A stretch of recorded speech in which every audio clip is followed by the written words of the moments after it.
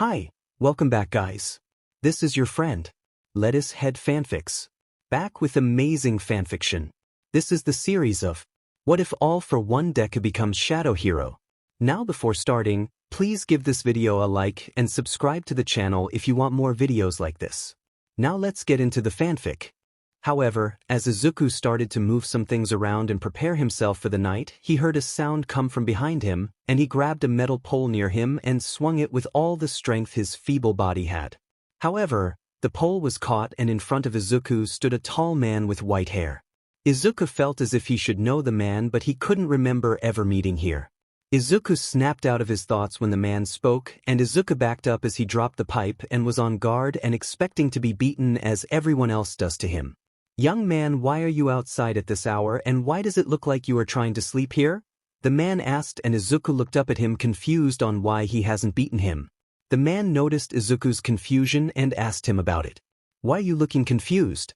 Did you expect me to do something or ask something else?" he asked, and Izuku nodded his head. "I'm quirkless. Why? Why aren't you hurting me as everyone else does?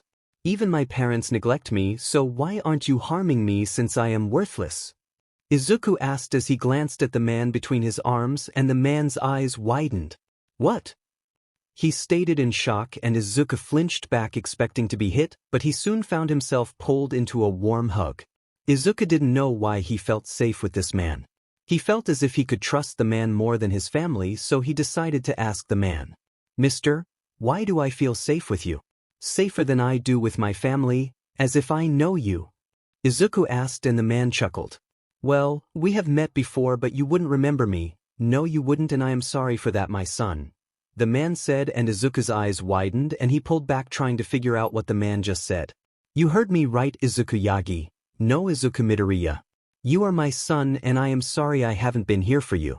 I didn't return when Inko got together with Toshinori Yagi, since I thought she and you would be better off, but it seems I was wrong."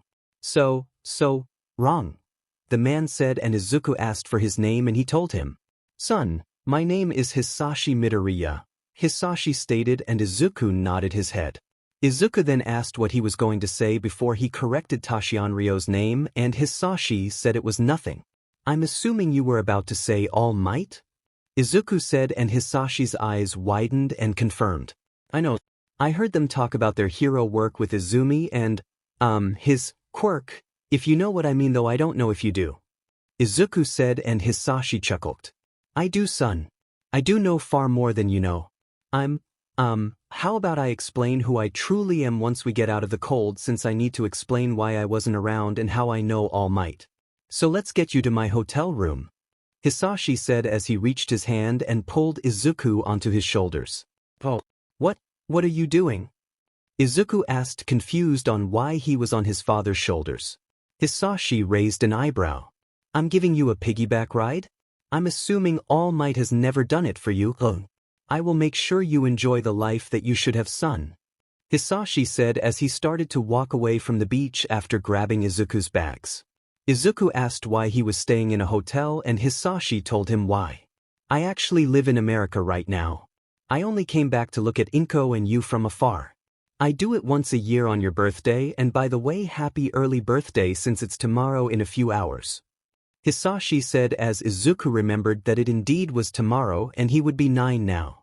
He thanked his new, or rather old father, and they soon arrived at the hotel room. They went up to his room, and Izuku liked the view from the room. Then Izuku noticed that they were in Tokyo. "Wait, when did we get into Tokyo?" Izuku asked, confused since they did not walk that long, and Hisashi laughed a bit. "You fell asleep for a short period and I teleported at that moment to Tokyo. You just didn't notice since you were so tired. How about I explain my past and everything about me in the early morning, and you can decide if you want to stay with me or not because of my past. My past has some issues that you will need to know about. If you don't want to stay with me, I will ensure you are set up with someone else and will have a stable life. No matter what, I will ensure you live a better life, so let's sleep for the night, okay?" Hisashi asked, and Izuku nodded his head since he was sleepy. "Well, there goes stranger danger, and all since I have zero proof, expect my gut telling me you're my father. Don't rape me in my sleep now," Izuku said as he finished changing clothes and slipped under the covers. Hisashi's eyes widened at his son's statement and were flabbergasted at his son's lack of danger sense. We will so talk about that statement in the morning. Hisashi grumbled as he opened his laptop and wrote some emails to his lawyers in America to get working on paperwork for Izuku. Hisashi was also glad that Inko never legally declared him dead, since that left a huge-ass loophole for Hisashi to exploit.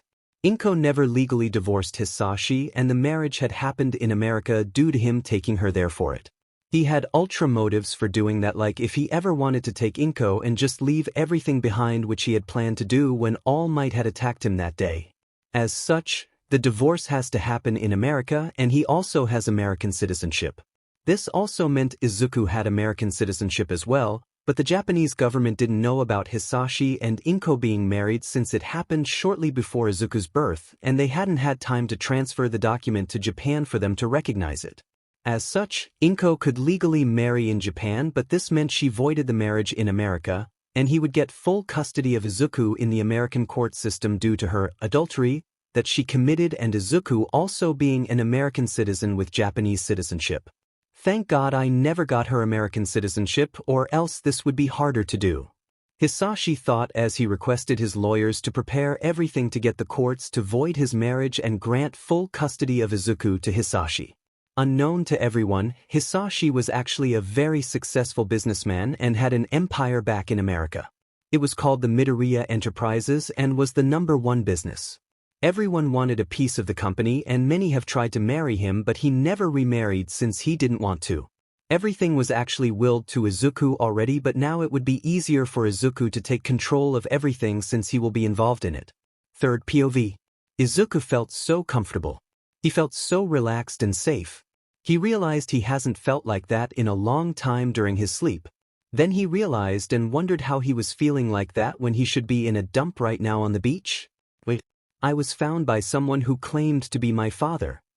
Izuku thought as he pushed himself up quickly and looked around. Then he felt himself being pulled straight back down onto the bed. Go back to sleep since you only slept for 6 hours. You need a minimum of 8 since you are a growing boy. Hisashi grumbled as he pulled Izuku in close to him against his chest, and Izuku didn't know what to do. He's never been hugged since the age of 4. God, it feels so warm. Izuku thought as the warmth from Hisashi made him fall right back to sleep without him even trying to. Soon a few more hours passed and Izuku woke up to a smell of food. Then his stomach grumbled and he was embarrassed. Hisashi came out of the sweet kitchen and smirked at him. I hear you are hungry. Come enjoy the food. Hisashi said as Izuku got out of the bed and cautiously made his way to the table and looked confused. What do you do? I'm not used to eating with others. I've always had to make my own food, and I had to retreat to my room since I couldn't eat in the dining room since they would always ask why I ate so much food when I barely ate anything at all. Izuku stated, and Hisashi had to control his anger at Inko.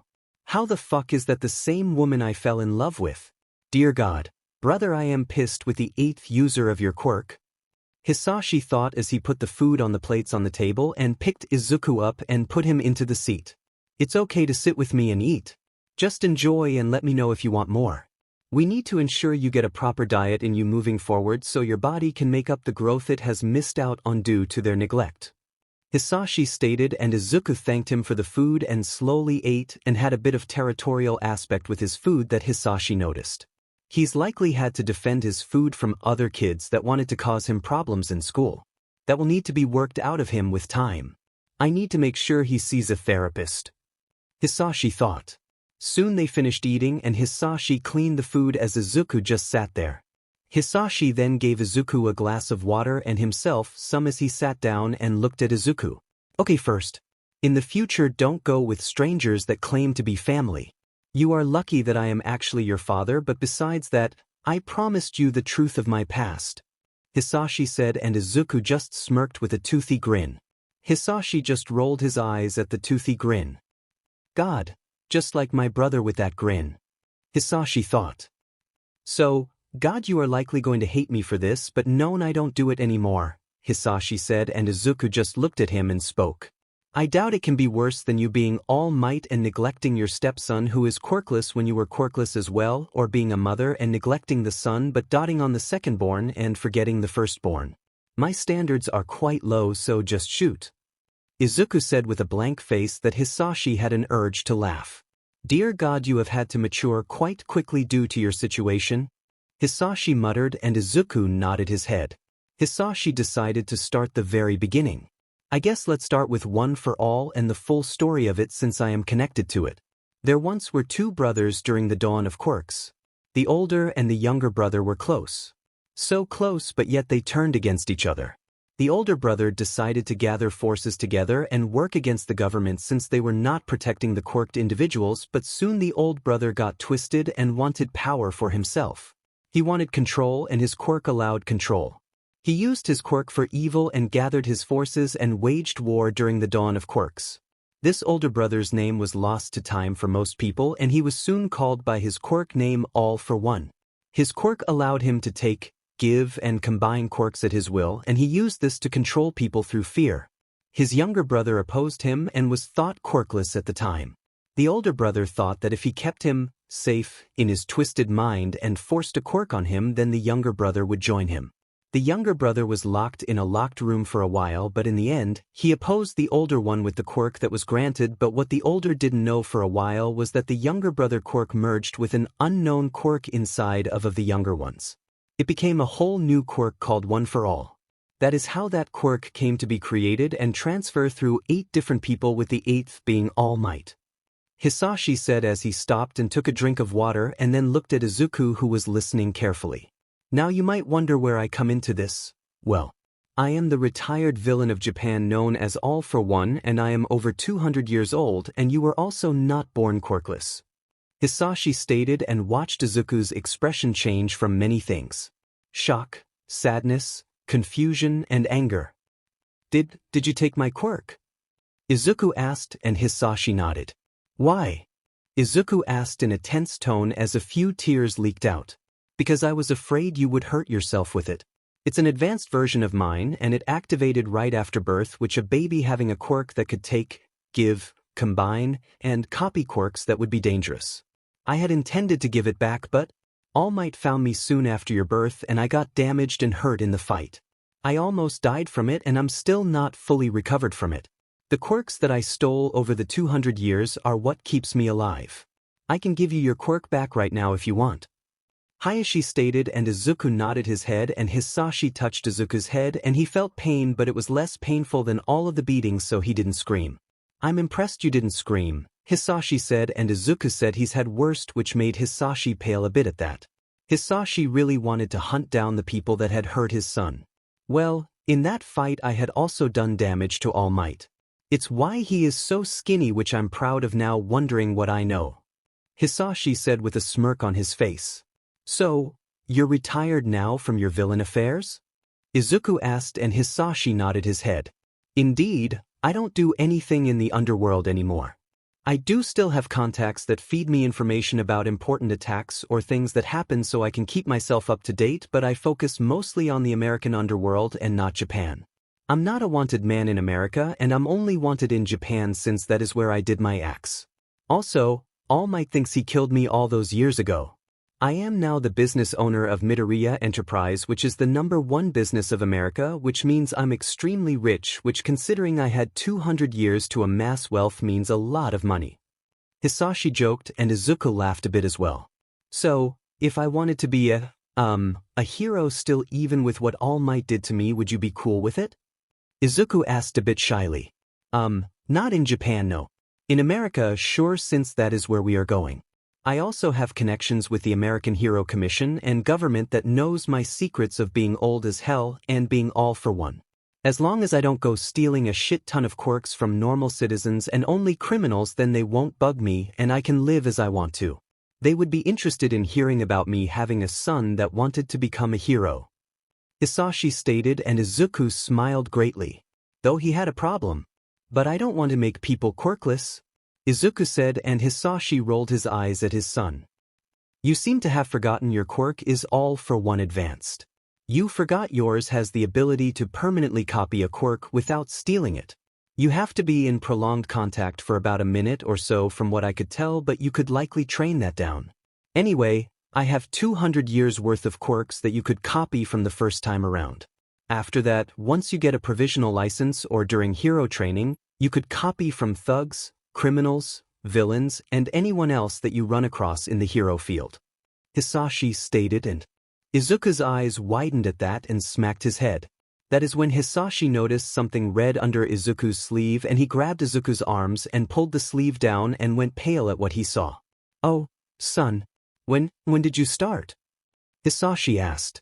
Izuku looked down in shame. It's the only way I could have some control.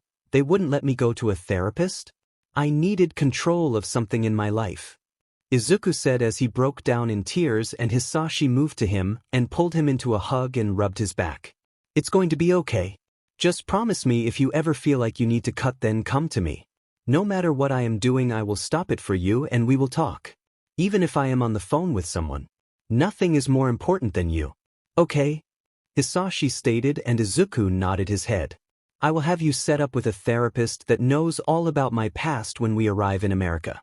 He works for me for quite a few years and can be trusted with secrets," Hisashi said, and Izuku thanked him, and Hisashi said it was okay, and it's only the start of the love and care that Izuku would receive from now on.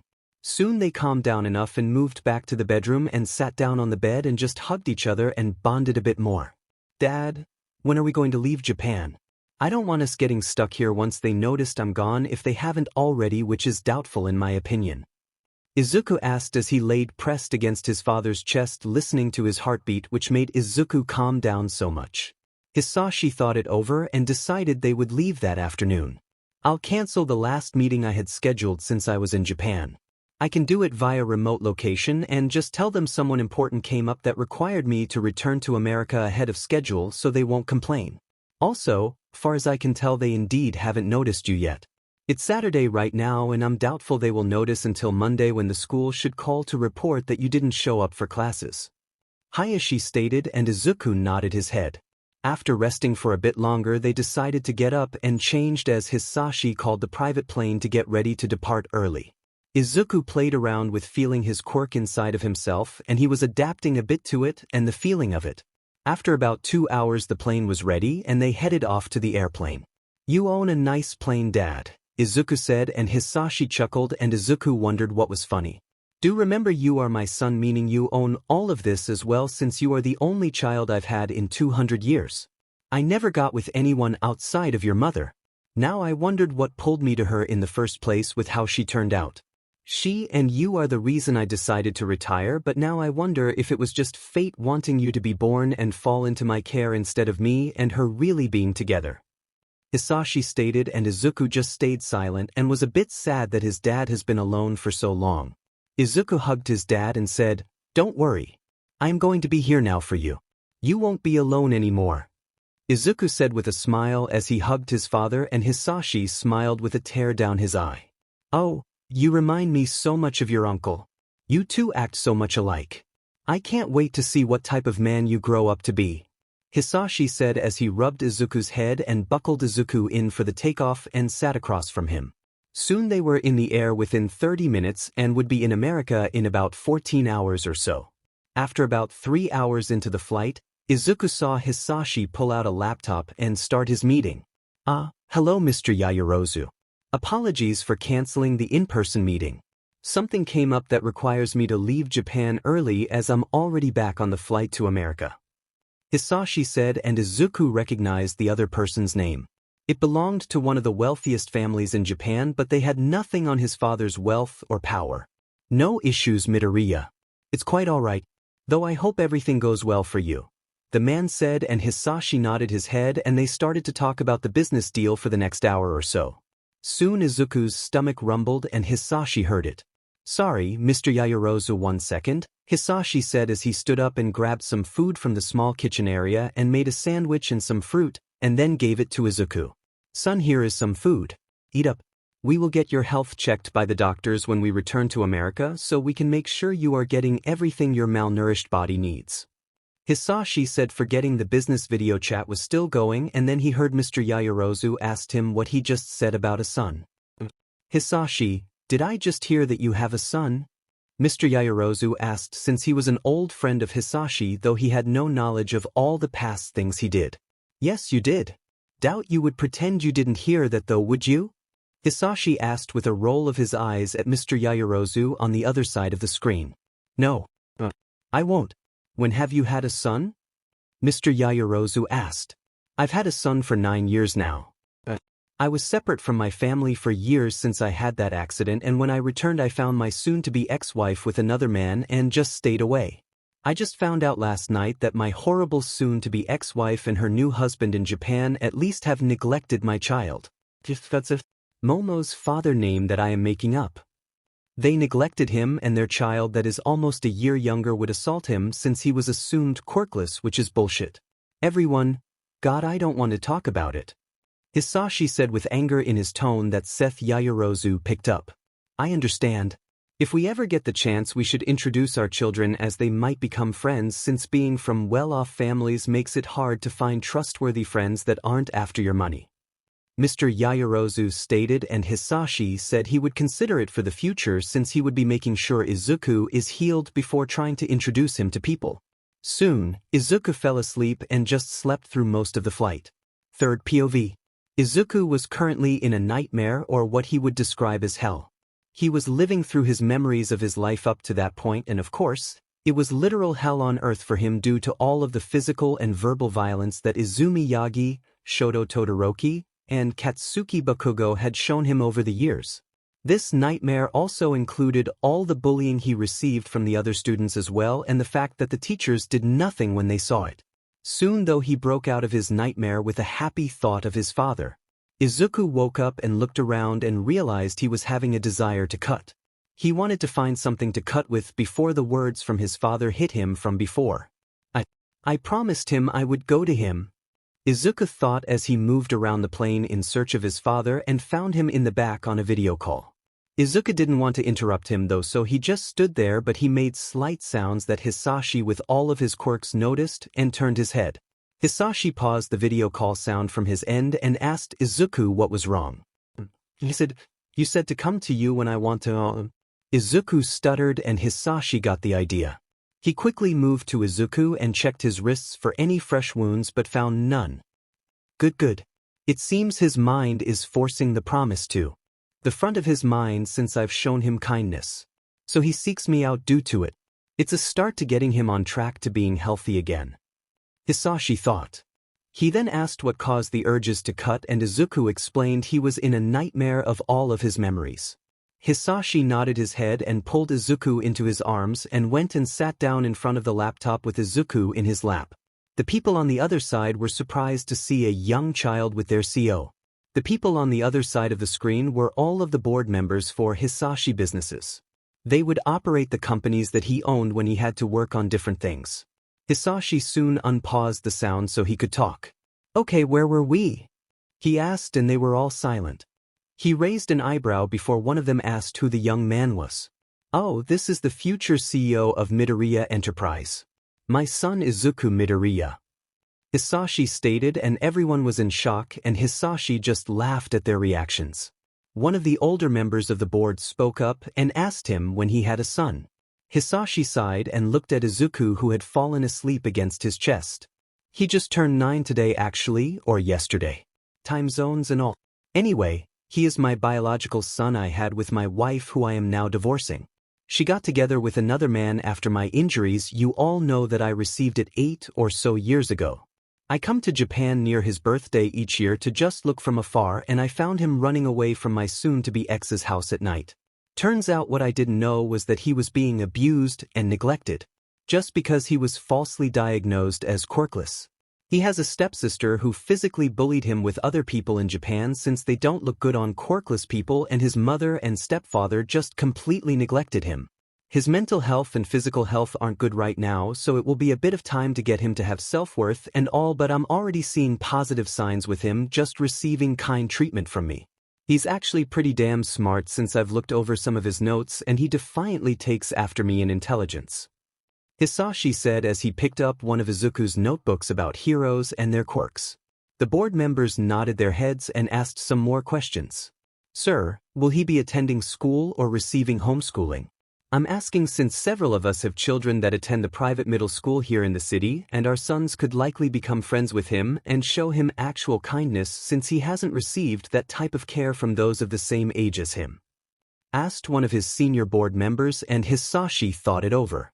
I will likely homeschool for the remaining semester since it will be a start of a new school year next semester.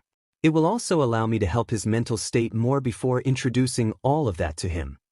Hisashi responded, and they nodded their heads. We could also slowly introduce the kids. I'm assuming you will bring him to the office with you for a while. We could bring our children for a few hours before having them leave and slowly introduce them so he adapts to them. This way when he does start school he will already know people and feel more confident. Stated another senior board member, and Hisashi nodded at that and approved of it. Soon they finished talking about Izuku and moved back to business. They talked about some new expansions to the business and taking over a support company that interested Hisashi. Midoriya Enterprise was more or less in any and all markets since it has been around for almost as long as Hisashi himself has been for. The really senior board members knew the truth behind Hisashi since they have been with him a long time, but the younger board members only knew bits and pieces and would be told over time everything. Soon Izuku woke up again and realized he was sleeping in Hisashi's lap and tried to get out, but Hisashi stopped him. I see you are awake. How are you feeling? Hisashi asked, and Izuku stopped and thought. Better? I'm still getting used to all of this, but having you around helps with the thoughts. Izuku said, and Hisashi nodded his head. He gave Izuku a banana to snack on since they were only an hour or so from landing. Soon the flight ended and Izuku realized where they were at. They were in the United States on the East Coast. More accurately, they were at the JFK International Airport in New York, New York. Now that I think about it, I didn't ask exactly where you live at, did I? I also never asked for 100% proof like a DNA test either before I accepted you as my father. Wow. My standards have really fallen so low. Izuku stated, and Hisashi felt an urge to slap his forehead at his son's antics. I'll have a DNA test done to show you are 100% mine, and I have your birth certificate and records in my home. You do have American citizenship after all, since I'm an American citizen, which I got over 100 years ago since it was useful. Also, in regards to where I live, do you know Central Park? Hisashi said and asked. Izuku nodded his head and said he did.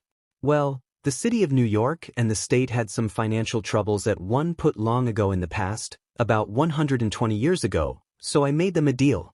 I covered the debts that they had in exchange for ownership of the land between the East Doctor, West Doctor, and 102nd Street crossing. This gave me a lot of land, and I still let it be used by the public, and only where the house is built is blocked off. The house is located closer to the Lasker rink and the small pond area next to that. It's a bit in the woods, so we have privacy, but it's in that area. Hisashi said, and Izuku had a rough idea of where it would be located based on his father's description. Soon they got into vehicles that had appeared for them and were driven to the home, and Izuku could say that he really enjoyed the look of the home. It was a nice wooden log cabin type home that blended right in with all of the trees in the North Woods area of Central Park. Back view. Living room. Kitchen. Dining room. Sauna. Izuku's bedroom. Hisashi's bedroom. Pool room. Home gym and workout space. Training room for quirks or combat. Hisashi had shown Izuku around the entire house when he received a notification on his phone. Let's head upstairs. There are a few people I want you to meet with. Hisashi said as they headed upstairs, and Hisashi had Izuku sit in the living room and wait as he went to the front door. Izuku just looked around and waited until he heard his father and some other voice come into the room. Son, I want you to meet Seth King. He's a loyal friend of mine that knows everything about my past. I've also given him a quirk that helps slow down his aging, so he is a bit older than he looks. He appears in his 50s, but he's actually about in his 70s. Hisashi said as he introduced Seth King to Izuku.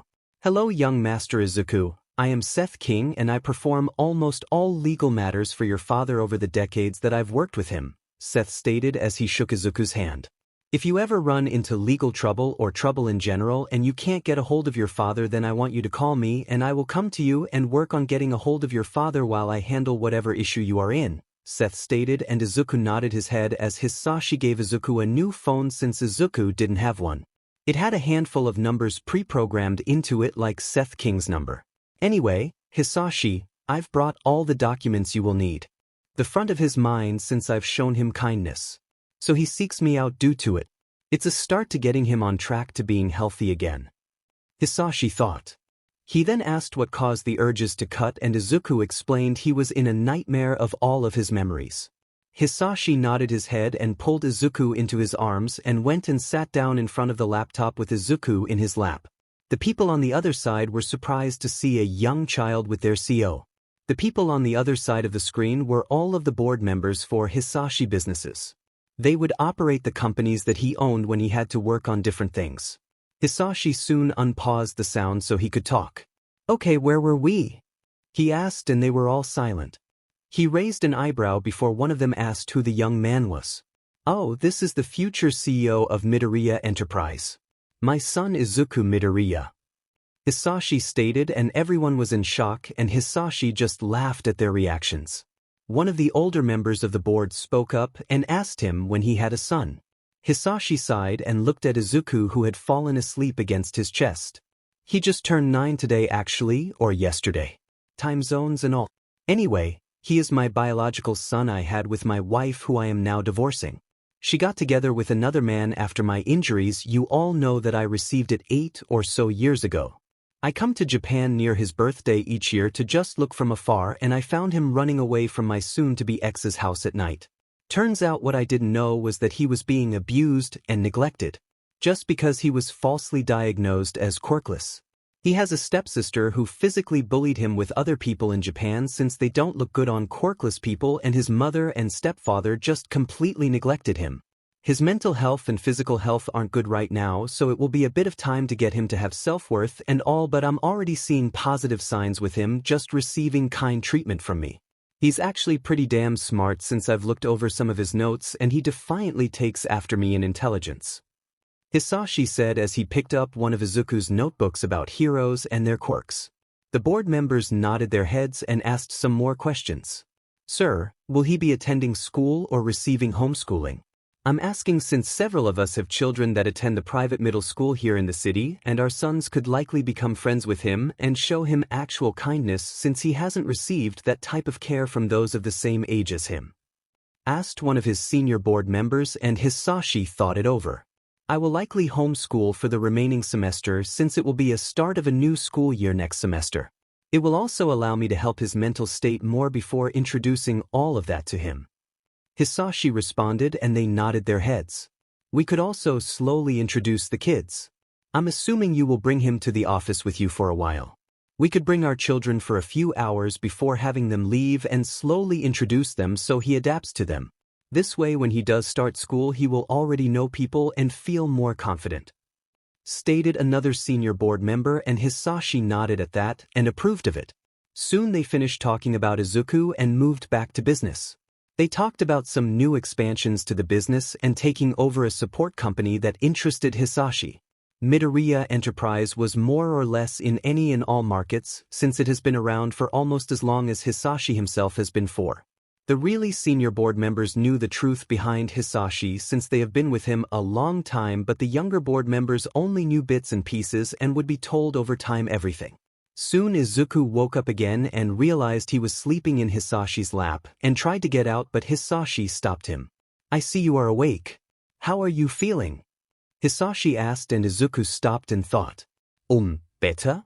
I'm still getting used to all of this, but having you around helps with the thoughts. Izuku said, and Hisashi nodded his head.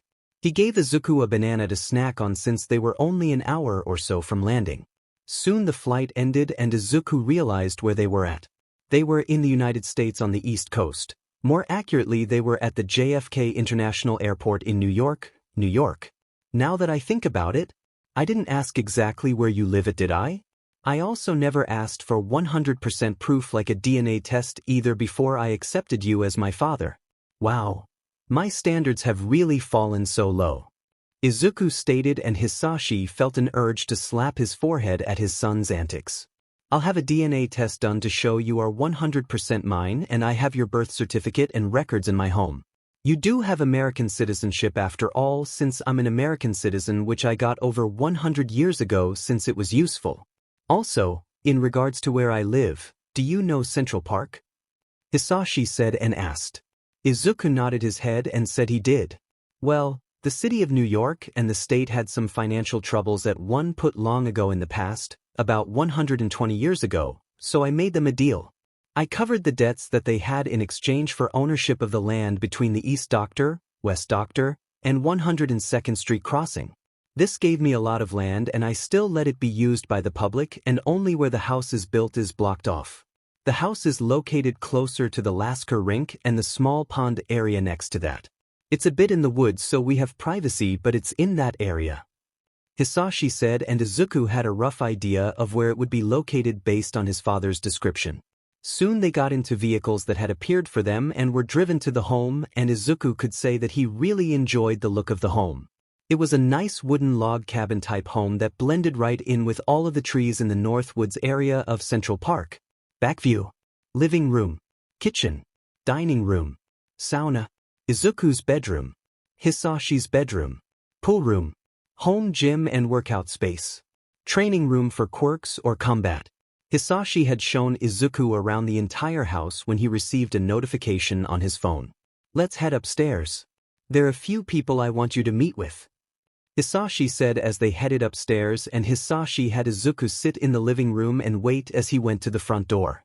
Izuku just looked around and waited until he heard his father and some other voice come into the room. Son, I want you to meet Seth King.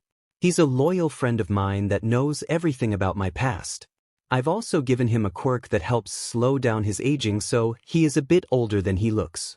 He appears in his 50s, but he's actually about in his 70s. Hisashi said as he introduced Seth King to Izuku. Hello, young Master Izuku. I am Seth King and I perform almost all legal matters for your father over the decades that I've worked with him, Seth stated as he shook Izuku's hand. If you ever run into legal trouble or trouble in general and you can't get a hold of your father, then I want you to call me and I will come to you and work on getting a hold of your father while I handle whatever issue you are in, Seth stated, and Izuku nodded his head as Hisashi gave Izuku a new phone since Izuku didn't have one. It had a handful of numbers pre-programmed into it like Seth King's number. Anyway, Hisashi, I've brought all the documents you will need. Also, what the hell did you two fuckers do?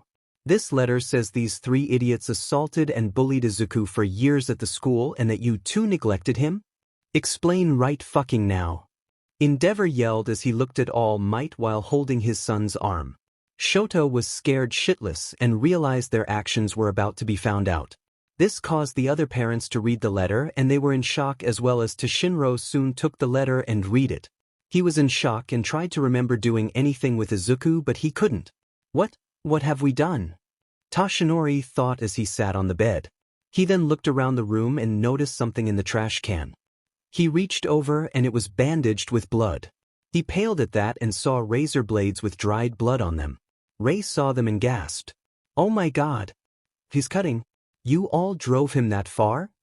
Ray stated as tears went down her face. The kids were confused until they saw the blades and realized the implications of them. They pushed Izuku Yagi to start harming himself on top of all the harm they would cause him on a daily basis. Ray and Mitsuki started looking around the room and noticed clothing was gone. The letter only detailed what had happened to him and that he was done with the treatment. It didn't even talk about their heroes' identities or knowing about one fro, also they didn't know that he knew about it. The parents knew about their jobs and the quirk, while the kids only knew about their jobs, with only Izumi knowing the truth of the quirk out of the kids. Though Izuku did learn of it, which they didn't know about. Ray and Mitsuki brought attention that Izuku had clothing missing, and that gave them a hint that he ran away. As such, All Might made some phone calls. Several calls went out to Principal Nizu of UA, Gran Torino, Sir Night Eye, the detective, Recovery Girl, and Eraserhead, who was Inko's adoptive brother. After a few hours, they all arrived at the Yagi house to get a handle on whatever situation All Might had called about. So let's get this straight. You, Toshinori, and Inko neglected your son Izuku for years, all because he was quirkless? Then we also have the three idiotic children who believed it was best to stop Izuku's dreams of being a hero by physically and verbally bullying him for years as well? We also have the fact that he is most likely suicidal due to all of this, but we can confirm the fact that he physically harms himself, and last but not least we have the fact that he has run away and you don't know when? Sir Night Eye stated out loud, and the Yagis and the three kids nodded their heads. Everyone groaned at the mess of a situation that they have found themselves in, though Aizawa was downright pissed. He decided to speak up though. Inko and Toshinori, he said, and they looked at him with everyone else looking at him. I'm telling you this right now. Once we find Izuku, I'm removing him from your custody and he will be living with me moving forward. Since you want to only dot on your daughter, that's fine because I will take care of him. Aizawa said with a glare, and the two of them flinched back but tried to argue that he is their child. I don't care. Moving forward, Inko, you are no longer family. Izuku needs more than what you two can provide for him. Aizawa said as he got up and started to leave. I'm going to go out and search for him. Nizu, send me any useful information from them that might help me. Aizawa said, and Nizu said he would. Soon Aizawa was gone and they were all quiet. Nizu then looked at the kids and then at the parents before thinking. You kids are lucky, none of what you did is on your record. If it was, you wouldn't walk in UA doors at all. Nizu stated, and they stiffened up. Endeavor scoffed. Shoto, consider the recommendation. I was going to do no more.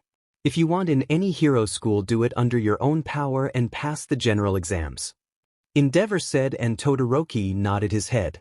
The Bakugos were hesitant to even allow Katsuki to even go to hero school, but decided to allow it, but only after he goes through therapy. Nizu latched onto that idea and suggested that all three children should go to a therapist and anger management to ensure they fix themselves before UA. Let's be clear. I can't really stop you from applying since this won't end up on your records and most of what you did is protected until you were 7. So, you are lucky. But I can, and I will make your time at UA a bit less enjoyable. Regardless of the outside of UA, you three will be required to see Hound Dog at UA during your time there, and you will be on a shorter leash overall since I will be putting you in Aizawa class if you somehow pass. This way he can enjoy himself and keep you three in line. Nizu said. They all nodded their heads at the conditions placed upon them. Soon the conversation moved towards how to start a search for Izuku, and this is where the detective took the lead of the conversation. As it stands, Izuku's case likely won't receive much attention, sadly, due to society's views on quirkless people. If you were to reveal that you're his father, then more people would search for him, but then there is also the danger of people holding him hostage if a villain finds him first. Either way has a disadvantage to it. The detective stated, and the Yagi family gripped their hands when Endeavor spoke up. We could paint it as him missing, but that he is also a witness in a case. Which is kind of true, since I'm sure you are going to dig into the school for the stuff they allowed, and he would indeed be a witness for it. This way he can put more focus on finding him, and we can do it via my office instead of All Might's office. Endeavor suggested, and Nizu agreed with that route. As such, Izuku would be painted as a missing child that is also involved in an important case that needs to be found. The detective nodded his head and made notes to set the case up like that with the Endeavor's agency so no one could question it in the future. All Might asked Sir Night Eye if he would use his quirk to see if they would find Izuku, and Sir Night Eye declined since it would only cement it. Though without All Might knowing, Sir Night Eye did indeed use his quirk when he was going to leave and had placed his hand on Inko's shoulder. Soon the heroes and the detective left. Rei took her son home and the Bakugos left as well, which left the heroes and the detective standing in the street as they got in the detective's car to drive off. As they were driving, Nizu asked Sir Night Eye if he did indeed use his quirk. I see you caught me. Sir Night Eye stated. Nizu asked if they would find Izuku, and Sir Night Eye thought about it. Uncone for sure. I couldn't see the details as my perspective I was given was not great. I could tell it was in your office at UA and some years had passed. Inko called Izuku's name in a sad tone, and there was another voice. It's been a while since I've heard Izuku's voice, so I can't tell you if it was his or not, and if it's years in the future then his voice would undergo some changes as well. I can tell that there was anger in the male's voice though. There was deep anger which would be understandable if it was Izuku. He likely hates them and wants nothing to do with them if we did find him. Sir Night Eye said, and everyone in the car just nodded their heads. They were silent for a bit longer before Nizu spoke up. All we can do is keep searching. I've never believed your quirk is 100% true.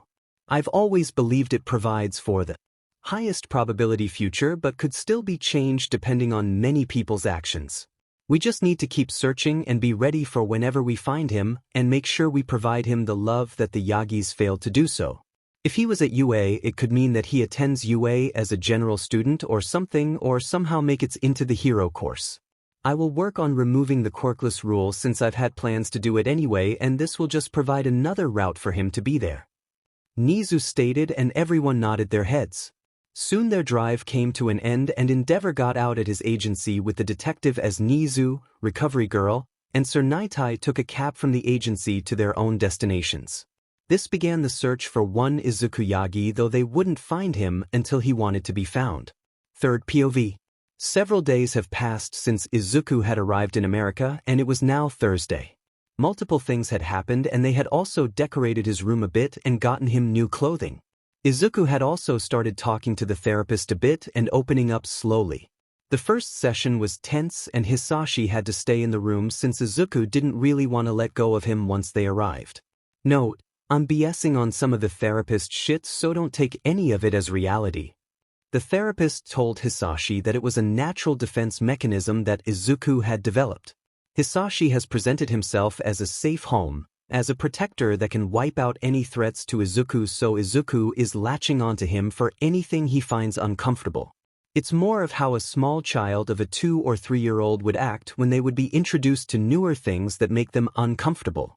They seek shelter behind their parents. Izuku is more or less doing that now, as he didn't have safety growing up. Indeed, he has safety during 0 to 4, but after that his safety net crumbled and now Izuku was latching onto his new one in fear that it would leave him like how his parents neglected him last time. Hisashi was glad to have that information and could observe Izuku for any habits that would be concerning or that would show that he was acting younger than he was, since he now had a safe home. The therapist said that some habits would likely show up, but they would go away the longer he felt safe, and Hisashi kept protecting Izuku from major threats or dealt with things like an actual parent should. So if someone tried to bully him, then Hisashi should step in and solve the issue, unlike his former parents. That will work a lot of the habits out of Izuku that he would develop that makes him appear as a younger child than he actually was. After the first session, they agreed twice-a-week sessions moving forward until the therapist thought Izuku was in a good state to lower the numbers. Of course, more could be added at any time. Outside of the therapy, the clothes shopping was more enjoyable for Hisashi in Izuku's view, since Hisashi was enjoying dressing Izuku up in anything and everything he could find. Moving outside of both of those things and to more important things, we come up to the court case. Seth King, Hisashi's lawyer for almost everything, called them up and informed them that the court wanted Izuku and Hisashi to both appear for the case since the court judge wanted to physically see Izuku. They were confused about why but accepted it. That is how they found themselves waiting outside of a courtroom with Seth King, who was acting as the lawyer. They were soon called into the courtroom and stood with their lawyer. Izuku jumped in his father's lap since there were only 2 seats. The judge called for the court into order, and there was an attorney representing the government and then their side since they were requesting something of the government, so they had a representative there. Let's begin. You may be wondering why I called you here, Mr. Midoriya. I wanted to physically see the said child that was being claimed to ensure that they were indeed real. I also want to use my quirk on him. My quirk allows me to tell if someone is telling the truth or not, but it's subjective to that individual person's knowledge. Are you willing to consent to this, Izuku? The judge asked Izuku, who looked at his dad. This is your decision, Izuku. Just know I will be here if you feel uncomfortable with any of her questions, okay? Hisashi said, and Izuku felt less tense after that and agreed. The judge said Izuku could stay there if he wanted to sit in the seat next to her. Izuku decided to go up to the seat. When did you first meet Hisashi Midoriya? The judge asked Izuku. He looked at her and started to answer. I first met him, as far as I can remember, on the beach where I had planned to sleep the night since I had just run away from my mother's and who I know now is my stepfather's home. But Dad knows me from birth since he was there the day I was born based on what he's told me. Izuku said, and the judge nodded her head. I have watched the memories that you brought to the front of your mind for the court officer. Can you tell me what your relationship is, or rather was, with the 3 children in the video? I want to confirm what was provided to me. She asked him, and Izuku explained who they were. She then asked how Hisashi has treated him so far and if he was being good to him. I don't know how to define if he was doing a good, really? Izuku said, and she asked for a bit of detail on that. Well, I've only known pain and suffering, so anything outside of that is really better compared to that. Dad has taken me shopping for clothing, though I am sure he got far more enjoyment out of dressing me up in all different clothing. Izuku said, and they could hear Hisashi chuckle under his hand. He's also made me food when I always had to make it myself in the past. He's sat with me when I didn't want to be alone for the first therapy session since Izuku said as he stuttered on the last part. Izuku, it's fine if you can't say it. Do you want me to? Hisashi asked Izuku, who nodded his head. The judge looked at Hisashi in confusion. Your Honor, my son's mental health is really bad due to the treatment he's received from my hopefully soon ex-wife, if you grant it. That family drove him to the point that he has started self-harming himself. He likely has a range of mental issues that we will be dealing with as we discover them with the therapist, but self-harm is currently known and self-confidence issues as well. Hisashi said, and the judge's eyes darkened a bit at what she heard. She asked Izuku if he was comfortable with showing his wrists, and he showed her, and she confirmed what she saw and made her notes. Thank you, sweetie, she said to Izuku, who had a bright smile on for being thanked. The judge made more notes for a few minutes. Izuku, do you think you would ever want to see your mother or stepsister again in the future? She asked, and Hisashi knew why she asked this. It would determine how harsh the judge is on cutting any possible contact from Inko to Izuku if she ever found Izuku. As it stands, no. I hate them. I did nothing wrong and yet they treated me like that. I don't have plans to reconnect with them far as I am concerned since I have Dad to care for me now. The only thing I expect from them is for them to cause me pain, unlike with Dad. Izuku said, and the judge nodded her head. After a few more questions, the judge told Izuku he could return to Hisashi. Thank you too for coming here today. The judge started off with and looked at Hisashi. As it stands, you have provided enough proof that your marriage should be ended. I normally would require you to attempt to get in contact with the other party with reasonable attempts to have both sides present to end a marriage, but due to the fact that the other side has caused harm to a child that is involved in this case and said child has a hatred for the other party that I can confirm with my quirk, I cannot in good concise allow the other side to find the location of the child via the court's actions, stated the judge before looking at the lawyer for the government.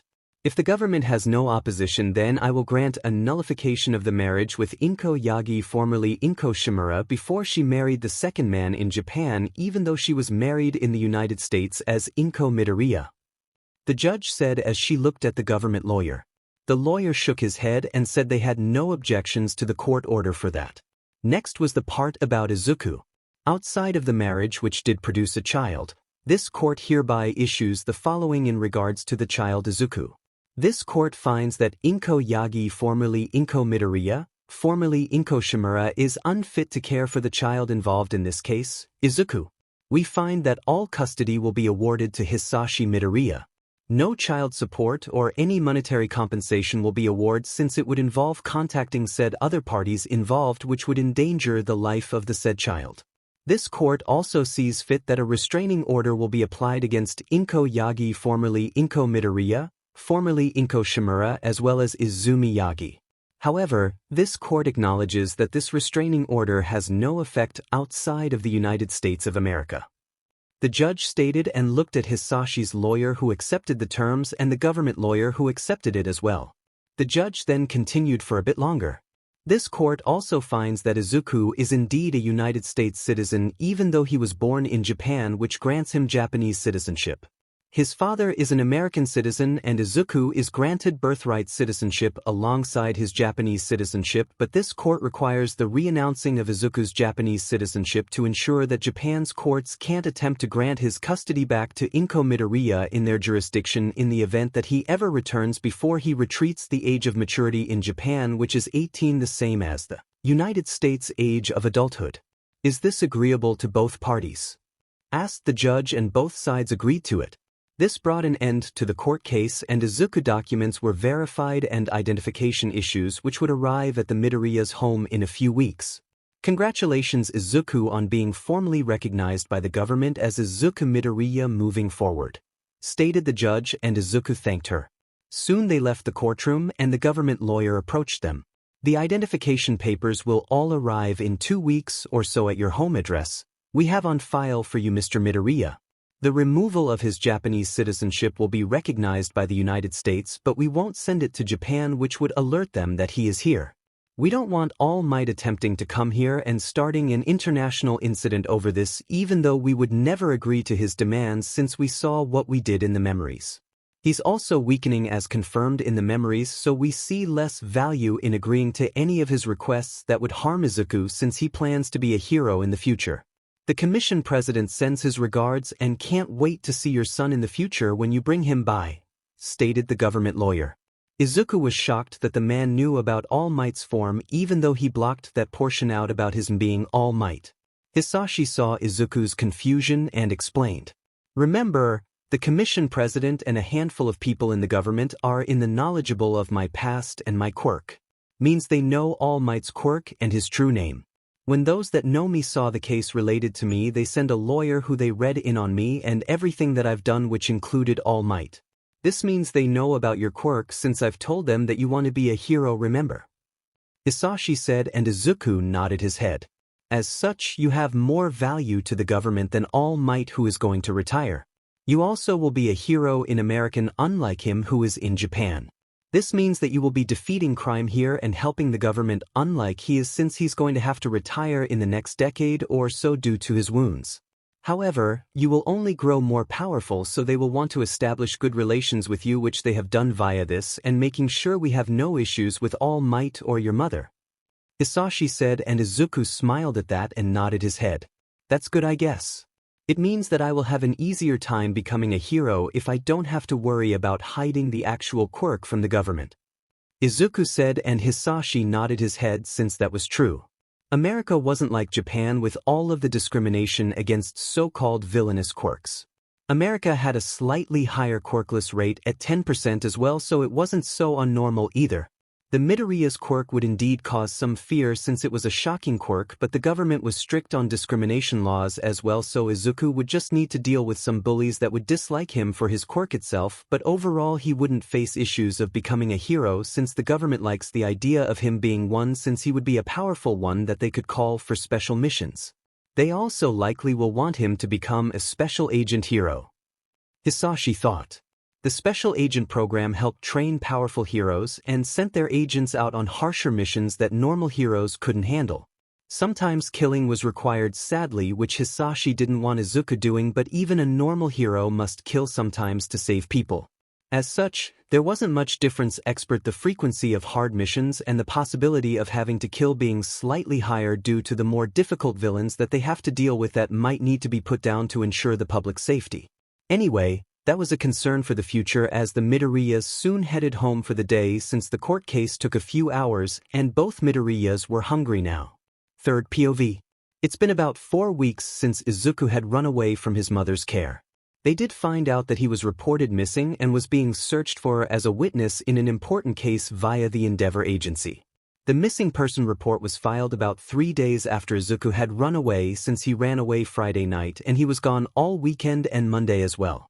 Izuku and Hisashi talked about it and both found it funny that Toshinori and Inko had decided not to reveal their hero identities and his connection to them, but they likely were using the reasons of villains would hold him hostage as the reason not to reveal it. However, that made Izuku just dislike them even more since they weren't willing to risk it all to find him even though he ran away. Hisashi had noticed Izuku's anger towards them one day and had decided to sit Izuku down in the study room a bit and talk about his anger. Izuku, I want to talk about your anger towards them, Hisashi stated, and Izuku tensed a bit up. You're not going to tell me to forgive them, are you? Izuku asked, looking at his father with concern. No, God, no. I'm just concerned that you are going to hold on to the anger so much that it leads you to make foolish decisions in your life. I don't want you to repeat the same mistakes I did where I became a villain. Your dream is to be a hero, so you will need to manage your anger into other outlets instead of directing it all towards them for their actions. It's okay to hate them, but to be angered about it and let it affect your actions is another thing. Do you understand what I am getting at? Hisashi asked, and Izuku sat there in silence for a few minutes. He looked at his father and nodded. I think I get what you mean. If I let my anger control my actions, I may do something I would come to regret and that I can't take back. That I might stoop to their level and be no better than them. Izuku said, and Hisashi nodded his head and was glad that Izuku had gotten the main message that he wanted to convey in having this conversation. You are correct. Now, how was therapy yesterday? Hisashi asked, and Izuku thought about it. Better. If they gave me some coping methods I can use and some breathing methods to help me if I have panic attacks. It's getting easier to understand everything they did to me and my emotions surrounding it. Izuku said. Hisashi was glad the therapy was starting to pay off, and the behaviors that Izuku showed where he clung onto Hisashi at almost any moments had lessened with time. There were still some moments where Izuku just wanted skin contact with Hisashi and sought it out, which he provided, but overall Izuku was able to act independently more and more. I also wanted to see if you wanted to come with me to the Enterprise. I've stayed home since I've brought you to America, but I need to start making some appearances again at the business.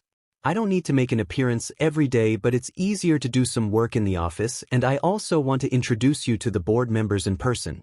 I also know they would like to introduce you to their kids who would attend the same school as you, but they wouldn't be going to a hero school with you as far as I know, since most of them intend to just go into business. Hisashi stated, and Izuku thought it over and nodded his head. He kind of wanted to get used to being around kids his age again, since he would need to be social once again. Over the past week and a half, both of them have been starting Izuku's physical and quirk training in the gym and combat training room.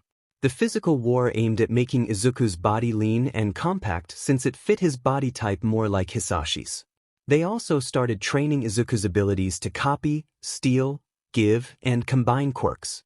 Hisashi, being Hisashi, was the perfect person to train Izuku since Izuku could use a mountain load of quirks that Hisashi had on hand. Izuku could also learn to take the quirks, give them back, take multiple and combine them, break them apart again, and copy some quirks as well and destroy them if he didn't want them. Hisashi made Izuku take certain quirks that he was required to keep. The quirks that Izuku currently had. Advanced All-for-One Birth Quirk. This allows the user to copy, take, give, and combine quirks. Currently, there is no limit to the number of quirks that the user can hold. It takes about 1 minute to copy a quirk with physical contact. Other actions can be done within seconds. Hyper Regeneration. This allows the user to use stamina to regeneration their body and wounds. Stamina Booster. The user's stamina is recuperated at x2 their natural body rate. Familiar Telepath. This allows the user to send messages to people that he considers close to or who he considers family. Geolocation.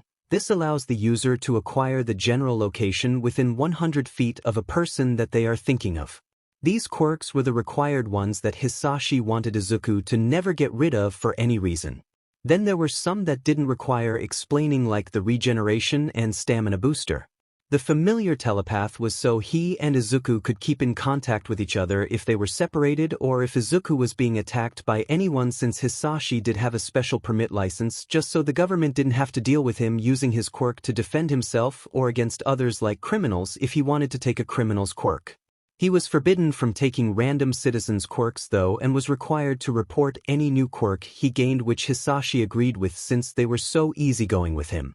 American laws were a bit loose on quirk usage for self-defense, but you still couldn't freely use them every second of the day. As such, if Izuku was in trouble, then Hisashi could go help him. The geolocation allowed Izuku to find his father's or anyone else's location if he had a mental image of them in his mind. It also allowed him to find his own location, which he could then send via Familia Telepath to Hisashi, who could teleport himself to Izuku. Izuku didn't take the teleportation quirk since it was a bit gross in his views. It made sludge come out of his mouth and teleport then. Hisashi told him he got a copy of it via an old doctor friend that he no longer is in contact with. Izuku did copy some quirks from his father to build his own Quirk Set as his father has. Izuku didn't think he wanted to be a highly publicized daylight hero and would likely work more at night. As such, Izuku started to build his Quirk Set to work around the idea of working at night or a shadow team. The first quirk of 200 years worth of quirks that he found in his father's arsenal was a quirk called Crow. Crow, This allows the user to communicate and order crows to do his bidding. Izuku could also connect his mind to the crows and see through their eyes.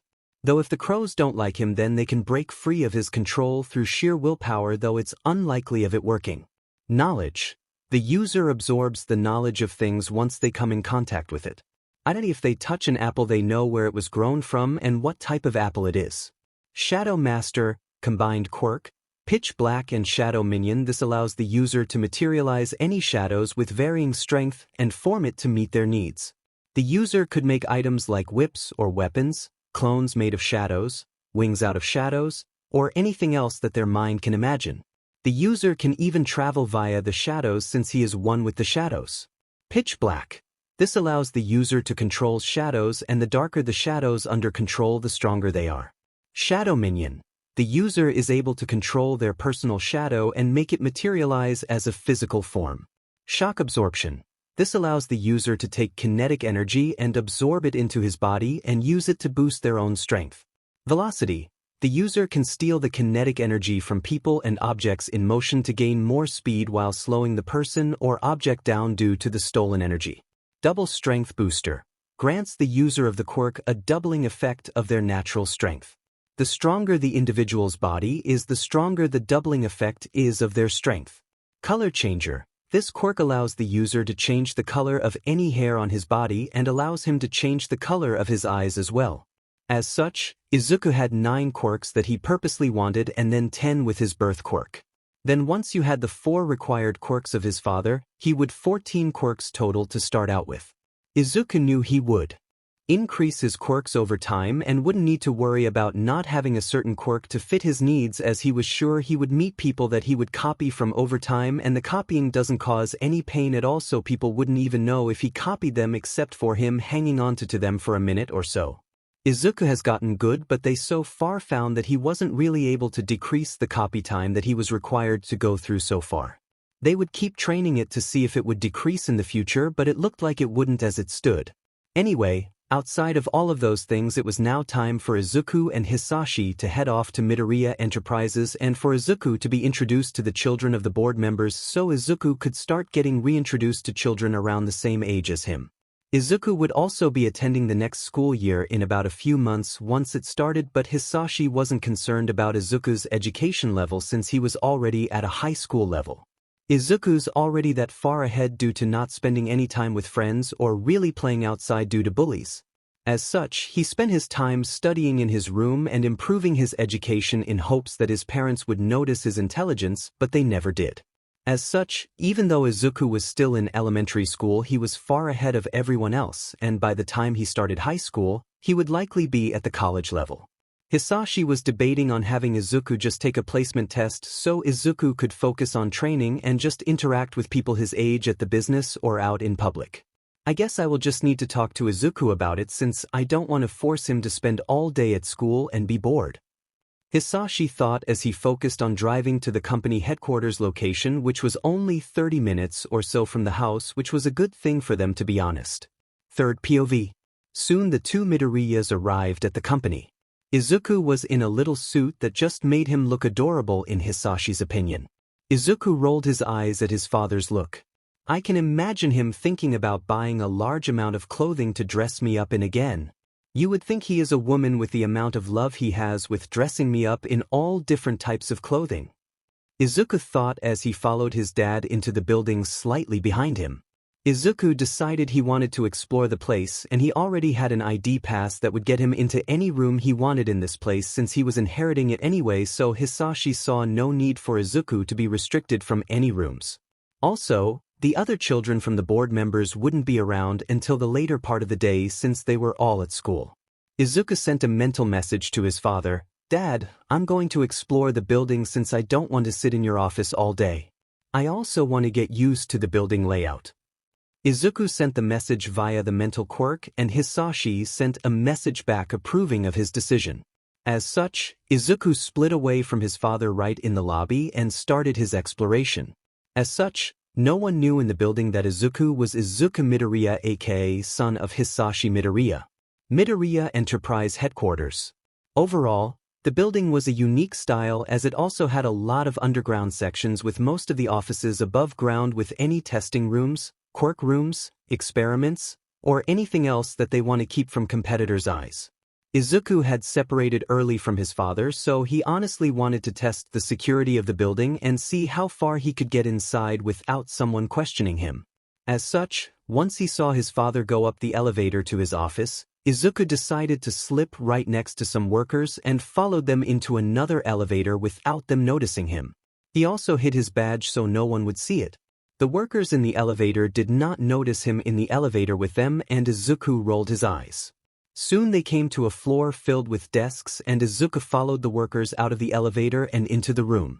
Still, no one noticed Izuku or tried to stop him.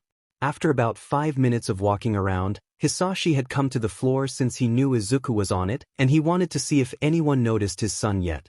As Hisashi walked through the floor, all of the single women were gushing about how Hisashi looked and dreaming of marrying him since they believed he was single. Well, he is single now, but do they really think I would accept some random women as my new mother? Fuck that. Izuku thought as he rolled his eyes at all of the women acting like they were acting. Izuku decided to slip into the elevator and go to a different floor. He sent his father a message about playing a game of hide and seek where Izuku goes to all the different floors and see if a worker notices him and what they do since it was not common for random children to be in the building. Hisashi agreed since he was interested as well. As Izuku made his way through the various floors, he was noticed by several people, but no one actually stopped him even though he had no visible badge on him. It got to the point that Izuku was getting a bit annoyed with no one stopping him to at least check if he was a son of an employee. He even walked through the cafeteria area where he was completely visible for everyone to see. At one point he even got food from the line and sat down to eat. He did get a lot of looks, but no one asked him who he was or asked about his badge that was nowhere to be seen. Even Hisashi was starting to get a bit annoyed with his employees. It was one thing if they didn't stop Izuku, but it was an entirely different thing to not report a random individual being in the building without a badge. Izuku had gone to several floors where he could have gotten into desks where they were planning new product lines for several different subsidiary businesses. There was a reason that Midoriya Enterprise was the parent company to all of these other businesses.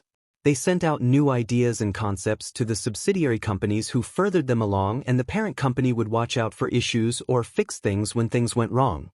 Hisashi had accessed the reports and call log to the security department, and they haven't received anything since Izuku had entered the building, and that was 2 hours ago. If Izuku had been a spy from another company, they could have lost a lot of data. Izuku had even taken things out of desks as well and swiped flash drives from desks which he didn't even know what was in them either. That fact had pissed Hisashi off the most. His father kept going onto the different floors as well, so people knew he was in the building. Even if he wasn't, they should still be on top of basic protocols if they see a random person in the building. Even the board member children wear badges to enter the building and move around. The only people that don't are Hisashi and the board members themselves, so it's a limited group that doesn't do it, and they are known. This is the first time Izuku has been in the building. Though at the 3rd hour mark an incident had happened. As Izuku walked past one woman who was talking about marrying Hisashi Midoriya, Izuku couldn't keep his mouth shut and had made a comment about the woman wanting to be a homewrecker. They didn't need to know he was recently divorced, and Izuku wasn't going to let just any women or man, if his father went that way, get into his home. He already had one horrible mother figure, and if his father could go 200 years with only one woman, then he could go anywhere 200 without another one that wasn't actually good. Though this comment from Izuku earned looks from the woman and comments from her. She said Izuku should keep his mouth shut since he didn't understand adult things and that he would when he was older. Whatever you say, doubtful he would go for you when you have a rotten personality, Izuku commented and turned to walk away when the woman grabbed him by the collar and pulled him backward. This caught the attention of other workers who had just noticed Izuku being in the office. "Oi! Let go of me, you crazy woman!" Izuku shouted at her and struggled to get free. This is when things turned as the woman got fed up with Izuku. "It seems your parents didn't teach you manners," she said as she turned around and slapped Izuku across the face, earning gasps from everyone. Several male workers moved in and pulled the woman off Izuku and pulled him away from her. At that point, Izuku was in shock and was having flashbacks to being bullied and neglected. 3, 2, 1, cue tears and screaming. Sniffle papa. Izuku cried out and broke down into tears. The woman just screamed for him to shut up since she realized that this wasn't looking good for her, as her coworkers were calling security to deal with the situation, but sadly for her she chose the wrong kid. Who the hell made my son cry? Hisashi yelled out, and everyone paled when they heard his voice and saw him running over. When he arrived, Izuku ran to him and grabbed onto his leg, and that is when he saw the handprint on Izuku's face from being slapped. Who the fuck dared to harm my child? Hisashi screamed out, and everyone pointed to the woman that did it. Security arrived, and Hisashi told them to detain the woman and call the police to arrest her for harming a child. The woman paled at that and tried to defend herself and make up lies of Izuku assaulting her. You think I am stupid? There are security cameras I can check, so it's pointless for you to lie to me, Hisashi said as he just pulled the video up showing what happened. Soon the police arrived after about 10 minutes and had arrested the woman. Hisashi had ended up calming Izuku down, and he ended up falling asleep at the sound of Hisashi's heartbeat. Hisashi called a company-wide employee meeting in the massive auditorium room where they do company-wide meetings such as these or large product launches to the public, where they invite investors and other people to see the reveal of new product lines. Within 30 minutes, all of the employees, for the most part, had all gathered in the auditorium. They all wondered what the meeting was about since there was nothing scheduled today, but the ones on the floor where the incident happened knew why they got called. The board of directors also knew why the meeting was called. They were honestly pissed. They were pissed about Izuku getting hurt and the fact that so much data could have been stolen by any random person that walked into the building, since no one had called security about a random individual without a badge. Good afternoon, or I would say that if I wasn't so pissed. Hisashi started out and ever flinched a bit at his tone. So I want to talk about multiple things, but I'm sure you are all wondering about the kid that is sleeping behind me who looks adorable with his sleeping face. Well, hands off, since that is my son. The one woman today decided that assaulting my son was an acceptable action. Even if he wasn't my son, I accept none of you to harm a child, because if I find out about it you can consider your job here gone. Hisashi stated, and everyone was in shock about hearing that their boss at having a son. They all thought he never had a family, but they just got proven wrong. They were also scared that someone had dared to hurt sad boss's child. They all prayed for that foolish woman's soul to survive Hisashi Midoriya's wrath. So several things with my son. Yes, he will inherit this company, so you should treat any he says as if it was something from me. I will be teaching him how to operate the business, but he's honestly very smart and had my brains, so it won't be long before he gets fully involved after a few more years of growing up. Don't be surprised if he comes in with white hair and white eyes like me, since he changes them via a quirk user we know all the time to match me. Don't ask about the mother, Hisashi said, laying some ground rules for everyone. They all nodded their heads as they listened in. Then it was time for the more serious topic, as Hisashi started to plug flash drives into the laptop he had on the stage that was connected to a projector behind him. He had two screens so he could make sure he wanted to show anything before he actually showed it. Now, the next topic. If you see someone without a badge and they are not me, the board members, and my son moving forward, then what does the company police state? Anyone? Hisashi asked, and a person yelled out to call security. Hisashi nodded his head. Indeed, to that person that said called security. It's one thing to ask a person where their badge is, but really you should call security for them to deal with it. The problem with that is my son has been in the building for 3 hours, and until today none of you knew of him. He did not wear a badge the entire time. Once he moved, pasted the lobby. So, 3 hours worth of people seeing him, and no one called security. Do you know how big of a security risk that is? Hisashi asked, and no one answered, but Hisashi could see it in a lot of their eyes that they understood. Hisashi started to display documents off the flash drives. My son, at my request, snagged a lot of sensitive data from desks. He had a decent amount of information here that could cost us about $1 billion in damages if this got into our competing company's hands. That is how big of an issue this is. If you see someone without a badge, then call security at once.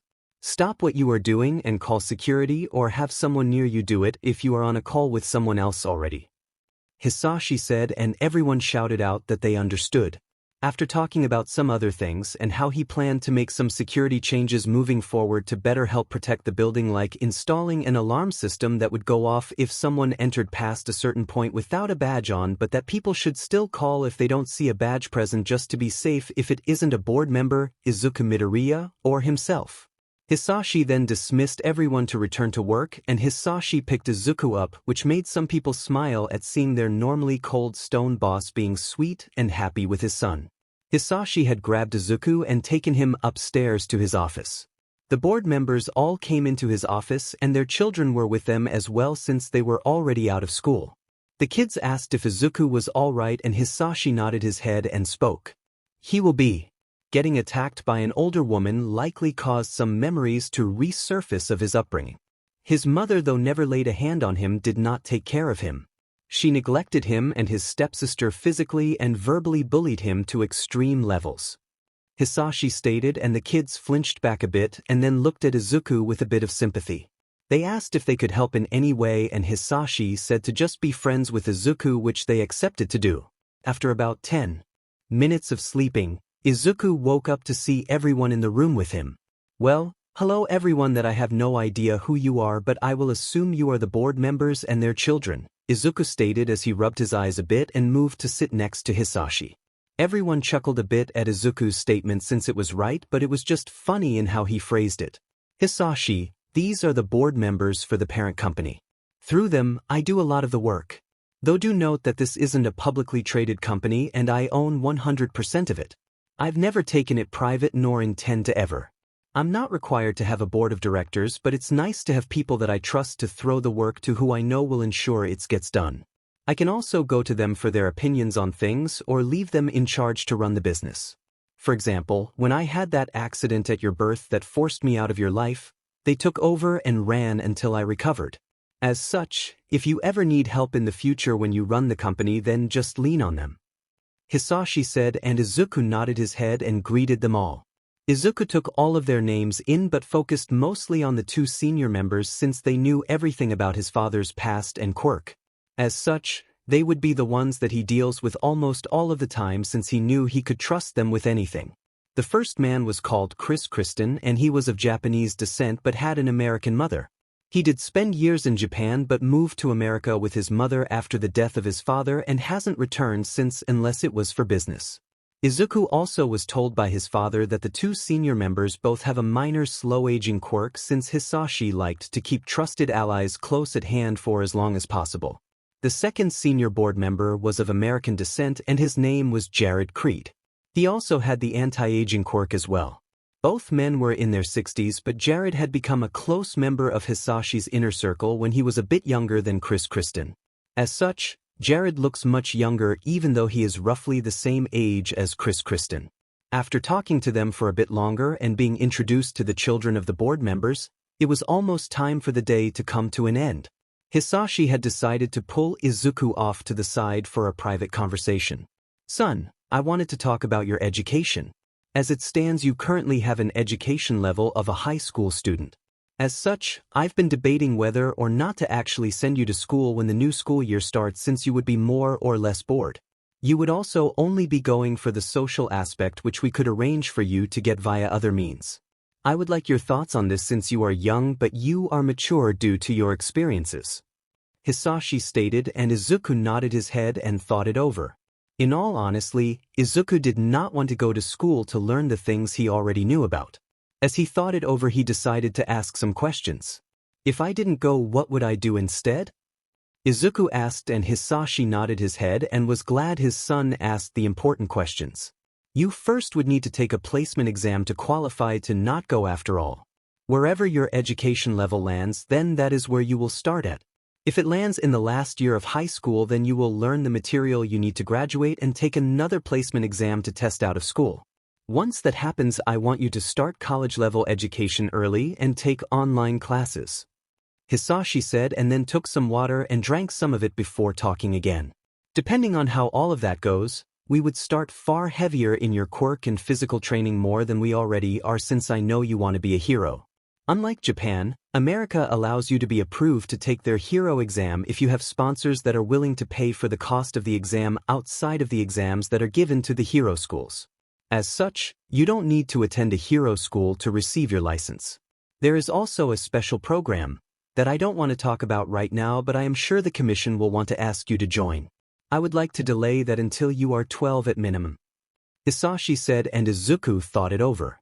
It sounded like a good deal and he wanted to go about that route. I want to do that. Let's have me take the placement exam and then go from there. I could also start learning more about the things I will need to operate the business, and I can take over some functions from you to help integrate myself in the long term, since we are both not likely going to die for centuries since our quirks and all. I'm going to hold off on taking the anti-aging one until I'm close to 14 so I can obtain a nice young look but still look a bit older than what I am right now. Izuku said as he smiled. Hisashi shook his head. Dear God, my child is going to be a lady killer. Hisashi thought as he rubbed Izuku's head. Soon they decided to head back to the house and get started on setting up the placement exam. Izuku had said goodbye to the children of the board members and told them he would speak to them another time. Overall, Izuku didn't know how to feel about those kids. They were nice and all, but Izuku knew they were wanting to become friends with Izuku due to his father and their parents.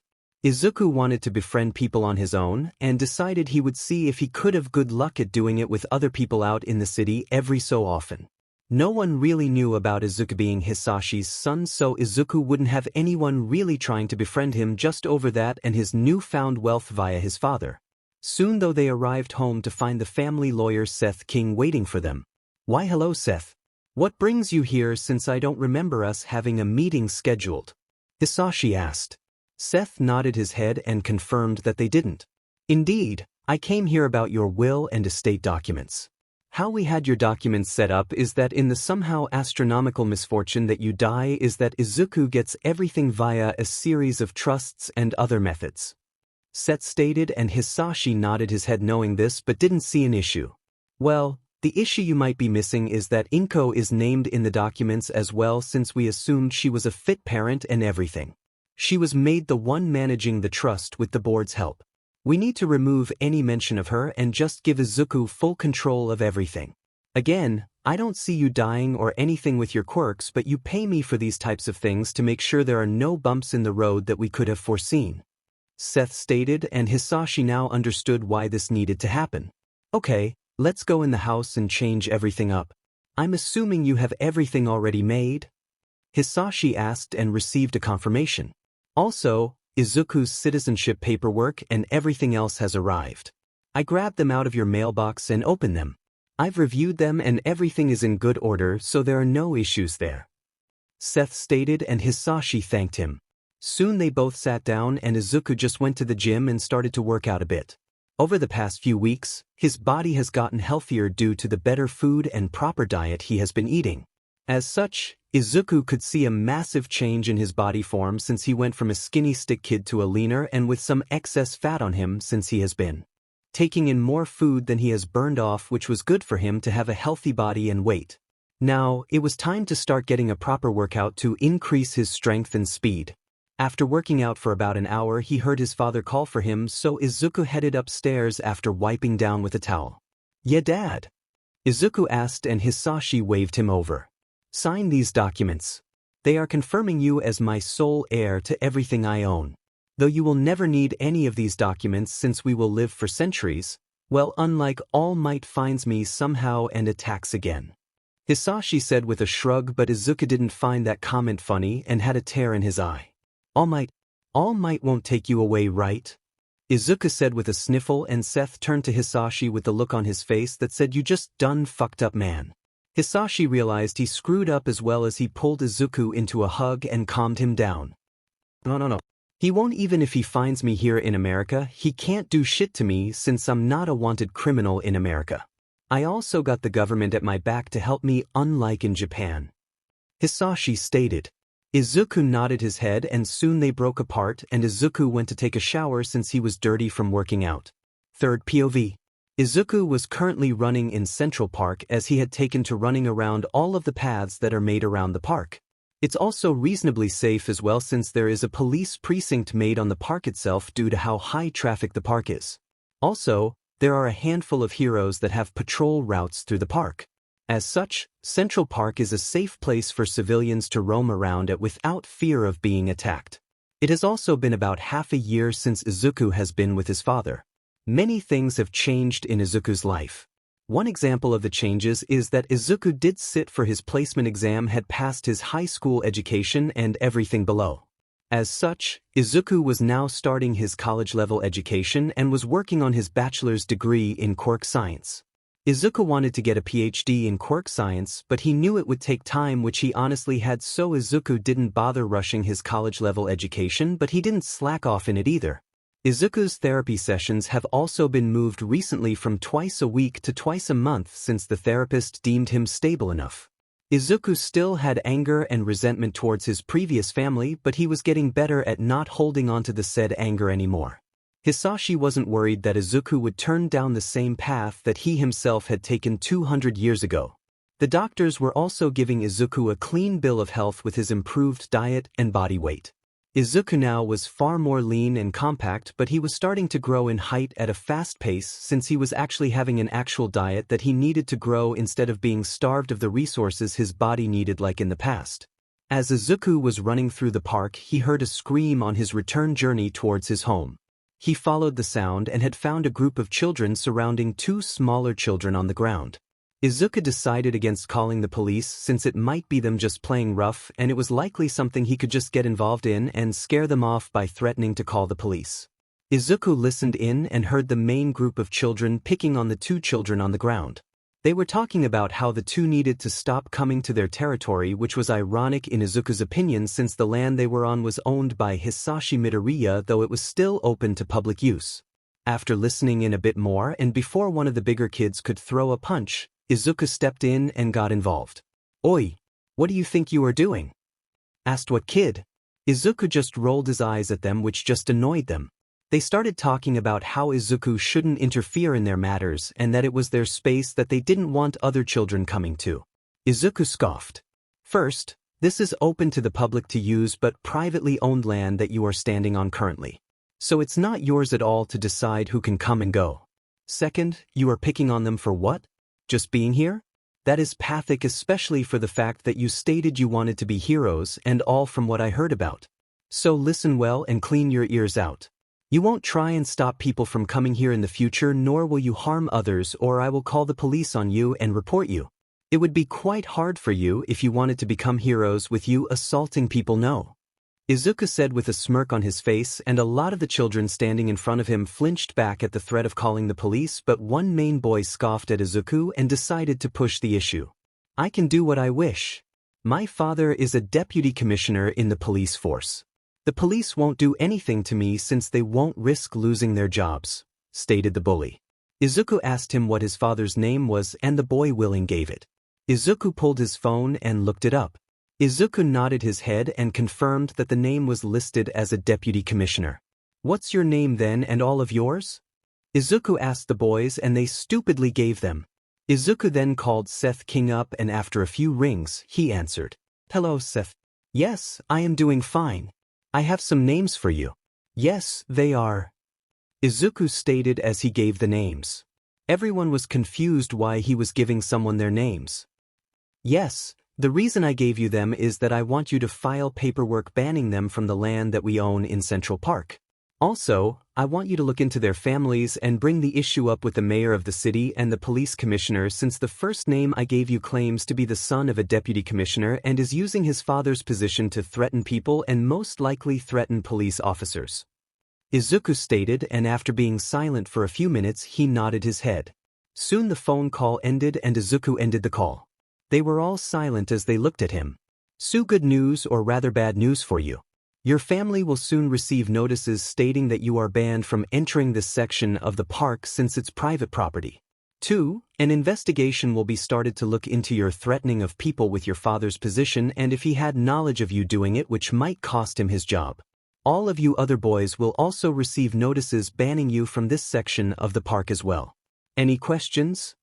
Izuku stated with a kind smile which wasn't so kind since he was just bashing them. They were all stunned when the main boy spoke up asking who the hell he was. Izuku just smiled widely at this since his confidence since being with his father has skyrocketed. I am Izuku fucking Midoriya and you are on my family's land. Izuku stated with a grin. The boys all ran away after he said that, but Izuku rolled his eyes since that wasn't going to stop anything that was set in motion. Izuku then turned around and looked at the two kids that were being picked on. Izuku though froze when he was about to speak. Cute, he thought as he laid eyes on the girl in front of him. The girl had crimson red hair with 2 ponytails. Soon he snapped out of his thoughts and started speaking. Are you both alright? Izuku asked the girl and her friend who had brown hair but didn't catch Izuku's attention as the crimson hair girl did. Thank you though for saving us, the red-haired girl said with a smile. The other girl thanked Izuku as well before they all started to talk. Izuku didn't pay much attention to the other girl because his attention was focused on the crimson-haired girl who he learned was named Stella Vermilion. He asked if they lived in the city and the brown-haired girl said no, while Stella said that her family had just moved to the city since their family business was expanding and she was still figuring everything out. If you want, I can help you around the city. I've only been here 6 months, but it's better than nothing. Right? Izuku suggested, and the brown-haired girl rolled her eyes at Izuku's attempt to flirt, or what she thought was him flirty. The girl decided to leave since she had only met Stella when they got bullied and said she had to go, which just left the two of them. Well, I'll accept your offer. Shall we go explore? She asked, and Izuku nodded his head as they left the area they were in, and Izuku took her to the things around the Central Park. These things included the small zoo at the park or the art museum. Then they stopped at the playground that was near the small amusement park that was seasonal. This little amusement park is seasonal. It changes with the seasons, so during winter they have ice skating. I didn't do it when I first came to New York since I had things that were far more important to handle, Izuku said as they walked past it and into the playground. Stella thanked Izuku for showing her around the park and asked if he would show her around the city on another day, and Izuku agreed. They even swapped numbers as they sat down in the park. Izuku decided to get to know her a bit more than the general questions that they had talked about while walking. So you said your family's business had expanded and you just recently moved here. What does your family do and where did you guys expand from? Izuku asked her as they sat down. She looked at him and shrugged a bit. I don't involve myself that much into it. I know I will inherit the business in the future, but that won't be until I'm older. Right now my father wants me to enjoy life, and I also plan to be a hero as well. I can tell you that we did expand from France though. The family business centers around many different things and I know only some of them. I do know we do some work in luxury brands that we export out of France. We had recently made a deal with a major company here in New York that is an international company but does most of their business in the United States, but I don't remember the name since I wasn't involved in anything. I just came along for the ride, Stella stated, and Izuku nodded his head. I wonder if it's with my father's business, Izuku thought. Then he asked her if she missed any of her friends back in France. Not really, most of them were my friends due to my parents' businesses. I'm hoping to make friends here in America, which it seems I've made one, she said as she smiled at Izuku. Damn, that's an arrow to my heart, Izuku thought, and he cursed himself for having a crush on a girl he just met. Soon it was starting to get darker out when Stella's phone ranged. She pulled her phone out and it read, "Father," on it. She answered it and Izuku could hear the other side due to how close they were sitting. Hello Papa, she stated, and Izuku heard the other side asked where she was since she hasn't come home yet. I am currently at the playground in the Central Park. I ran into a problem with some bullies, but this boy came and saved me, and he showed me around the park and took me to a lot of the sights in the park, Stella stated, and she kept nodding her head to her father's statements. Okay, I'll be waiting, Stella said, and ended the call. She then turned to Izuku and asked if he would mind waiting until her father came and picked her up. Izuku nodded her head and agreed to wait. After about 10 minutes, a male's voice was heard from behind them as they were playing on the swings. Izuku and Stella turned around and saw what Izuku assumed was her father due to the red-crimson hair that they both shared. Overall, the male was quite bulky, not all might bulky but definitely extremely fit. There you are, sweetie, the man said as he hugged his daughter. He then saw Izuku, who was standing up now. The man introduced himself to Izuku. "Hello, young man. I am Francis Vermillion. I want to thank you for helping my daughter earlier today with the bullies. What is your name, by the way?" Francis asked Izuku. "It's Izuku, sir," Izuku said, not saying his last name, and the man noticed but didn't say anything about it. "Well, young man, I and my daughter need to go for today," he said, and Stella came over before they left. "Icky, I'll text you later since we traded numbers. Remember, you promised to show me to other places in the city, so you better keep the promise," Stella said, and Izuku raised an eyebrow. "Icky?" he asked, and she nodded her head. "Yup, you're Icky from now on," she said as she turned around and pulled her father away. Izuku just shook his head at her antics and the new name. Ironically, they would see each other sooner than they thought. Third POV. Izuku and Stella talked over text messages a lot for the next month and a half. They couldn't meet up in person since both of them had gotten busy with their parents. Stella's family was finishing everything they needed to finalize their move to America and were finishing opening their American headquarters, while Izuku and Hisashi had been training non-stop and adapting Izuku into the business environment. Hisashi wanted Izuku to get his feet wet with learning the reports and everything, so Izuku would be given a stack of documents to read and Hisashi would question him on different things that he should have noticed in the documents. Izuku was also getting much better in his training as well and had taken a few more quirks to add into his stockpile. Quirk list. Advanced All for One, Birth Quirk. This allows the user to copy, take, give, and combine quirks. Currently, there is no limit to the number of quirks that the user can hold. It takes about 1 minute to copy a quirk with physical contact. Other actions can be done within seconds. Hyper Regeneration. This allows the user to use stamina to regeneration their body and wounds. Stamina Booster. The user's stamina is recuperated at x2 their natural body rate. Familia Telepath. This allows the user to send messages to people that he considers close to or who he considers family. Geolocation. This allows the user to acquire the general location within 100 feet of a person that they are thinking of. Crow. This allows the user to communicate and order crows to do his bidding. Izuku could also connect his mind to the crows and see through their eyes. Though if the crows don't like him, then they can break free of his control through sheer willpower, though it's unlikely of it working. Knowledge. The user absorbs the knowledge of things once they come in contact with it. If they touch an apple, they know where it was grown from and what type of apple it is. Shadow Master, Combined Quirk, Pitch Black and Shadow Minion. This allows the user to materialize any shadows with varying strength and form it to meet their needs. The user could make items like whips or weapons, clones made of shadows, wings out of shadows, or anything else that their mind can imagine. The user can even travel via the shadows since he is one with the shadows. Pitch Black. This allows the user to control shadows, and the darker the shadows under control, the stronger they are. Shadow Minion. The user is able to control their personal shadow and make it materialize as a physical form. Shock Absorption. This allows the user to take kinetic energy and absorb it into his body and use it to boost their own strength. Velocity. The user can steal the kinetic energy from people and objects in motion to gain more speed while slowing the person or object down due to the stolen energy. Double Strength Booster. Grants the user of the quirk a doubling effect of their natural strength.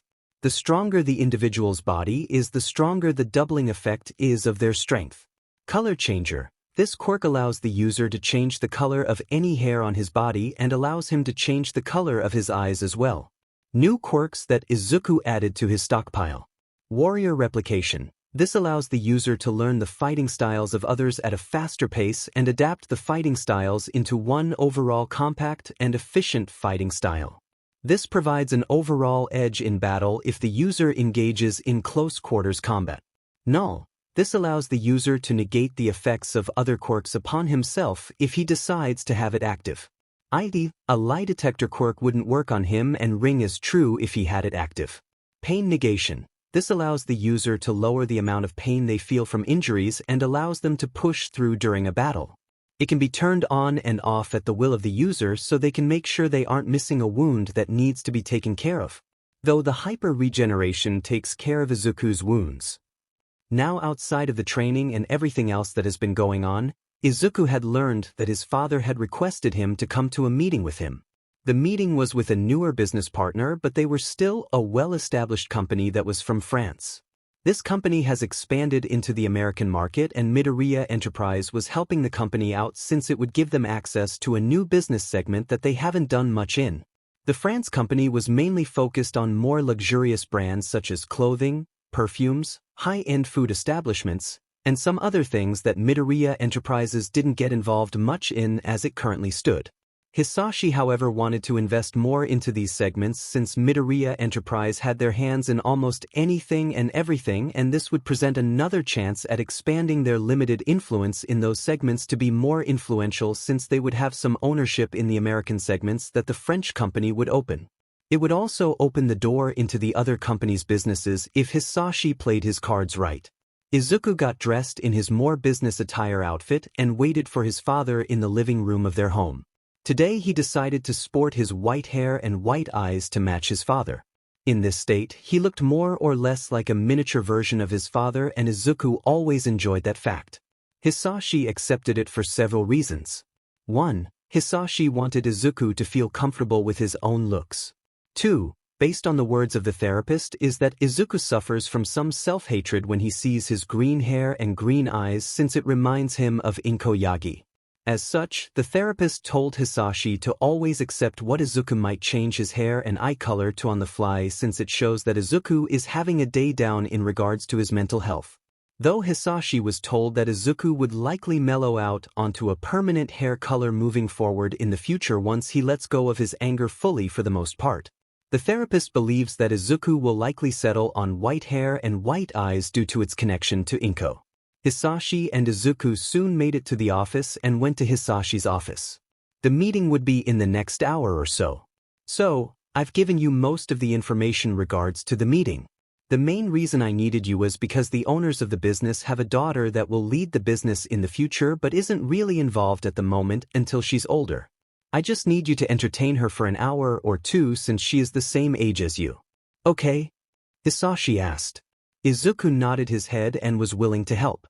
Soon, his phone vibrated and he saw it was from Stella.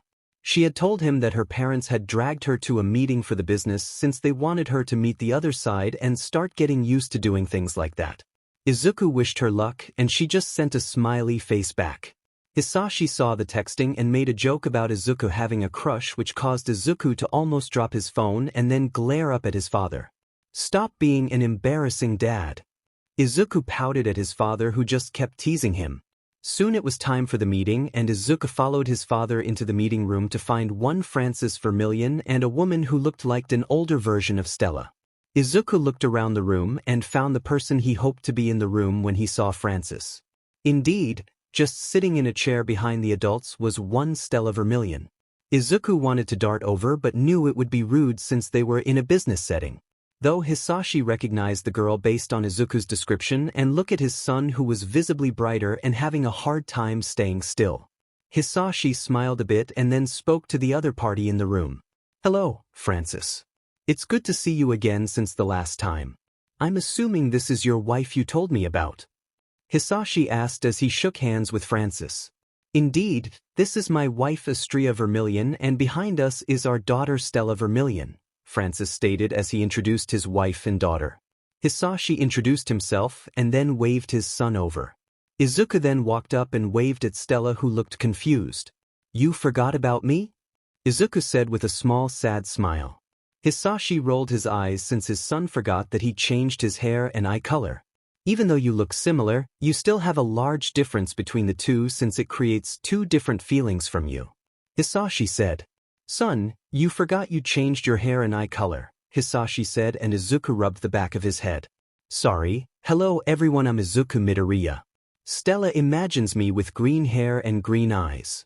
Izuku said, and Stella's eyes widened, and then she hugged Izuku, who started to stutter. Hisashi just chuckled a bit with the other parents. Why did you change your hair and eye color?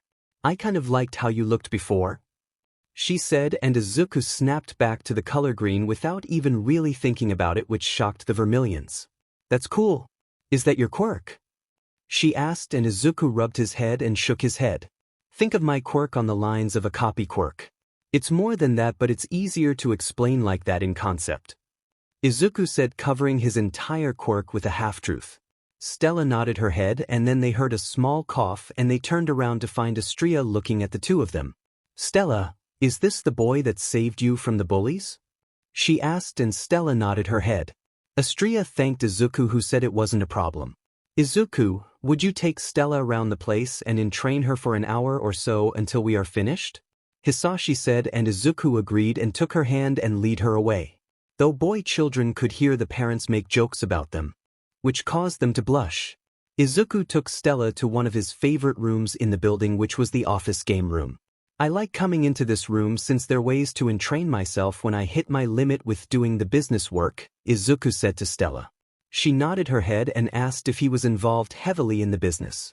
I'm getting more and more involved in it. I don't go to school since I graduated high school already and working on my college degrees. I'm also privately training with Dad to be a hero in the future, but that will take years. He thinks he will pay for the exam outside of the hero schools when I hit 12 since he plans to train me to learn everything I need. Izuku said, and Stella nodded her head. I don't know where I want to go to hero school at. I'm recently tested out of my middle school classes and started working on high school knowledge, but I think my dad will still have me attend a hero school since they don't have the experience to train me in that regard. She stated, and Izuku nodded his head. He did tell her if she ever wanted to train, then they could try to find some time. She thanked him for the offer and told him her quirk. Izuku was interested in the quirk. It was more or less a fire aspect quirk. It was called Phoenix Queen and allowed Stella to control all fire and even heal herself with it. It also allowed her to summon and materialize an actual sword as well. That was an interesting quirk in Izuku's viewpoint, as it had several different aspects. Stella told Izuku that her family had a line of heroes in their family except for her parents, who didn't feel as if that was their calling and had decided to go into business instead. Izuku had heard several of the family hero names since he was a hero nerd in the past, and some of her family lines were quite famous heroes in France. Soon the time passed and the meeting between the families came to an end. Stella hugged Izuku goodbye and said she will text him later. Izuku waved back and said goodbye as well.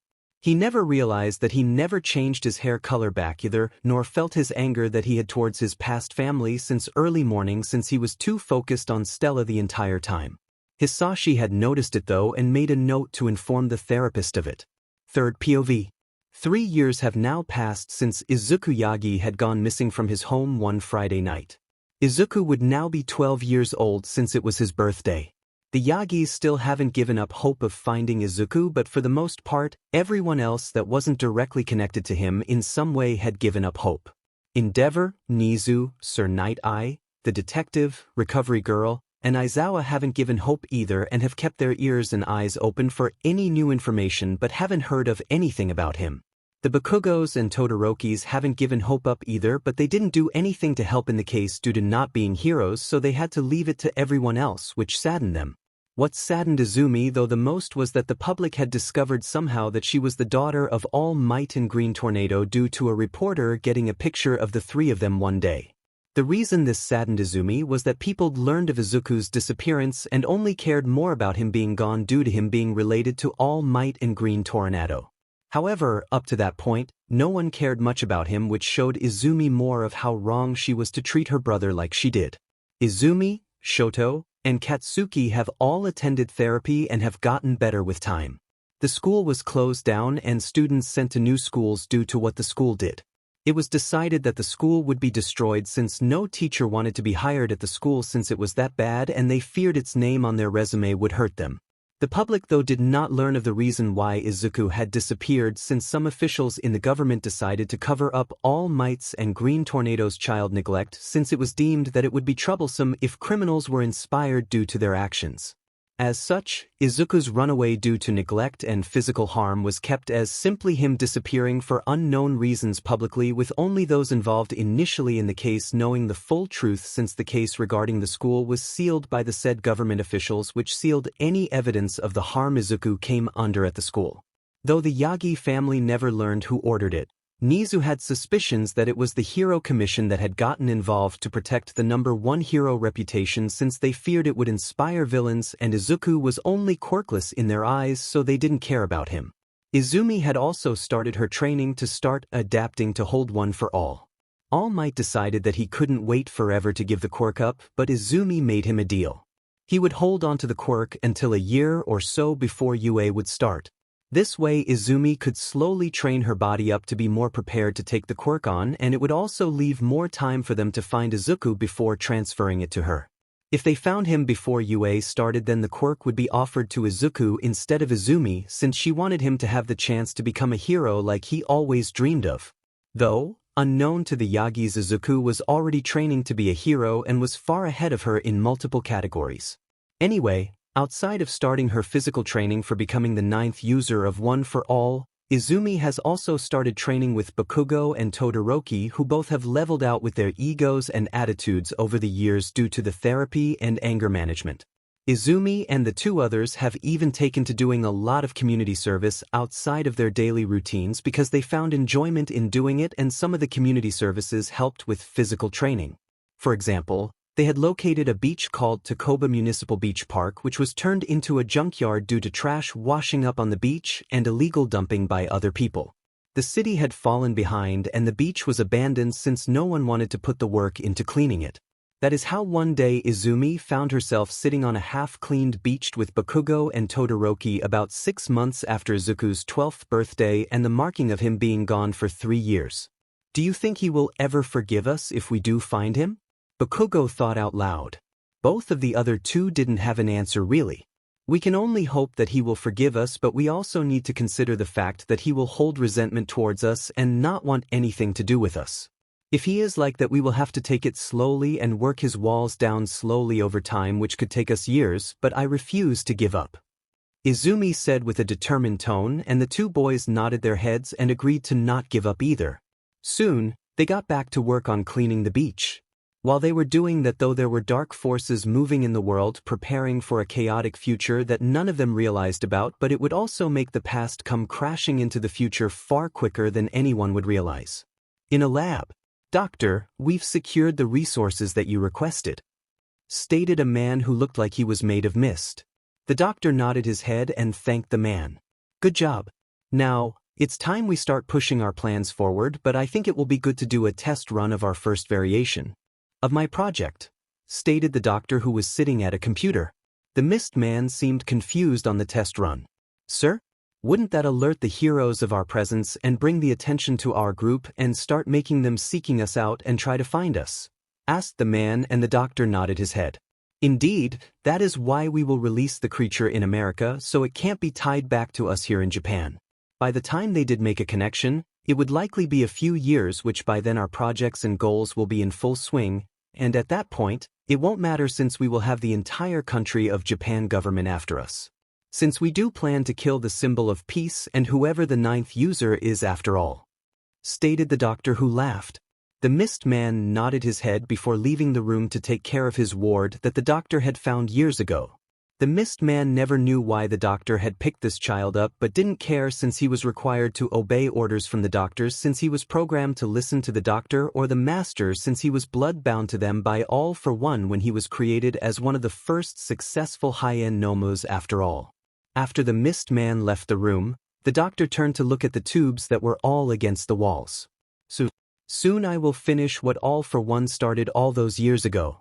Though, I could never understand why he decided to disappearance over a decade ago.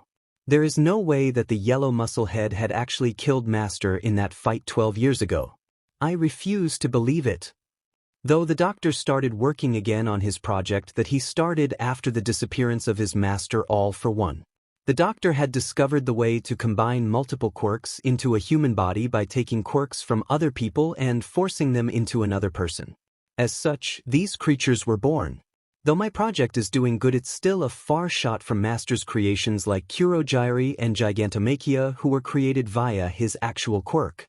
I am just glad that Kurogyri can't disobey me, since Master had bound him to both of us via blood, so only Master's blood can override my command since his blood was put on a higher priority list. Though the doctor, as he kept working. Yagi home.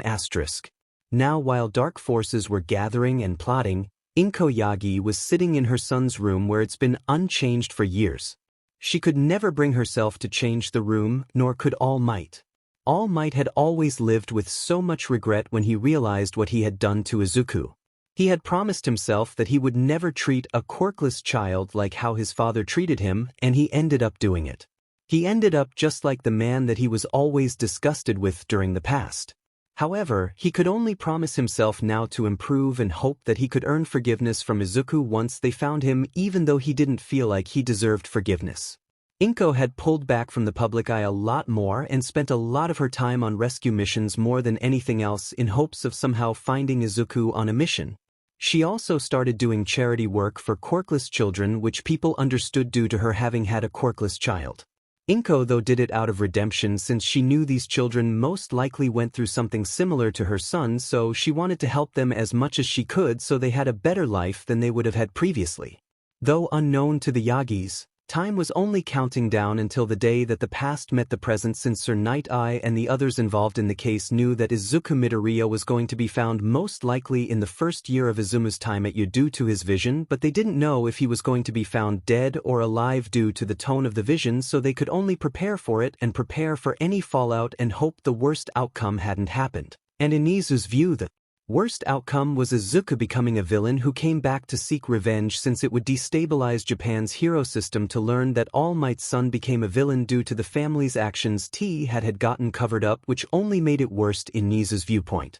Nizu believed the issues should have been revealed to the public years ago, since it would have allowed the public to recover from them with time while All Might redeems himself in their eyes, but if Izuku comes back with vengeance then it's most likely over for the hero system. Third POV.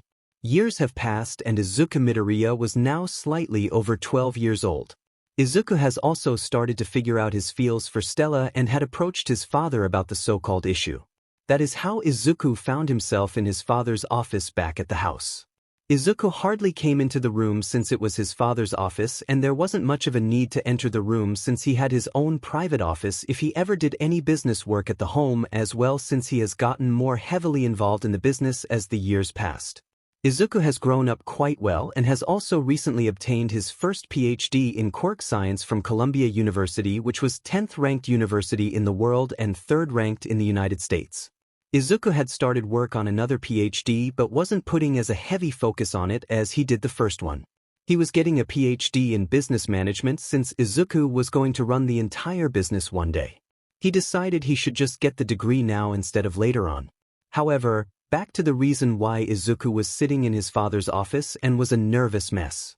Hisashi felt like he had an idea of why his son was a nervous mess and was in his office, but he decided to let his son confirm his thoughts first before speaking of it to avoid a potential unneeded mess if he was wrong.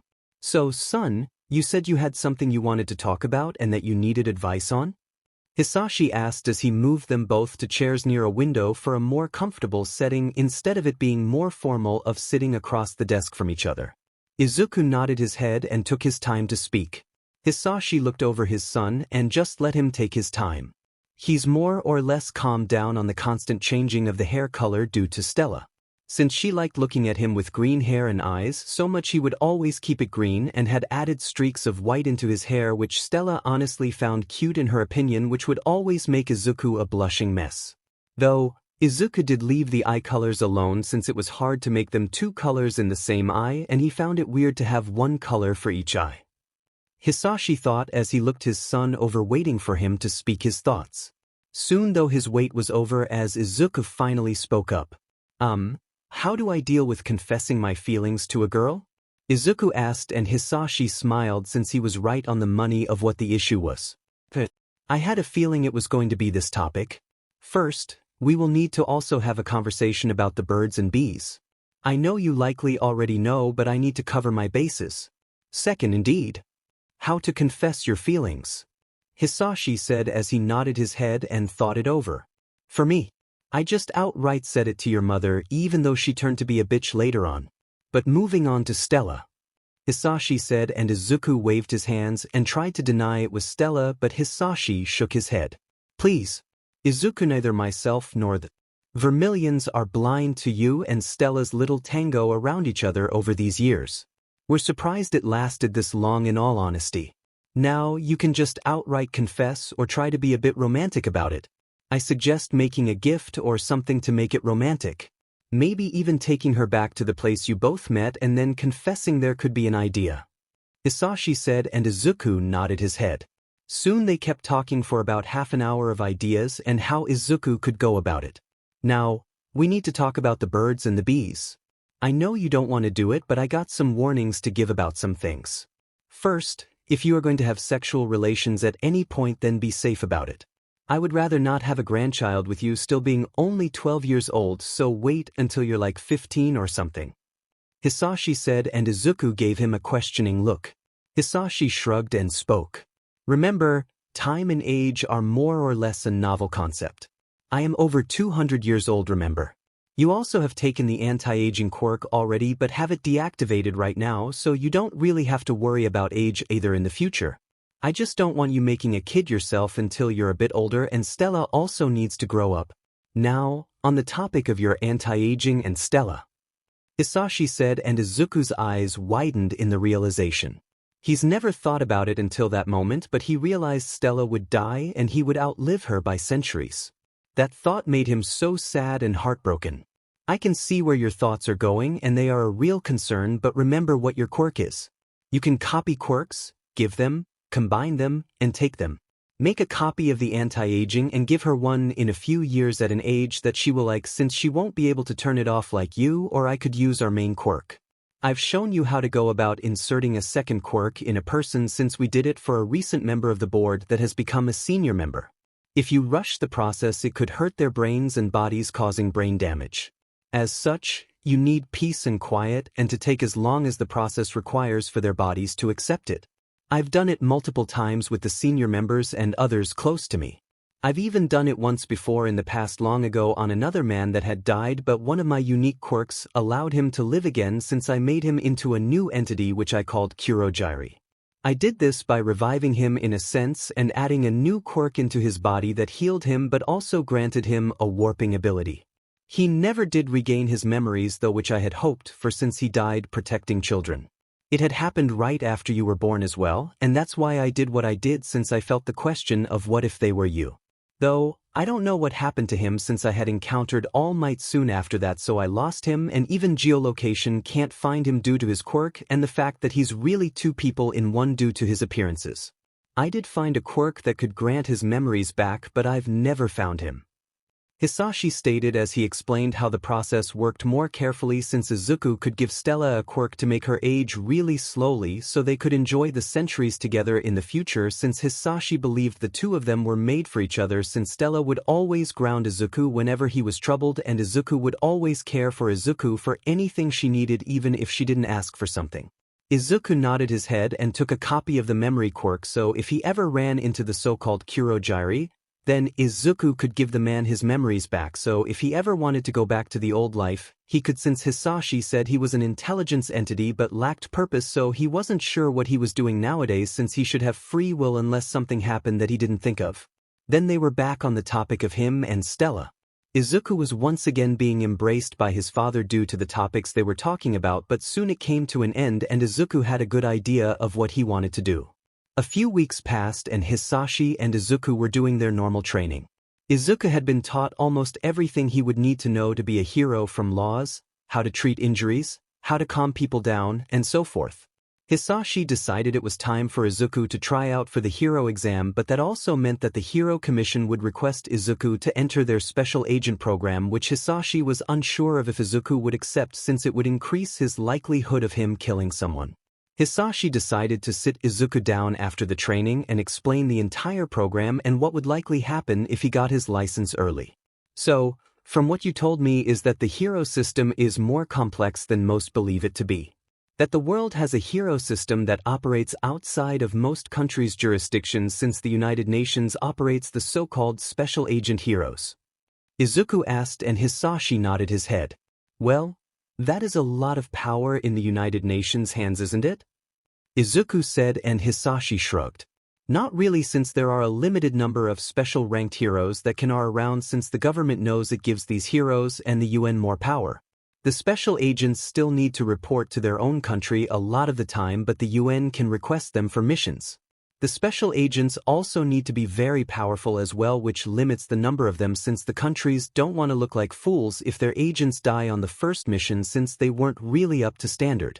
As such, there are only around 100 or so special agents in the entire world, which is very limited, but again they are extremely powerful people that would give All Might a hard time. Hisashi said, and Izuku asked if they would give him a hard time as well. Hisashi shook his head. In an actual fight then not really. All Might caught me off guard that day since I was on my way home. I've also gained a lot more quirks since then and wouldn't underestimate him as I did. There's a reason all 7 before he died, which sadly does include your grandmother Nana Shimura. Sorry, Hisashi said, and Izuku shrugged. He never met her, so he wasn't attached, and if she were anything like Inko then, well, Izuku wouldn't complain about her being dead. Izuku did mention that it was weird of his father to marry the daughter of a person he killed. I didn't know. She went by Aizawa at the time since she was adopted. Nana Shimura gave her away with her son since she didn't want me touching them. I got to admit, I might have back then with the mental state I had. Hisashi said, and Izuku rolled his eyes. So, that actually brings up a question. Did she ever find out, because that would explain why they neglected me and allowed Izumi to act the way she did towards me? Izuku asked, and Hisashi froze. He thought it over but shook his head. No, unlikely that she knows, Hisashi said, and he was confident that Inko never found out. That's worst. It would be one thing if she did it with that in mind. But it's worse that she didn't know and still did what she did, Izuku said with a frown. They realized they got off topic a lot and moved back onto the topic of the special agent program. Anyway, with your quirk which grants you the path of always growing stronger, I'm 100% sure that the president of the commission will request you to join the program since he knows about our quirks and your desire to be a hero. Especially one that avoids the public spotlight most of the time since special agents tend to operate in the shadows most of the time. This means you have a higher chance of killing people as required by the mission since a villain might be deemed too big of a threat to keep alive since they would just cause death and destruction if they ever escaped again or are presented the chance. These tend to be the type of villains that special agents deal with most when requested by the UN. So, I need to warn you about it and you need to decide if you will accept their request or not. Hisashi said, and Izuku sat there thinking it over. He knew that he would likely have to kill as a hero since hell even All Might tried to kill his father, so if the so-called symbol of peace has done it then many other heroes have done it as well. I think I might accept since it will help keep me in the dark more. It will also present chances at getting far more powerful quirks to stockpile as well since I can be a deterring force against powerful villains from returning if they lack a quirk to do their major crimes with. Izuku said, and Hisashi nodded his head knowing this was likely the case. Hisashi then told Izuku that he would request the hero exam to be set up in the next few months so they should prepare for it. Izuku also had to confess to Stella as well. Third POV. About a month after the talk with his father, Izuku was waiting for Stella to show up at the park. He decided that he wanted to take her to the ice skating ring first, since it was in session now, since it was starting to get colder out. After waiting for a bit longer, Stella showed up and Izuku was having trouble controlling himself from blushing really hard as she walked up to him with a bounce in her step. Dear God, get control of yourself, man. You are a walking arsenal of quirks and you can't control yourself around the girl you love, Izuku thought in his mind, but realized he had thought of the words love instead of like, and realized how bad he had fallen for Stella. Dear God, I hope she doesn't reject it, Izuku thought, and Stella asked him what would she reject, and he felt like he jumped out of his skin since he muttered it out loud. You will find out later. First, I wanted to take you to the ice skating ring, Izuku said, and she nodded her head. Soon they spent about 2 hours skating before Izuku had decided to take her back to where they first met. There was a bit of light snow on the ground, but Izuku didn't care. Stella had asked him why they were back here where they met, and Izuku nodded his head to himself, and she looked at him worried that he was going insane. Stella, I wanted to bring you here to ask you something. Will you become my girlfriend? Izuku asked as he presented a rose to her. Stella's eyes widened as she saw Izuku with the rose and the look in his eyes. She was frozen for a bit, which made his confidence drop and start thinking that he had just destroyed their friendship because of one-sided love. I'm sorry. I had hoped you had some feels for me, Guess I was wrong. Is there any way he was saying as she leaned in and kissed him on the lips. Yes, you idiot, I will be your girlfriend. Sorry it took me so long. I was shocked that you finally asked since I've been hoping you would ask for the past year now, you big idiot. Stella said as she smacked the back of his head lightly. It was Izuku's turn to widen his eyes. Oh, so that's what Dad meant when he said our parents were waiting for us to get together after our tango around each other? I see. Izuku stated, and that just caused her to blush even more. They both broke out into laughter at the situation and how their parents had been watching them for the past year or so dancing around each other on the issue. Izuku decided to take Stella to a restaurant that was near the park since it was just slightly after lunchtime. They spent the day with each other, and Izuku texted their parents in a group chat that Stella accepted his confession and that they were dating now. The parents all sent back congratulations while Stella's father sent threats that Izuku better treat her right or he was going to hunt him down through. Stella's mother seemed to have taken his phone away from him and apologized for her idiot husband, and Izuku said it was fine and that he expected the threats. Hisashi had invited the Vermilions over for dinner and had planned to tell the entire family the family secrets since Stella deserved to know if she was going to be involved with them on the family level. Izuku was nervous about it, but Hisashi said it was fine and was doubtful that they would shun them. As such, that is how they all found themselves at the Midoriya's home eating dinner that Hisashi had made.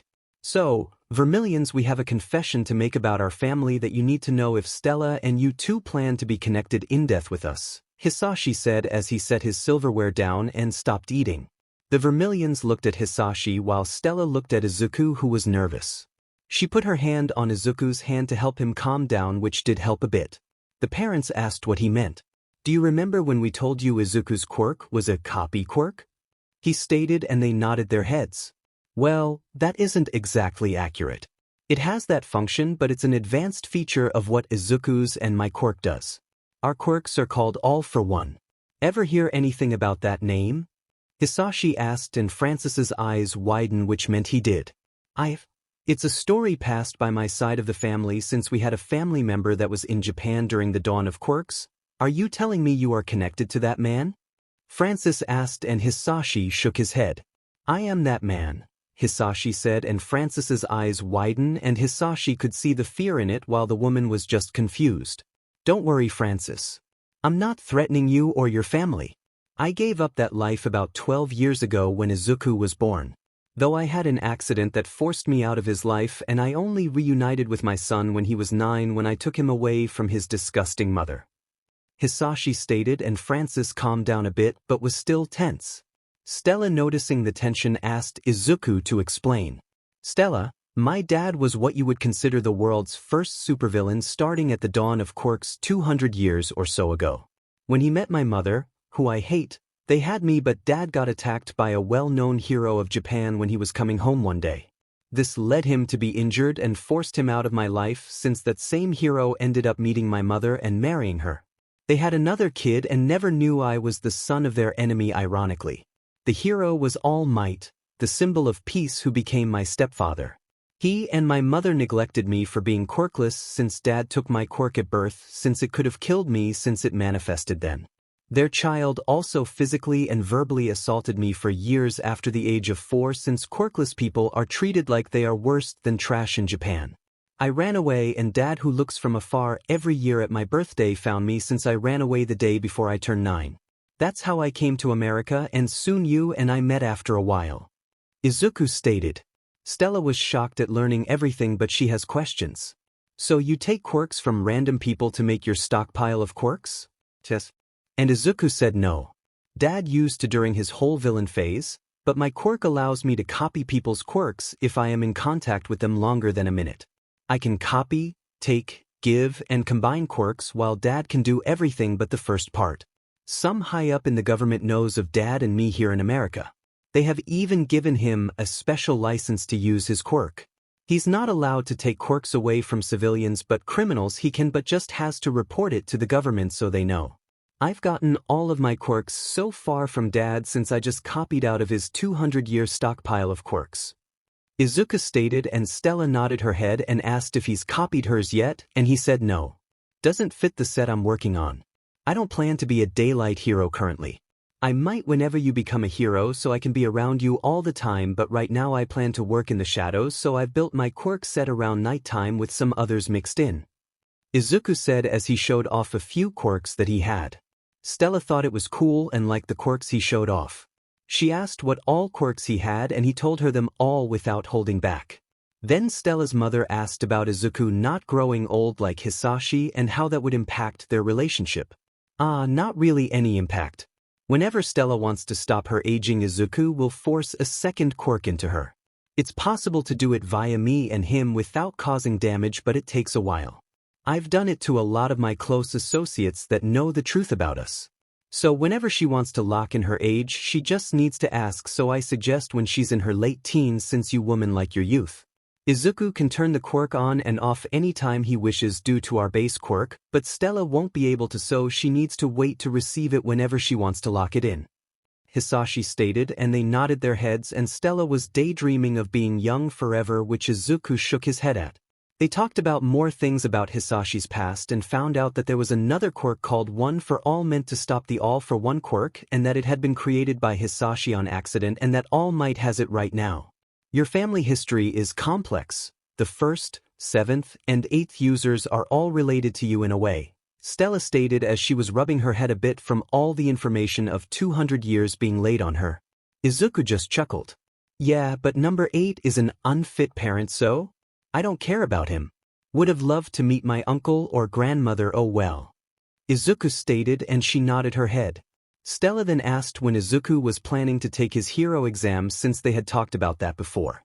Izuku looked at his father, who spoke up. It's scheduled for next month. Then we will likely receive an invite for him to join the special agent program, Hisashi said, and then explained the program. Stella didn't like that he was going to join it, but accepted since she knew he was capable of handling himself, especially with the actual quirk of his that gave him a huge advantage in battles. Izuku soon asked Stella if she wanted to go to his room to play on his consoles, and she agreed. As they were leaving, Hisashi shouted out to keep the door open, which made them blush hard. Shut up, old man, or I will make you celibate for the next 200 years. Izuku shouted back, and Hisashi broke out in laughter. Joke's on you, son. I didn't have plans to get with anyone anyway. I think one idiotic woman was enough for my old ass. Hisashi yelled back, and you could hear Izuku fall on the stairs because Stella broke out in laughter while trying to ask if he was okay. Soon the next month passed, and Izuku was with his father and the Vermilions sitting outside of a building where Izuku would be taking his exam.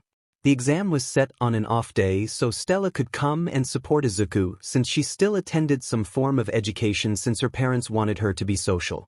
After waiting about 30 minutes, Izuku was called to follow a man to take him to a changing room to get into his outfit that Hisashi had made.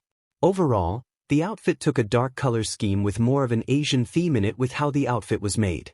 The mask was also a black and blue fox mask that matched the outfit's color scheme and had a black fabric covering all of his hair in the back. Overall, the outfit allowed Izuku to blend into the night, and even during the daytime it would be an amazing outfit if Izuku ever decided to go as a daylight hero instead of an underground hero like he will start out as. The fabric was made to self-repair if it was damaged, and there was enough material to do so since it was a stretching material. It was made to fit around most of Izuku's current quirk set and the likelihood of any future quirks except major ones that changed his body. Izuku had entered a new room after changing and was given a written test that tested him on the main laws that he needed to know and some situations that he needed to apply what he knew to them. This portion of the test was set to take 50 minutes, but Izuku finished it in 20 minutes, which surprised the judges. They thought he was going to fail but were in for a shock when the test showed he had a 100% score on the test. The exam watchers saw no signs of him cheating, and the president of the commission had even had Izuku set up to a machine to monitor quirk usage, and they saw no sign of spike indicating a quirk being activity used outside of the normal activity. As such, he was cleared to move to the next stage. The next stage was a combat section where Izuku had to defeat a range of different opponents. The thing about the separate request exam was that unlike the hero school big exams where they rescue people and then fight in large groups, the separate exam takers fight alone, and then they can choose as many opponents as they want to fight. They then will be judged on how well they do and how they acted. The exam taker does not know their opponents' names, faces, or quirk until they fight them. They have to pick the number of people to fight and just work up the list of opponents they choose from weakest to strongest. Izuku shocked everyone once again by requesting all available opponents. I want to see how far I go. I don't pass based on if I win each one anyway. I pass based on how you all judge my fighting abilities and how well I use my quirk or my quirkless fighting. So, I would like to fight them all from weakest to strongest. The exam proctors were shocked and radioed into the people in charge of the entire exam, the president of the commission, since they were on site for Izuku's exam when they saw it get scheduled. The president authorized it and was laughing. It seems the boy is like the father in giving me enjoyable entertainment with whatever they do. The man laughed as he sat in an observation room that was connected to the fighting room. Soon, the exam started and they all watched Izuku make easy work of the first 15 opponents that he fought. Overall, those people were in the lower ranks of heroes, but the fight started taking a bit longer the higher Izuku went, and there were 50 opponents total. It was about an hour later when the fights were over. Izuku Midoriya had beaten all 50 opponents total. The last 5 people were all in the top 200 of the entire nation ranks, which meant Izuku had trained quite well under Hisashi Midoriya, which didn't surprise the president of the American Hero Commission. He's not even tired overall. A bit exhausted, but still has a lot of fight in him. Likely a quirk that provides the increased stamina, thought the commission president. Soon Izuku moved on to the next section where he had to rush into a room and act as if he was responding to a rescue. Izuku did this part quite fine and was able to get all the points in this section as well. As such, Izuku Midoriya had passed his exam with flying colors and was granted his hero license, though the commission president had an offer to make which he believed they would be expecting from him, and they were. Third POV. Izuku came out of the exam and made his way over to his father and the Vermilions, who were all waiting for him to finish. They saw him come out and noticed it had only been about 2 hours when the exam was set to take 3 hours total. They were worried that he had failed, but Hisashi knew his son had passed without a doubt. If he didn't, he would actually be concerned about someone interfering, if anything. Just as Hisashi had predicted, Izuku had passed the exam with flying colors and was granted his full hero license, since this was the exam for the full one instead of the provisional one, which you only obtained via a hero school, since that is where they allow you to gain experience before the full exam, and third parties could only pay to have the full exam done and not a provisional exam is done, since the commission didn't want random people running around with just a provisional license, which was slightly easier to get since they accepted a hero school to keep them in line. As the group was celebrating with each other and talking, Hisashi noticed that the Hero Commission of America president had started coming towards them. "Son, here comes the president of the commission. I believe he will make the offer that I warned you about. Are you sure you want to accept it?" Hisashi asked, and Izuku nodded his head and was sure he wanted to go that route, since it would allow him more privileges in the hero world and give him access to the likelihood of finding more powerful quirks. It would also help him if he ever ran into All Might on the job and All Might found out about who he was, since the special agents had special jurisdiction rights, which would complication matters for Japan if they had any ideas of trying any legal moves on him at All Might's or Green Tornado's request. The president of the commission arrived next to them and requested a private meeting with Izuku and Hisashi, which they accepted. The Vermilions would wait for the Midoriyas in a side room until the meeting was done, since they planned to go out to dinner to celebrate. After walking a bit, they arrived in the room and sat down. "Congratulations on passing Shadow Hero, Hunter. I quite like the name, though I wonder what inspired that name itself," asked the president of the commission. Izuku thought about what inspired him to make the name and then spoke. "Multiple things, as you know about our quirks. I have some inspiration from the quirk itself. I know very likely I will be used to stop villains from returning permanently if they have a dangerous quirk, either via killing them or removing their quirk, which limits their future actions. So Hunter, as in hunting people down and hunting new quirks down to add to the collection. The shadow part is because I plan to be mostly an underground hero type for a while until Stella graduates from a hero school. After that, I will likely start going more daylight, but still focuses on special operation missions that require a massive hitter or a sneaky entrance even during daylight. As such, I want to be a shadow that people don't really think about until they notice it, because let's be honest, you don't notice your own shadow until you look down at it or it's brought right in front of you if something makes it more defined to the point it catches your eye. I will be like that, unseen until the last moment, or I deem myself needed to be seen as a determinant to villains, because getting your quirk taken would be one huge determinant to doing crime. Izuku said, and the commission president nodded his head at Izuku's words because they were true, and the commission president was happy that Izuku was mature and had an overall plan thought out. With your father involved in your life, I am sure he's already warned you and told you about the special agent program, yes? The president asked, and Izuku nodded his head at that statement. Good, if you have any questions then feel free to ask, but I am hereby formally inviting you into the special agent program. Do you have any questions about joining? He asked Izuku, and Izuku thought for a few minutes. Yes, I have some. As you know, I am with Stella, and I'm sure you are aware of my former family. In regards to Stella, would this program prevent me from becoming a daylight hero in the future if I decided to do that with her whenever she graduates in the future? Izuku asked, and the president thought it over for a few moments. Normally, we like the special agents to stay hidden for the most part. However, we could work around it and make you 2 licenses. One for your special agent position and a normal hero license. If you are doing anything that isn't for the special agent assignments, then just show your normal license, which would hide the fact that you're a special agent, stated the president, and Izuku thanked him for that. Overall, you would be asked to go on a mission that might include international trips if a case leads you out of the country or the UN requests you to go somewhere. Otherwise, you operate as a normal hero unless needed for special assignments. So I don't see anything that prevents you from working with her in the future, he stated, and Izuku nodded his head. Then he thought about Izuku's former family. That was a hotbed of a mess in his honest view. To be honest, your stepfather, mother, and half-sibling issue is a hotbed of a mess. However, it isn't something we can't handle since they haven't found you in all of these years, and unless you become the center of attention that international news picks you up, then they likely won't find you. Though a case might lead you to Japan, which would be an issue, and at that point, you will have to deal with them finding you. Even if they do find you, call my phone number at any time of the day, even if I am asleep, and we will send the paperwork renouncing your Japanese citizenship, which ties Japan's court's hands for the most part. They still might try something, but it will take time and a lot of work. By then, you could likely escape back to America, where you would be protected easier. Even if you stayed for a case, with your quirks it would be hard for them to lock you down, and even then, you being an official hero ties their hands as well, since as an official hero you are legally recognized as a legal adult even though you're underage for a lot of laws. You can even drink now since you have the full hero license, stated the president, and Izuku nodded his head in understanding.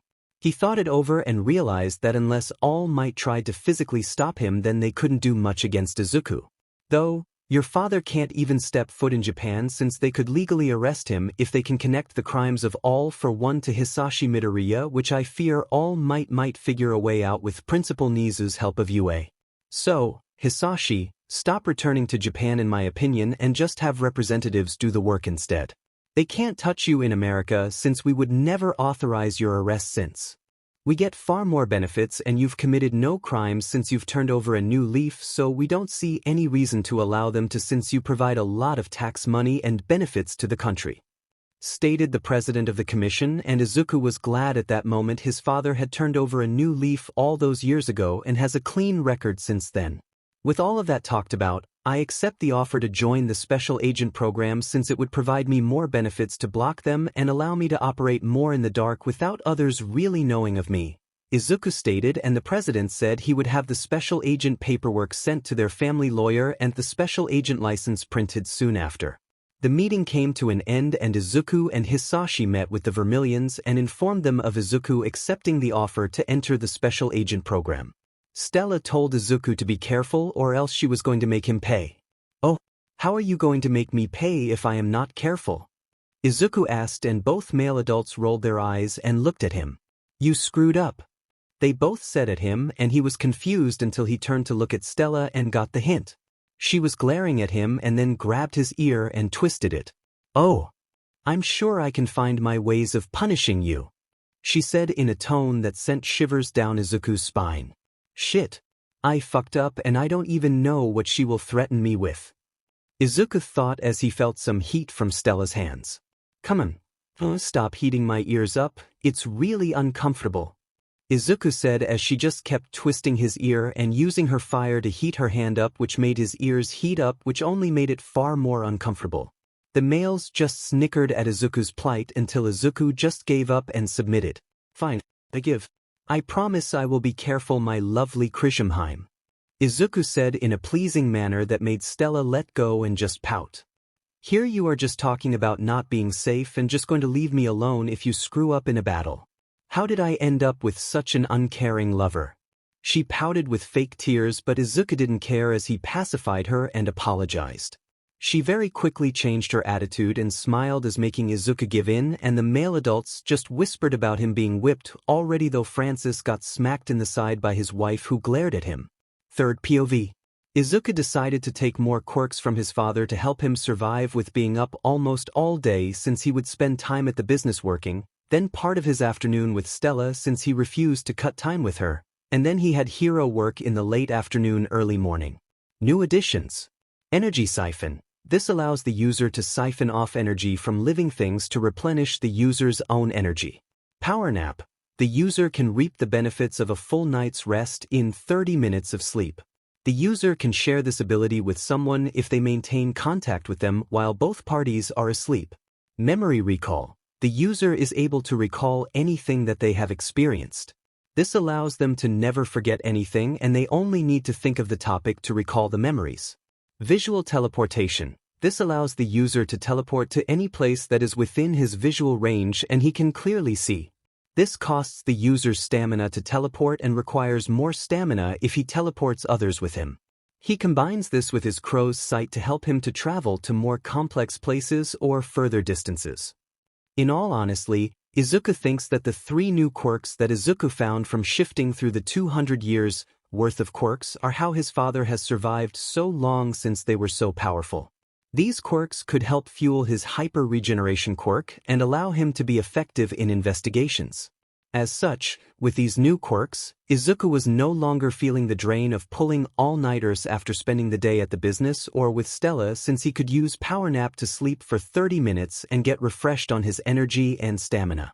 As the months had passed, Izuku had now turned 13 and he had handled a lot of small-time criminals that he had encountered throughout the city since becoming a hero. However, it seemed like today was going to be a troublesome day in Izuku's opinion. As he was moving throughout the city, he had sent all of the crows that he controlled out to scout all the areas around him. About 3 hours into his patrol and it was now 4 a.m. Izuku was alerted by one of his crows that some weird creature was spotted attacking in the area around Times Square. Izuku quickly headed off in that direction because the person or thing that was fighting the other heroes and police was not going down easily even though they were hitting it hard with quirks and bullets. It had easily lifted a tour bus and tossed it into a building, damaging it. Izuku arrived on site via visual teleportation and landed on one of the shorter buildings in the area. Izuku watched the movements of the creature and could observe that it had a brain sticking out. However, that isn't what freaked Izuku out the most. A feature of All for One is more or less gaining a quirk vision view where they could see quirks inside of a person if they switched to that visual view. It turns everything black except the said quirks, and Izuku saw around 10 quirks all mangled together inside of the creature and couldn't tell what they were. Izuku dropped down and landed on a stoplight behind the heroes and police. An officer turned around and saw him and was about to ask who the hell he was since Izuku wasn't really known even in the underground hero's eyes, but before he could, Izuku gathered all the shadows in the areas and created a vortex of whips to surround the creature, locking it into position. Even though it was locked down, it kept struggling and trying to break free of his grasp. Everyone was shocked that the creature had just gotten stopped and looked at where the officer was talking to and saw Izuku in his outfit with his fox mask on. Izuku pulled out his normal hero license and showed it to the police officer, whose eyes widened. Most of Izuku's information was hidden since he was registered as an underground hero currently, so it only showed his hero name and authorization to act. Thank you, Pro Hero Hunter. We were having trouble stopping it until you arrived. The officer called out, letting everyone know he was indeed a pro hero, though they wondered why he was so short. Izuku took his license back and moved towards the creature and examined it. It really does have multiple quirks that are butchered together. I don't even know if I could pull those quirks out of it. Someone did this without all for one, which means someone has figured out how to create weapons with multiple quirks. That is very bad. Izuku thought as he pulled his cell phone out. As he did that, he summed the shadows a bit more and crucified the creature so it can't move anymore.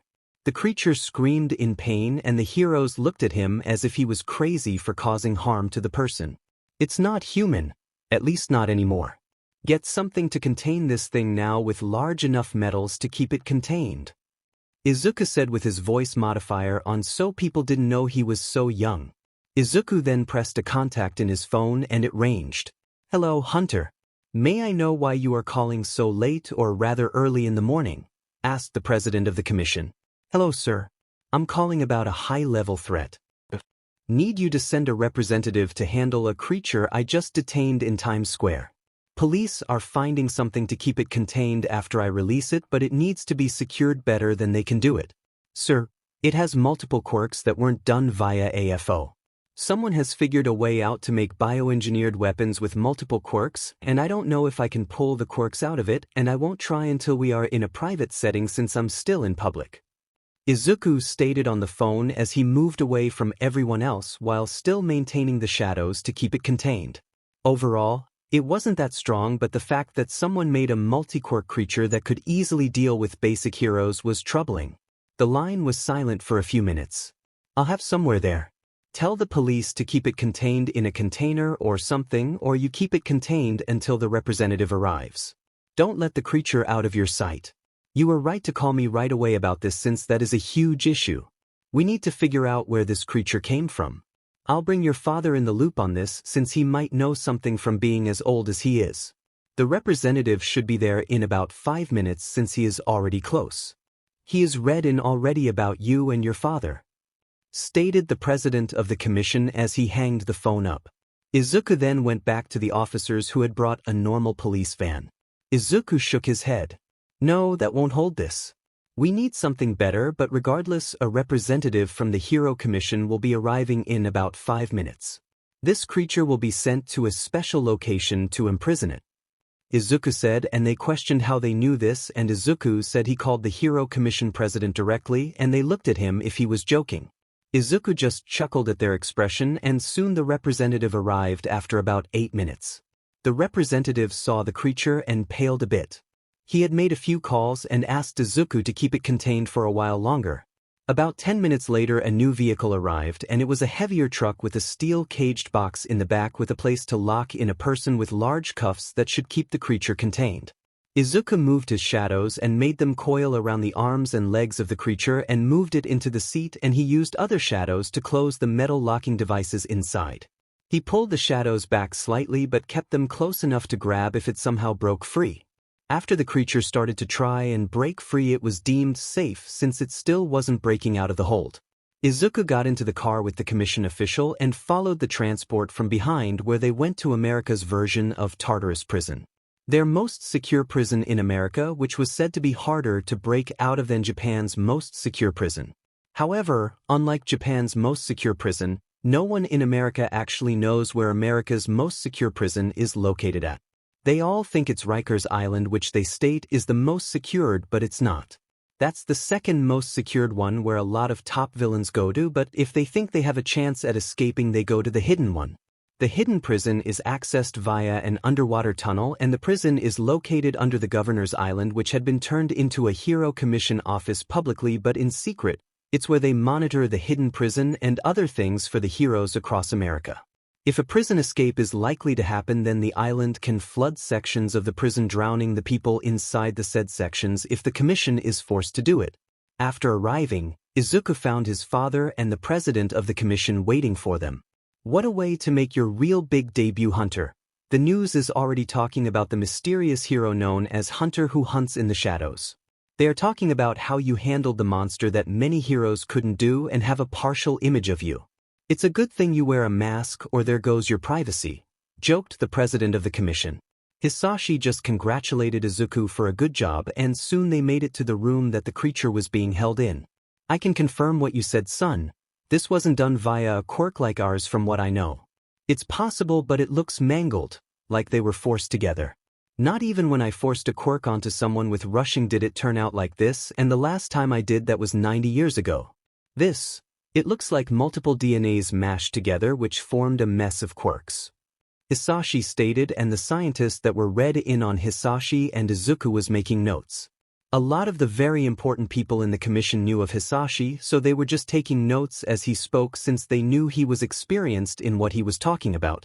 Izuku then touched the create and tried to remove one of the quirks, but it just ended up breaking apart and destroying the quirk. Interesting. I saw that happen.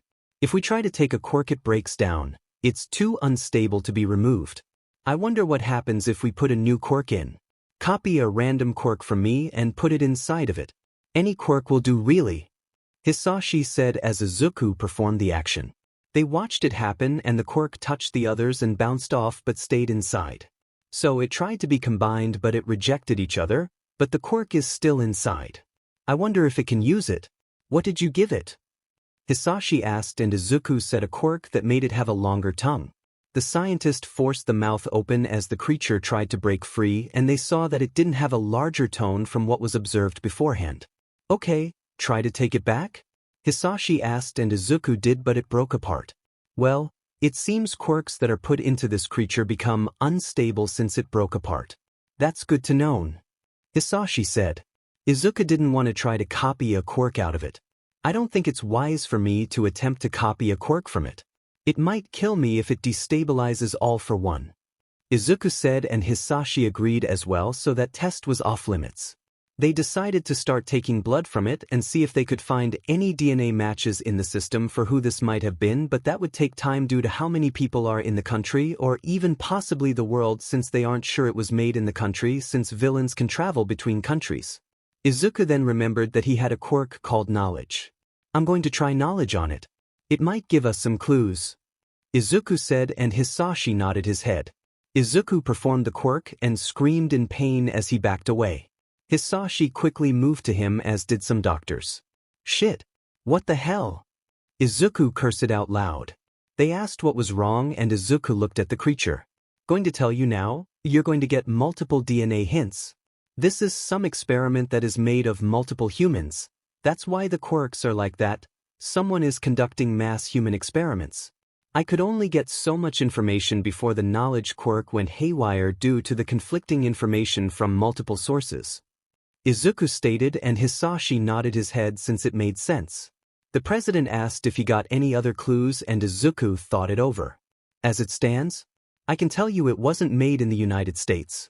Before I got cut off it seemed like it was about to show a foreign name for the location where it was made.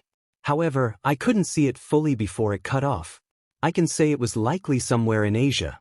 We can likely limit it down once we get the DNA hits back. Izuku stated and they all nodded their heads. They could only wait and let the scientists do their work. Izuku though was having a migraine from the knowledge quirk going haywire. Dad, do you got a quirk to help with migraines? Izuku asked and Hisashi nodded his head. Izuku copied the quirk which was called Clear Head. This allows the user to negate any issues with their mind or issues revolving around their brain. Quirk list. Advanced All for One. Birth quirk. This allows the user to copy, take, give, and combine quirks.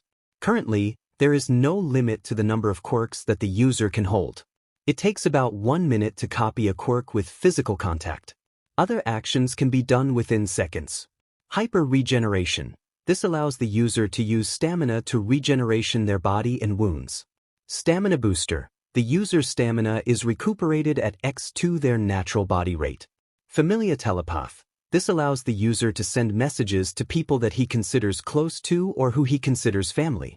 Geolocation. This allows the user to acquire the general location within 100 feet of a person that they are thinking of. Crow. This allows the user to communicate and order crows to do his bidding. Izuku could also connect his mind to the crows and see through their eyes. Though if the crows don't like him then they can break free of his control through sheer willpower, though it's unlikely of it working. Knowledge. The user absorbs the knowledge of things once they come in contact with it. Ideally, if they touch an apple they know where it was grown from and what type of apple it is. Shadow Master, combined quirk. Pitch Black and Shadow Minion. This allows the user to materialize any shadows with varying strength and form it to meet their needs. The user could make items like whips or weapons, clones made of shadows, wings out of shadows, or anything else that their mind can imagine. The user can even travel via the shadows since he is one with the shadows. Pitch Black. This allows the user to control shadows, and the darker the shadows under control, the stronger they are. Shadow Minion. The user is able to control their personal shadow and make it materialize as a physical form. Shock Absorption. This allows the user to take kinetic energy and absorb it into his body and use it to boost their own strength. Velocity. The user can steal the kinetic energy from people and objects in motion to gain more speed while slowing the person or object down due to the stolen energy. Double Strength Booster. Grants the user of the quirk a doubling effect of their natural strength. The stronger the individual's body is, the stronger the doubling effect is of their strength. Color Changer. This quirk allows the user to change the color of any hair on his body and allows him to change the color of his eyes as well. New quirks that Izuku added to his stockpile. Warrior Replication. This allows the user to learn the fighting styles of others at a faster pace and adapt the fighting styles into one overall compact and efficient fighting style. This provides an overall edge in battle if the user engages in close quarters combat. Null. This allows the user to negate the effects of other quirks upon himself if he decides to have it active. ID. A lie detector quirk wouldn't work on him and ring as true if he had it active. Pain Negation. This allows the user to lower the amount of pain they feel from injuries and allows them to push through during a battle. It can be turned on and off at the will of the user so they can make sure they aren't missing a wound that needs to be taken care of. Though the Hyper Regeneration takes care of Izuku's wounds. Mental Restoration. This allows the user to restore an individual's mental state and repair damage to their brain. Energy Siphon. This allows the user to siphon off energy from living things to replenish the user's own energy. Power Nap. The user can reap the benefits of a full night's rest in 30 minutes of sleep. The user can share this ability with someone if they maintain contact with them while both parties are asleep. Memory Recall. The user is able to recall anything that they have experienced. This allows them to never forget anything, and they only need to think of the topic to recall the memories. Visual Teleportation. This allows the user to teleport to any place that is within his visual range and he can clearly see. This costs the user's stamina to teleport and requires more stamina if he teleports others with him.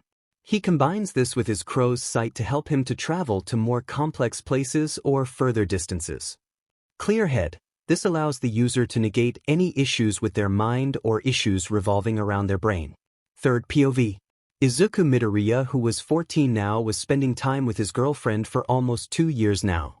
Izuku was so happy that he had followed the scream that day all those years ago and had found her. She has made him start loving himself more and decreased his self-hatred issues. Izuku, even after years of being with his father, still had self-hatred issues due to his green hair and green eyes that reminded him of his mother, but after a while with Stella's help, Izuku's issues had decreased due to her positive reinforcement. There are some days where they make reappearances, but Izuku was doing much better and Stella always made sure to support him whenever she knew he was having issues. Most of his mental issues had been addressed since Izuku had made his appearance in Hisashi's life at the age of 9, and Izuku knew he would never replace his father ever. Izuku could see the light and day differences between All Might and Hisashi. Even when he was busy, Hisashi always made time for Izuku when he asked for it. Izuku has also spent time helping Stella train, and Hisashi has even helped her. This caused Stella's experience and skills to skyrocket. Her quirk overall was a complex one but also an extremely powerful one after being put through the ringer by Izuku and Hisashi. Stella's quirk Phoenix Queen had evolved somewhat under the pressure that the Midoriyas put her through.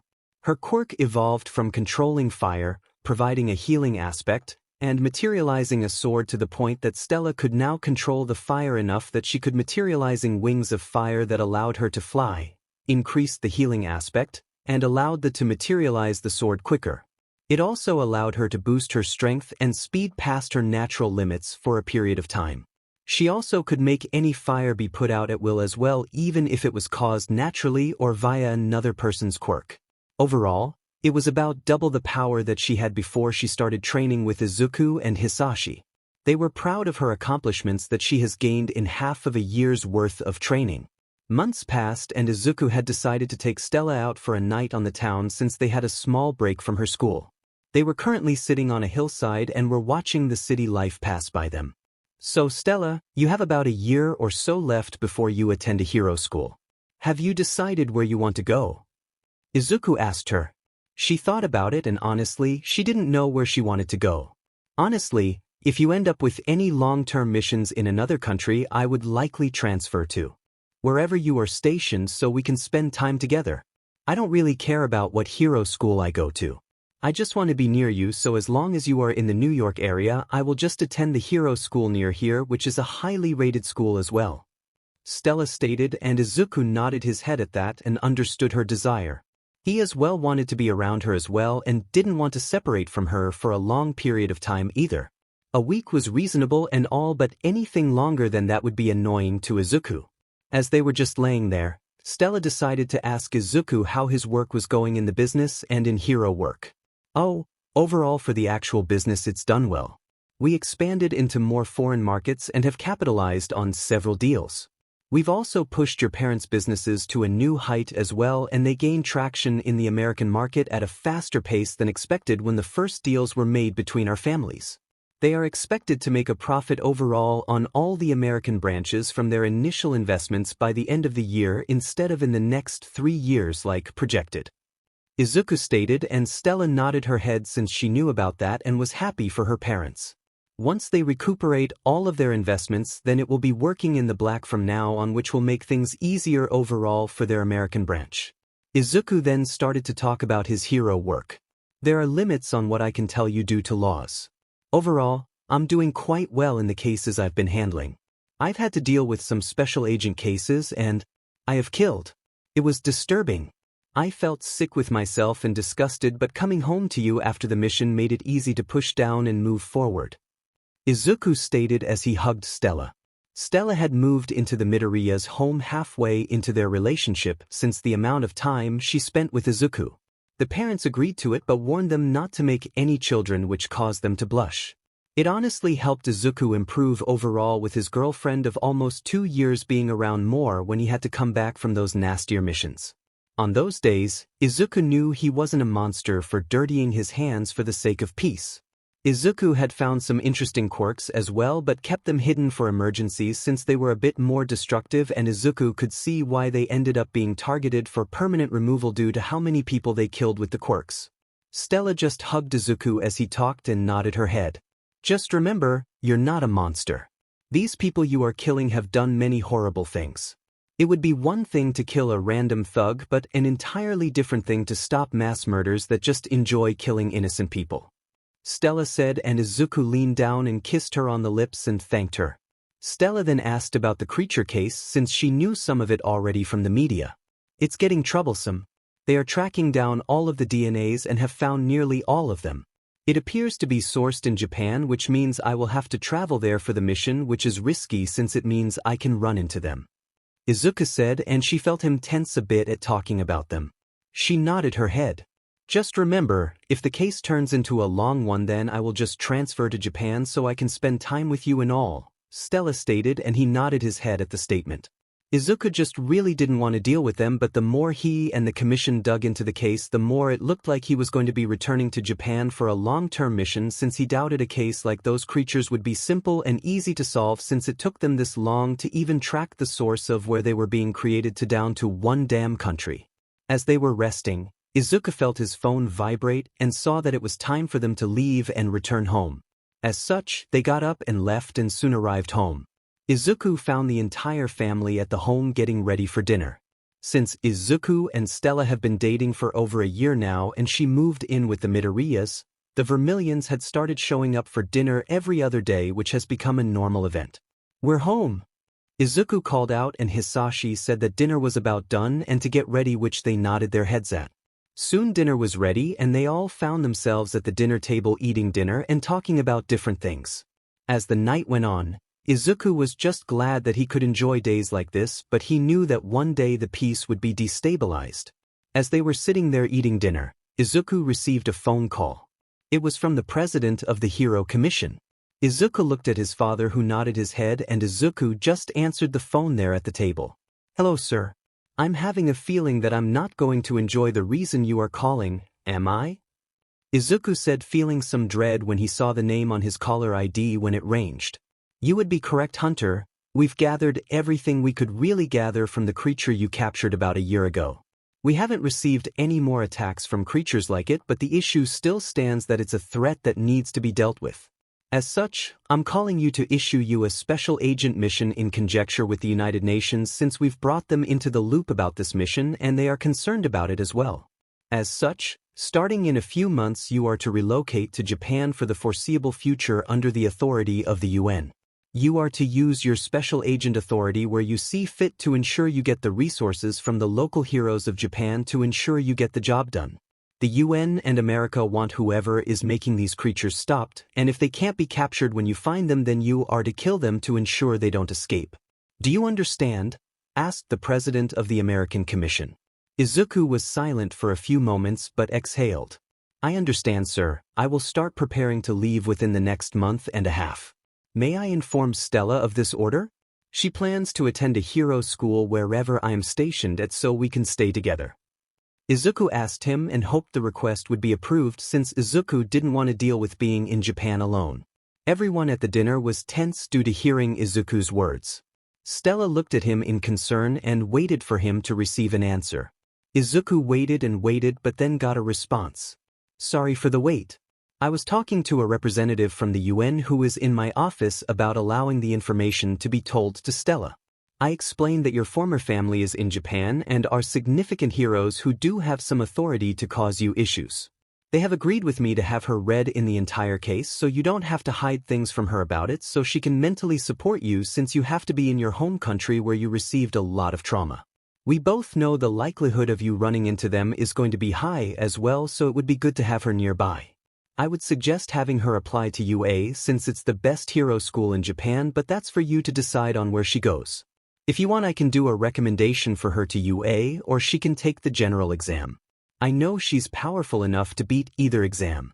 The president of the commission stated, and Izuku thanked him. Izuku then looked at Stella. "I'll let Stella know of your offer to recommend her to the UA hero course in Japan and our plans to move to Japan for the foreseeable future," Izuku said, so she would know the location of where they were going. "I'll reach out to you in a few days with the decision since I know the paperwork for UA will need to be sent in soon," Izuku stated. He talked a bit more before ending the call. "So, yeah, looks like we are going to Japan if you still want to go with me since I'm being stationed there for the foreseeable future?" Izuku said as he looked at her, and she just quickly responded. "Of course I still want to go with you. I without a doubt will go with you no matter what now, since you have to be near your previous family now. I can already foresee the future headaches that you are going to have now," she stated, and Izuku nodded his head. "Old man, would you mind buying me a property in Japan? Actually, let's put it under Stella's parents' name or something, so if they do figure me out they will have some trouble tracking me down," Izuku stated, and they all nodded their heads. "That is a good idea. Anything to delay them finding you will be helpful. I think it might be a good idea to also buy a gated house so they can't just walk up to the house and have to go through a fence and a gate. If they go over it, then they would be breaking and entering, and you could cause legal issues for them as well," Hisashi stated, and Izuku nodded his head at that idea. Izuku really didn't want to deal with those people, but he knew he would likely have to no matter what in the end. Stella just rubbed his back and told him that she would support him and help him, which Izuku responded with a kiss, causing her to blush hard since it was in front of their parents. Third POV. It has been about a month since Izuku had received the phone call from the president of the commission in regards to his new orders. Stella had finished the schooling that she needed from her middle school and had tested out of it. They also decided that it would be a good idea for Stella to also test out of her high school education, so the only thing that she needs now is the actual hero course education system. The reason that they did this was to ensure that she had as much free time with Izuku that she could have. They didn't know what exactly UA would do with her free time during that day since she wouldn't need the classes, but they assumed that Nizu would likely put her in advanced classes like he has done so in the past with students like Stella that have passed through his halls. Izuku had looked around on the internet with the parents. They have even contacted a real estate agent in Japan and gave them a list of what they were searching for in their new home in Japan and the rough area where they wanted it to be. At first, the real estate agent thought they were being pranked since it was a foreign caller making the request, but soon realized they weren't kidding and got to work quickly. Outside of that, Izuku had talked to their parents and had to listen to threats from Francis Vermilion. Francis was threatening Izuku and telling him that he better take care of his daughter or else. Izuku was reaching his limit on listening to his threats and had snapped back. "Oi! You think I am going to let the future mother of my children get hurt or mistreated?" Izuku snapped out after listening to so many words of his. The room was silent until Izuku realized what he said and decided to hide his face in the couch pillow. "God, kill me now." Izuku groaned out as the adults were all laughing at him. "Oh, already planning marriage now are we?" teased Stella's mother, and Izuku groaned until he heard a squeak from behind him and he turned around to find Stella returning from finishing her last day at the school. She was bright red from what she heard, and Izuku groaned again and hid his face in the pillow. "Stella, you heard all of that, didn't you?" Izuku asked, and she nodded her head. Izuku rolled his eyes and pulled her down onto his lap. "Well, I mean it. When we get a bit older I will propose to you, okay?" Izuku said, and she nodded her head while in his lap with a large blush. Izuku was also flushed red as well since he had said that in front of their parents. Stella's mother just said she approved of it while Francis rolled his eyes and grumbled out approval. Hisashi was just laughing at his son the entire time, which earned a glare from Izuku. As they all calmed down, Izuku looked at the message on his phone that he received. "Seth got back with me. The paperwork for the new home in Japan was finalized. It's been put under the Vermilion's name. It's a home on the coastline of the Shizuoka Prefecture. It's about 30 minutes away from the school via train and 10 or so away via car.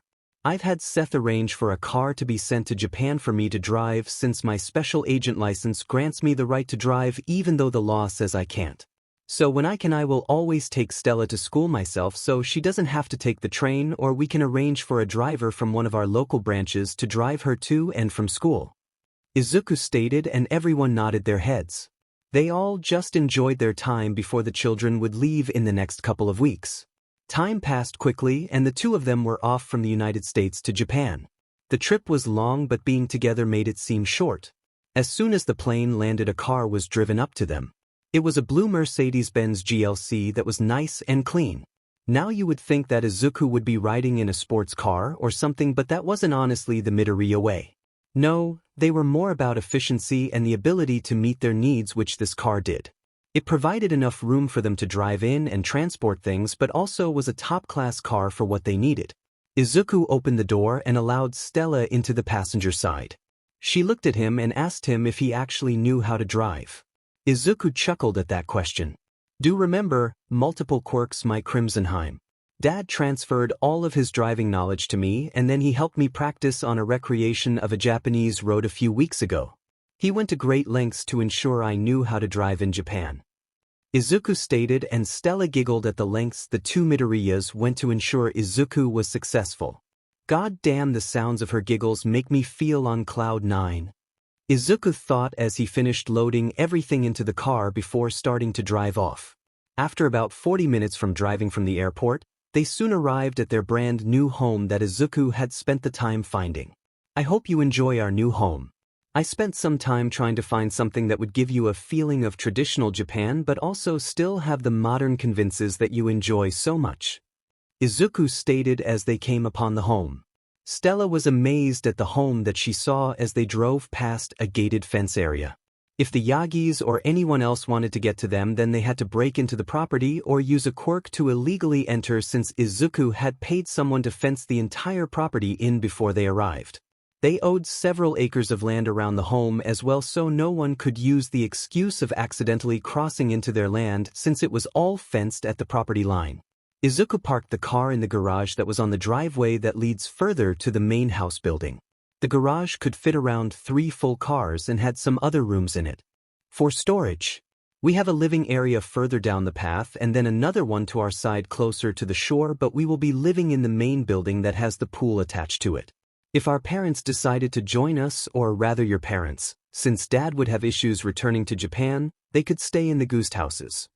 Izuku stated as he pointed out the 2 other buildings that were on the land that they owned.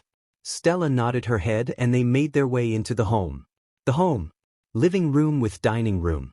Kitchen. Outside kitchen, dining table and open-air pool.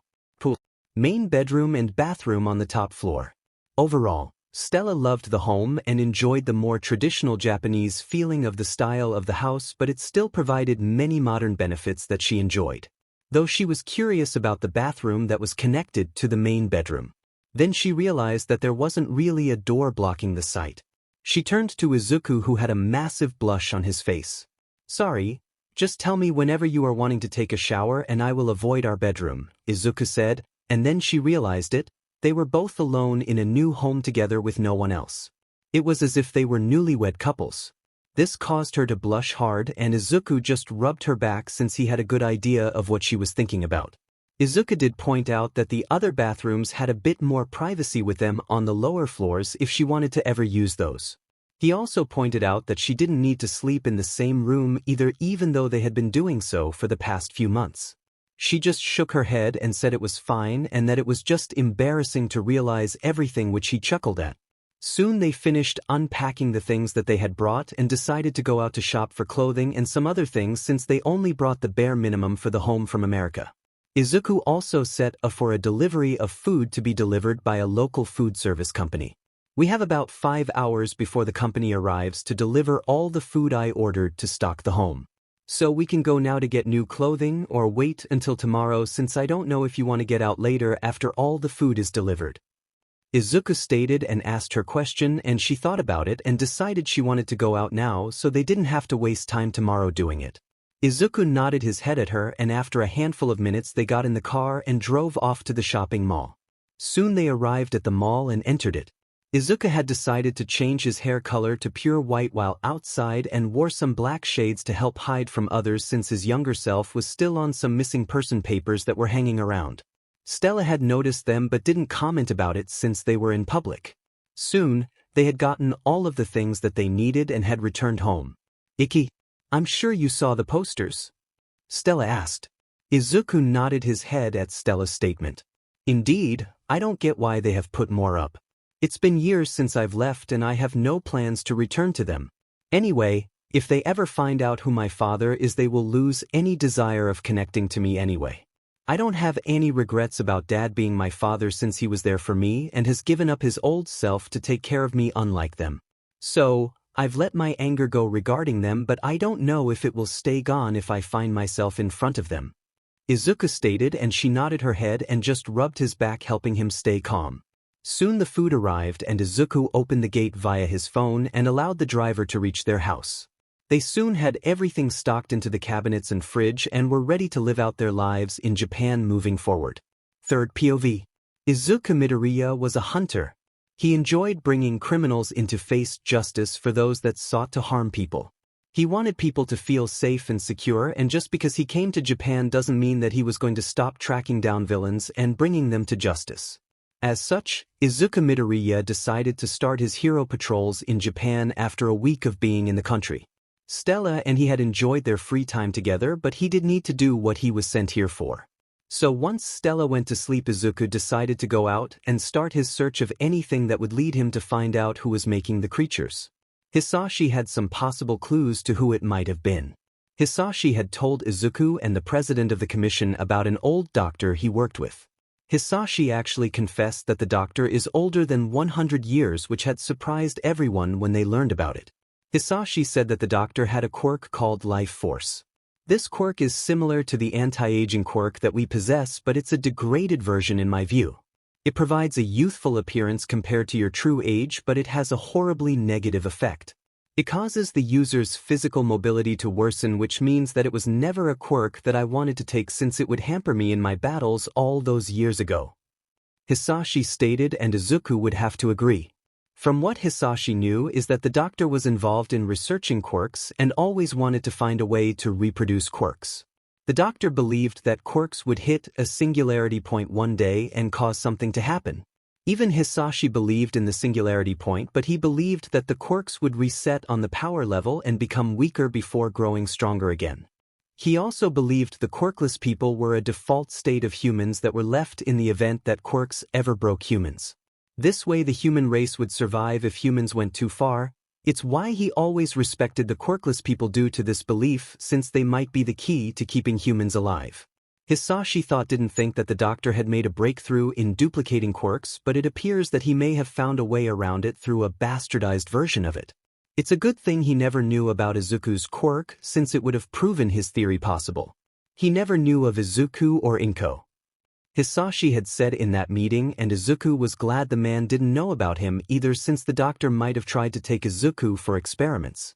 Though, regardless of Izuku's personal feelings towards the doctor and his past work for his father, Izuku knew he would arrest the man since the man was a threat to the world with his experiments. At least I have a point of reference to start searching for, Izuku thought as he was jumping from roof to roof during the night. As he was moving through the city, he noticed someone following him. He used his crows to keep an eye on the individual and cursed when he realized who it was. Well, I didn't think I would run into someone from my past so soon. Izuku thought as the person that was following him was none other than Eraserhead Aizawa Shoyuta, who was Izuku's uncle. Izuku came to stop on a roof edge and waited for Eraserhead to get close to him. Eraserhead came on the roof and slowly walked towards Izuku. "Hello, Eraserhead," Izuku stated, which caused his uncle to tense. "Oh, you know of me?" Eraserhead asked, prepared to attack. "Indeed I do. You are quite a good underground hero. Apologies for disturbing your patrol routes, but I am here under assignment hunting an organization down," Izuku stated, and Eraserhead was confused about who this individual was. "Who are you?" he asked, and Izuku chuckled. "Not a surprise you don't know me. I am a hero from America after all. I am the shadow hero, Hunter," Izuku stated as he jumped off the roof and disappeared via his shadows. Eraserhead came to the edge and saw him gone and cursed. "The shadow hero, Hunter? He sounded young though," Aizawa stated as he decided to move on with his patrol. Izuku then came out of the shadows and watched his uncle move away. "Well, I handled my emotions quite well for seeing him, but he didn't really cause me issues.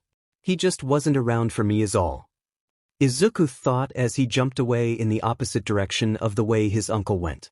Soon, Izuku went through several small-time criminals and questioned them if they knew of any organizations engaging in human experiments, since he didn't want to say the doctor's name and give his hunt of him away if he somehow had a way to keep watch on people that knew about him. So far Izuku had struck out the entire first week of hunting, but he expected that in all honesty and would need to expand his search zone slowly but surely until he got a lead.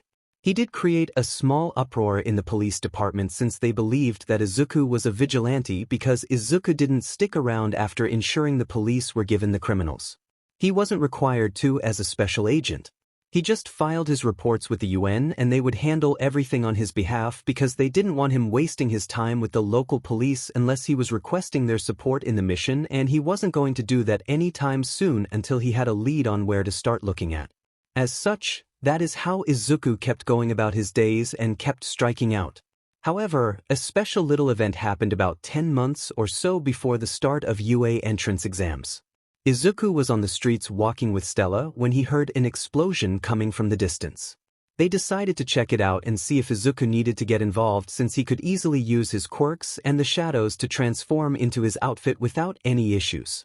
As they approached the area, they saw none other than one Bakugo fucking Katsuki in the hands of a villain that was trying to kill him while using him to destroy some buildings around them.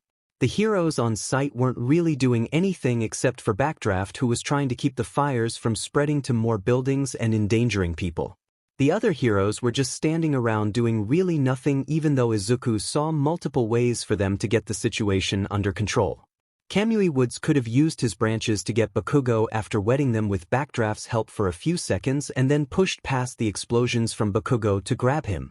Mountain Lady could have leaned down and picked the villain up. Of course, she would get some damage from Bakugo's explosions, but it would put an end to the fight. Death Arms could have moved to the top of the buildings and looked for a chance to jump down and attack the villain. They could have thrown something into the villain's eyes, causing a gap in the attacks since he would be blinded for a bit and couldn't attack or redirect Bakugo's arms to attack others. However, they were not doing any of that. Instead, they were just standing there letting the idiot die.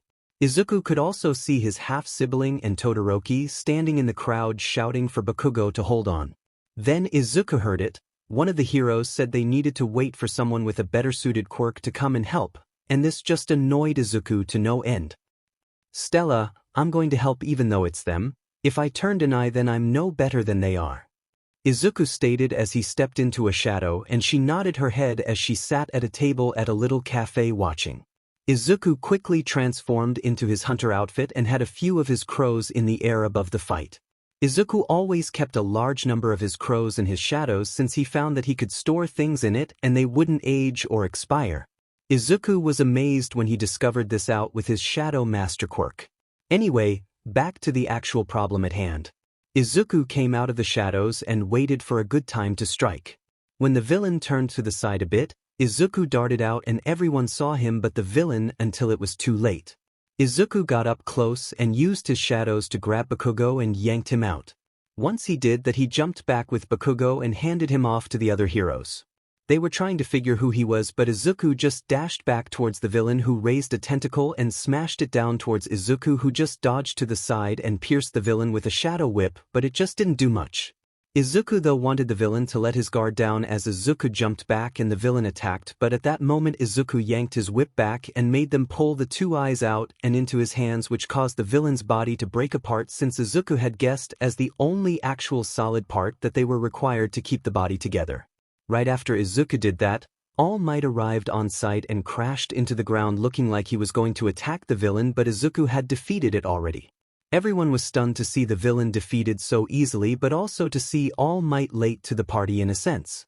Izuku just rolled his eyes under his mask, though none of them knew that. Izuku handed the villain's eyes to the police officer, who was about to ask who he was, but Izuku just disappeared into the shadows near them. Everyone was shocked and stunned. Izuku then came out of the cafe and sat down with Stella without anyone even realizing he came out of thin air, since he exited the restroom from inside of the building, which made everyone none the wiser. Stella rolled her eyes at his dramatic display and Izuku just chuckled. The two of them sat there as the heroes and police were looking around for Izuku, but they couldn't find him. Even All Might saw no signs of where Izuku went, so they had to give up. "You know they are going to assume you are a vigilante, right?" Stella said, and Izuku nodded his head. "Doesn't matter, whenever they try to arrest me for it, I just need to show my hero license. I have both on me, and I will show my basic one first before the special agent one, since both have all my information blocked out except my hero name and ID number," Izuku stated, and Stella just nodded her head. Izuku asked her if she was ready for the UA entrance exam, since she decided against doing the recommendation exam. She wanted to show off her own strength and not be told she got in due to connections or money. "I'm ready as I can be, but I'm going to keep training with the 10 months or so that we have left. If you have any time, could you help me get a bit better?" she asked him, and he nodded his head. "I will always make time for you, my Heim," Izuku teased, and she blushed a bit and smacked his side, which just earned a laugh from him. Both of them got up and soon left the cafe, since they decided it was time to return home for the day. As they walked away, they ended up walking right by All Might in his skinny form, Izumi Yagi, Katsuki Bakugo, and Shoto Todoroki, who all didn't realize that it was Izuku but tensed up when they all thought they heard Izuku's voice but couldn't see him anywhere, since Izuku and Stella had already disappeared in the crowd. They all talked to each other and confirmed that they all thought the same thing. Izuku Yagi was just near them and they didn't even notice. Third POV. Over the next 10 months before the UA entrance exam, Izuku had spent a lot of time helping Stella train while he did his work on the special agent case at night. However, he was honestly astonished by the display of her abilities and combat learning speed, which has only gotten better over time. Izuku had realized that even with all of his quirks, that she was one of the best people capable of fighting him or his father in a battle. The reason he believed this was due to how fast she always improved and the fact that her quirk provided her multiple benefits that could disable them. Both Hisashi and Izuku relied on their healing quirks to get them back up and going, but she is capable of producing fire hot enough to cauterizing their cells quickly. She's a close combat person but also a long-range combat individual, which provides her the ability to fight them in multiple different ways, and her quirk also provides her a healing aspect that would make her last against them. Though, Izuku said capable of fighting them in a battle and not defeating them in a battle.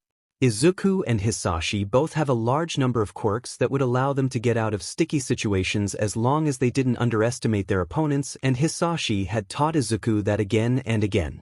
Hisashi had reminded Izuku that even though he was stronger than All Might, he suffered a defeat at his hands since he had let his guard down and underestimated his opponent.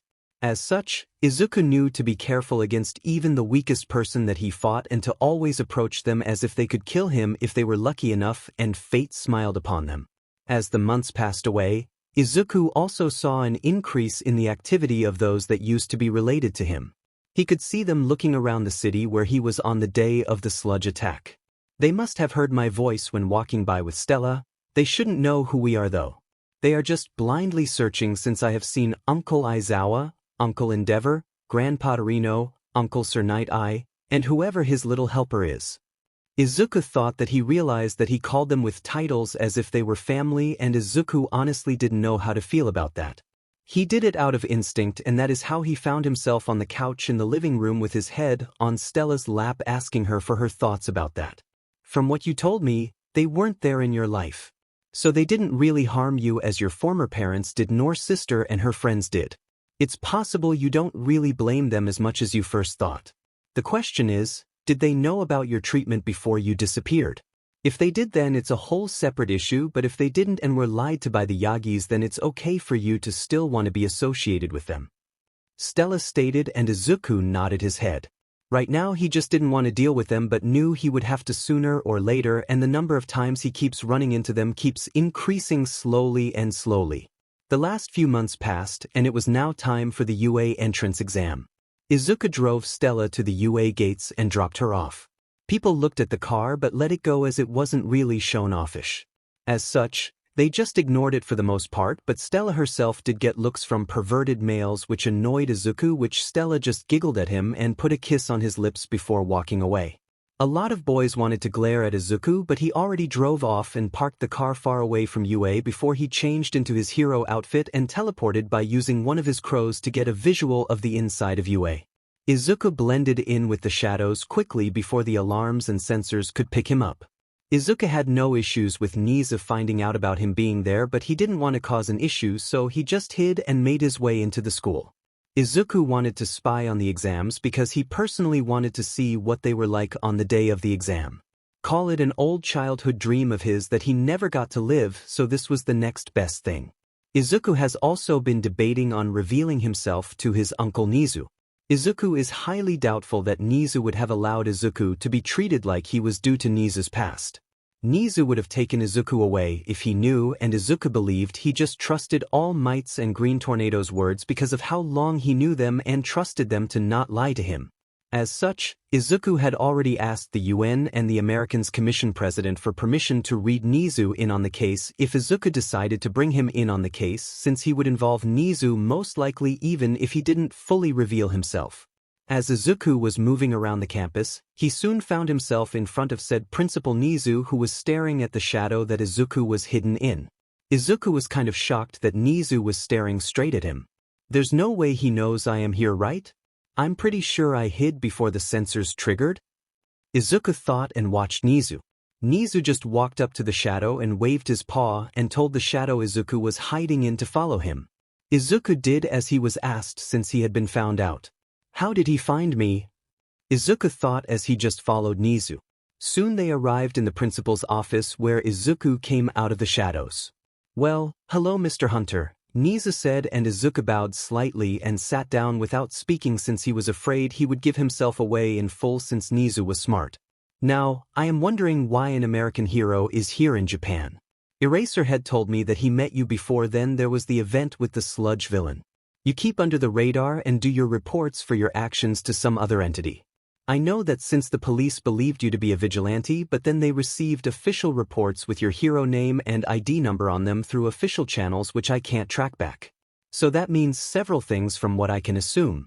1. You're wanting to keep a low profile as best as you can, but you don't mind getting involved in other matters. And 2. You have some primary mission you're meant to complete here in Japan that warranted you to come here. Nizu stated, and Izuku nodded his head. Nizu observed Izuku and noticed how he never spoke in front of him. He's not mute since Aizawa said he spoke, so I must know him and likely could figure out from his voice even if it's modulated via the voice changer. Nizu thought as he sat there. Interesting. Would you mind telling me if the mission involves UA since I found you on my campus? I would like to prepare for any threats you might know about that would attack here, or if I have a mole or something if you are hunting an individual down. Nizu asked, and Izuku shook his head and wrote down that the case doesn't involve UA and that he was here for purely personal reasons since he didn't get to attend schooling past elementary and had tested out of all of his education a few years ago before becoming a pro hero. Izuku wrote that it used to be a dream to attend UA when he was a child, but it never became reality due to his situation in the past. Nizu thanked him for letting him know the reason and offered him a view from the control room with all of his staff, which Izuku accepted since he didn't have to hide in the shadows. Unknown to Izuku, though, he would run face to face with his past much harder than he thought he would. Though, while they were walking, Nizu had been making connections in his mind to all the information he had. He's young, really young based on the note and height. He's tested out of all schooling, so he's gotten his high school degree. He said he wanted to attend you. Nizu thought, but was cut off from his thoughts since they had arrived at the control room. The sad thing is he was close to putting Izuku's identity together from all the small clues he had due to his high-spec quirk, but switched the train of thoughts due to arriving at the control room and needing to be ready for it. Izuku thought was freaking out because the moment he entered the room it was filled with people that could recognize him. Endeavor, Sir Night Eye, Eraserhead, Gran Torino, Recovery Girl, and Nizu were all in the room with the other staff of UA. They all looked at him, and Eraserhead stood up a bit on guard when he saw Hunter. Nizu waved him off. Everyone, this is an American hero who is just visiting campus. He's here in Japan on a mission that is unrelated to us but wanted to watch the exam, so I've allowed him in here. Please treat him with care. Nizu stated, and they all nodded their heads. Some tried to talk to him, and Izuku wrote out responses that confused Aizawa, who questioned him about it. Hunter, the last time I ran into you, you were completely able to talk, so why aren't you now? Aizawa questioned with a raised eyebrow. Izuku just didn't know what to say, so he shrugged his shoulders. Then, that is when Izuku tensed up as the door opened, and in came Green Tornado with all might. Fucking shit. What are they doing here? Izuku thought, and then he realized Izumi Yagi, Katsuki Bakugo, and Shoto Todoroki would all be taking the exam today, and he had forgotten about them. Oh dear God. That means my Heim will have to deal with them. That's just fucking fantastic. Izuku thought, and Nizu noticed how Izuku had tensed but put it aside in his mind for now and would come back to it later. All Might greeted everyone and had powered down, not realizing Izuku was in the room since he just blended in with everyone. All Might, you idiot, we have a guest with us. Endeavor shouted out and pointed to where Izuku was sitting. All Might freaked out and didn't know what to do. Izuku, though, was enjoying the show. Take that, you asshole. I am so enjoying the sight of you freaking out. Izuku thought in his mind as Nizu called him. Izuku turned his attention to Nizu, who wore a serious expression. Hunter, may I ask a favor of you and ask that you keep this quiet? Nizu asked, and Izuku wrote out that he would keep silent. They don't need to know about me already knowing it. Izuku thought since it would be a good thing to have it a favor from Nizu that he could cash in later on. Like helping me keep them off my back if they ever find out the truth of me. Izuku thought in his mind. Soon they all calmed down, and All Might tried to start up a conversation with Izuku, who just flat out ignored the hero and didn't even write out responses. Everyone noticed it but didn't comment about it and just kept watching the exam going on. The written exam had finished and all of the students were in the auditorium listening to Present Mike talk about the physical portion of the exam. One student got up and pointed at Izumi and told her to stop muttering. Oh God, I hate the fact that we share that. Izuku thought since he knew he got it from his father, and Izuku realized that he had passed it on to his half-sibling. Soon, they all went to their separate exam sites and Stella wasn't with any of his past individuals, so Izuku was happy about that. The exam soon started and Stella, being trained by the Midoriyas, knew to dash off right away as the gates opened. This led her to get about a full minute's worth of time being able to fight the robots before the others were told to go by Present Mike. "There is no go in the hero world," he yelled out, and they all got running. Izuku just chuckled in his mind at all of them. About half of the time had passed and Stella was topping the charts in points. She's even received a few rescue points from destroying a robot that was about to attack another person from behind. The people from Izuku's past, sadly, were doing good and would end up passing. They were all high-ranked, but Stella had far more points due to her abilities. Then Eraserhead spoke up. "I want the girl called Stella Vermilion. Overall, she's amazing, and if she ever loses control of that powerful quirk for some reason, then I can stop it easier than Vlad could. Overall, I doubt she needs quirk training, but heavier focused on quirkless combat since she seems to be far more quirk-reliant, and then she needs the training in the other aspects of being a hero as well."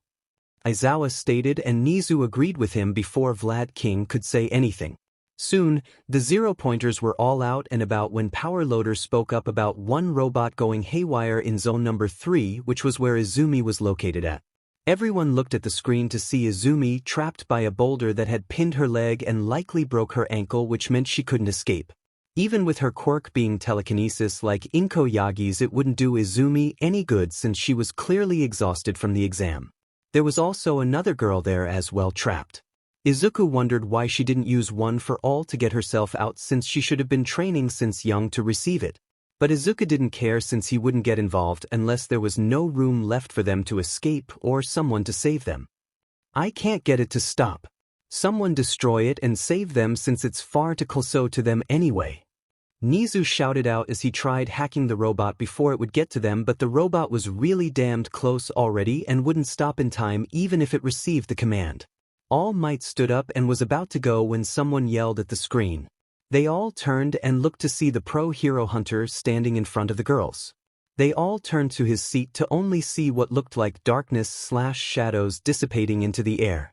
They all wondered how he got there faster than All Might, but didn't care as they watched the scene since it would be too late for All Might to get there anyway. Down at the robot, the girl and Izumi were screaming for help when Izuku appeared. He looked at her with his quirked vision using All for One and did indeed see two quirks inside of her.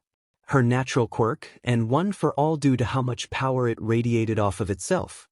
He knew it matched what All Might still barely had inside of himself as well. Izuku then turned back to the robot and raised his hands and arms.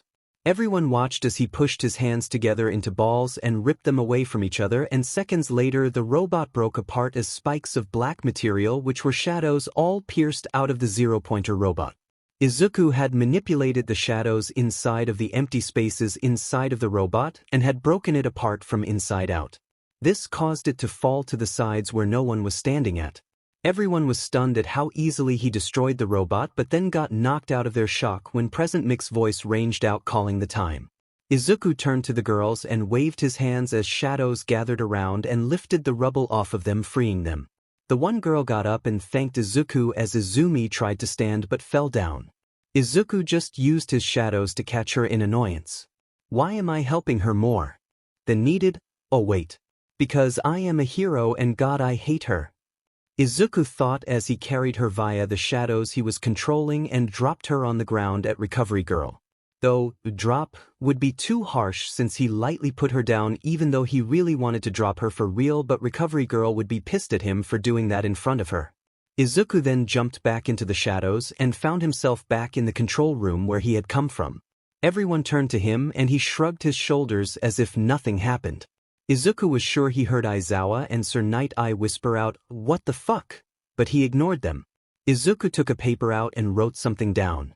He wrote a message to Nizu that said he would likely bring him in on a case in the coming month or so since he might need help tracking a large threat down that he would rather get done sooner rather than later. Nizu nodded his head and said he would be waiting to hear from him about the potential case. Izuku waved and then left them all in the room. "Okay, are we going to talk about how weird he is?" Present Mike stated as he sat in his chair. Some staff nodded their heads, but Nizu spoke up. "I'm sure I know him from somewhere. It's the reason he didn't talk, like Aizawa pointed out. Hunter was sure I would figure him out and he's determined to keep his identity hidden for some reason. It might be a part of his mission requirements. Anyway, I know he's the same age as our incoming freshman. Nizu stated, and everyone was in shock. Sir, are you sure? All Might asked, even though he and Inko weren't really popular with the staff due to their issues regarding their missing son that they all knew about. I'm sure. I've gotten some clues from a talk I had with him in my office. He wrote out that the case doesn't involve UA and that he was here for purely personal reasons since he didn't get to attend schooling past elementary and had tested out of all of his education a few years ago before becoming a pro hero. Hunter wrote that it used to be a dream to attend UA when he was a child, but it never became reality due to his situation in past. Then we have the fact that he doesn't speak in front of me, which means I can identify him. He's really young, but I wonder who Hunter is. Aizawa, you've run into him before at night since he seems to operate mostly at night. Keep an eye out on him. I might end up in a battle with America over Hunter. I have multiple theories and it's possible he's in a safe situation, but I just want to be careful. If he ever asks any of you for help on something, please accept his request if you can, since I want him to trust us and reach out to us if he needs help. Nizu stated while he was still trying to figure who Hunter was. He indeed had multiple theories, and one of them was that Hunter was Izuku Yagi. The reason he thought this was due to the fact that Izuku disappeared during elementary. Hunter said he never finished past elementary and had tested out. Hunter said he wanted to go to UA like Izuku did, and both had issues in their childhoods. Hunter was also likely the same age as Izuku Yagi, which meant there was a 40% chance in Nizu's mind with the current information that Hunter was Izuku Yagi, but there were many questions of how Izuku got to America and became a hero if it was indeed him. All of the Hunter's information is blocked by the American government. Only his hero name and ID number are available, which means they are wanting to keep his identity under wraps. Nizu thought as he dismissed everyone to get started on their work. While they were all doing that and Izuku was freaking out. I really gave up too much information. Uncle Nizu likely has a lot of guesses of who I am and likely has already figured me out. God, why does he have such a big brain? Izuku thought since he just prayed Nizu would keep silent on his identity for now and just asked in private instead of sending a manhunt for him. Though, outside of Izuku's freaking out, Izuku arrived in front of UA right as Stella walked out. She got into the car and they drove off and went home for the day where they would relax and wait for her results in 2 weeks. Third POV. Even though Izuku knew that Stella had placed first in the hero exam and first on the written exam, Izuku decided to tease her about if she passed or not. Izuku was having fun up to the point that she threatened to kick him out of their share master bedroom to the couch. Okay, I am sorry. Izuku quickly apologized and was on his knees since he knew he wasn't allowed to go to any of the other rooms to sleep and had to stay on the couch or she would just extend the time limit. He's ended up on the couch once before and it wasn't enjoyable. Izuku had gotten far too used to sleeping with Stella's warmth that he didn't sleep at all that night. He couldn't even fall asleep for 30 minutes, which would have granted him an entire day's worth of energy, but nope. Izuku just kept turning and tossing all night long since he didn't have patrol that day and he had eye bags under him the next morning. Stella decided to take pity on him and allowed him to cuddle up to her, which allowed him to fall asleep for long enough to activate Power Nap to grant him a full night's rest after he apologized for throwing her in the pool that day before. Izuku learned that once the threat came out about sleeping on the couch, then Stella was at her limit with him teasing her or whatever he was currently doing. It wasn't limited to just teasing her either. If he were doing something really idiotic, then she would threaten him with sleeping on the couch. It became an extremely powerful tool for him to use against Izuku, and they both knew it. So, would you like your results or wait for the next few days when it should arrive? Izuku asked and she decided to just wait, and that is what they did. The next few days passed and the results arrived at the P.O. box that they had registered in her name so that the school didn't know her exact address. It would provide one more layer of protection from them tracking them down if their connection got out. Izuku had stopped at it on the way home from an early morning patrol since he's noticed some decreases in villain activity and he decided to look into it, but he didn't find any of them. It was as if all the villains were slowly disappearing. Izuku placed the results on the table and had made breakfast for his Haim and woke her up once it was done. As they sat down and ate, Stella opened the results and Izuku's mood was ruined. "I am here to deliver the results," yelled out All Might as he was on the screen. Hello, young Vermilion. I am here to congratulate you on passing the written exam with 96%, which is the highest result in UA history. Stated All Might, and Izuku kissed her on the cheek. Good job, my Heim, Izuku said, and they kept listening into the device. Outside of the written exam, we also have the results for the physical exam. Once again, you scored first place in the physical exam with 192 points, which means you are 10 points higher than my personal record. This also means that you are the class representative for the entire first year's class. All Might stated, and then it provided more information like she was in class 1A. The projection soon stopped and they talked about the results. Izuku warned her that the people from her past were attending that school as well since he saw their results and the without a doubt passed. There was also the issue of All Might and Green Tornado teaching at the school moving forward. Izuku overall believed them working there would open the school to being targeted by villains that want to take shots at the hero's reputation, since attacking UA and All Might and not even succeeding would still be a hit to the hero's reputation. However, he wasn't going to reveal himself just to bitch them out over the idea of All Might working there. Stella, if something ever happens, then reach out to me via text.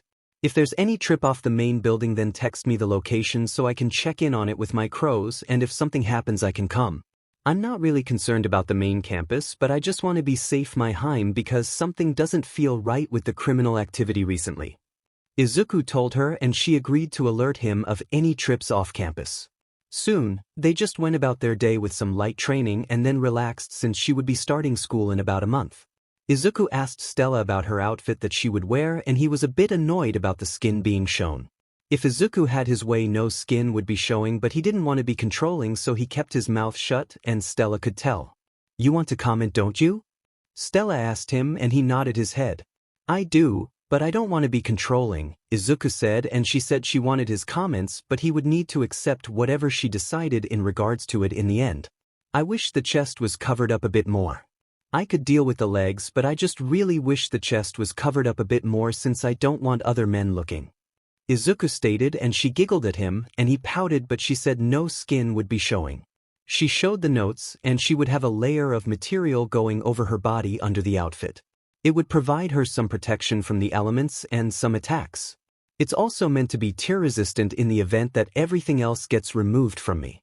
So even though it looks like the skin is showing, you need to look at the hands compared to the legs and chest. It's two different colors, but slightly. It won't be directly showing any skin in the legs or chest area, and only the lower arms. Stella stated, and Izuku said he was completely happy with that since he didn't see the notes about that. Izuku did make a comment about killing any perverts that dared previous on his Heim, and she just fell over on the couch laughing at that, which earned Izuku just pulling her onto his chest into a cuddle. Soon the start of UA had arrived, and Stella got up and dressed in her uniform, which Izuku admitted that he found attractive. She just jabbed him playfully in the side at his comments, but he just smirked and lifted her chin slightly and kissed her. Izuku wasn't in his hero outfit or anything today.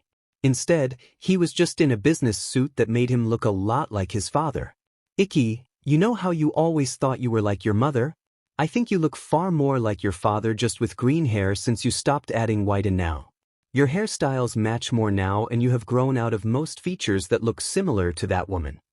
Stella stated, and Izuku smiled a bit and thanked her. Izuku looked in the mirror and did realize that if his hair and eyes were white, he could be mistaken as a carbon copy of his father, and that made Izuku extremely happy.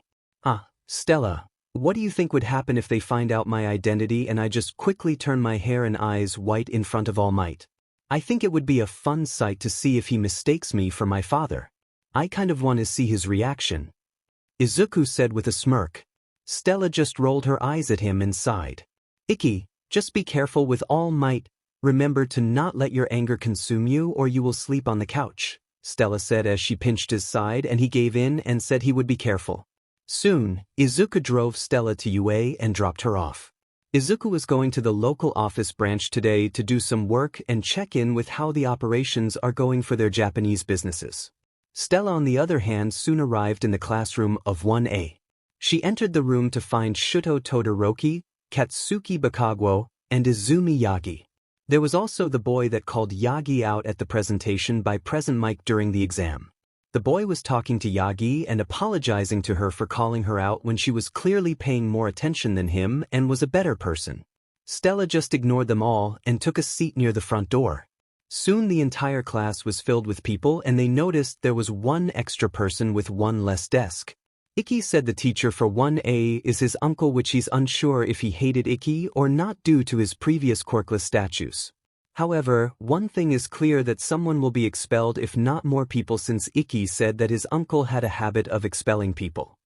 Stella thought as she noticed Eraserhead in his sleeping bag at the door. Stella did wonder if Izuku would take pity on the man and give him a second quirk like the Power Nap quirk if it was compatible with Eraserhead's body.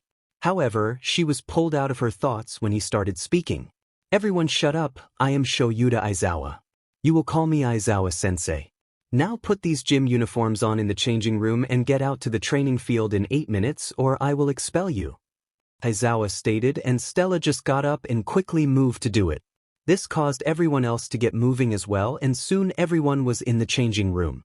Stella was standing out on the field and Aizawa came out soon after her and was surprised to already see a student on the field.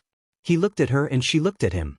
"Good day, Eraserhead," Stella stated, and Aizawa's eyebrows raised a bit in shock that a student and a foreign student at that knew who he was. "I'm curious of how you know of me," Aizawa stated, and she chuckled a bit. "I've been told about you. Though, I wonder if you will live up to the hype he gave me."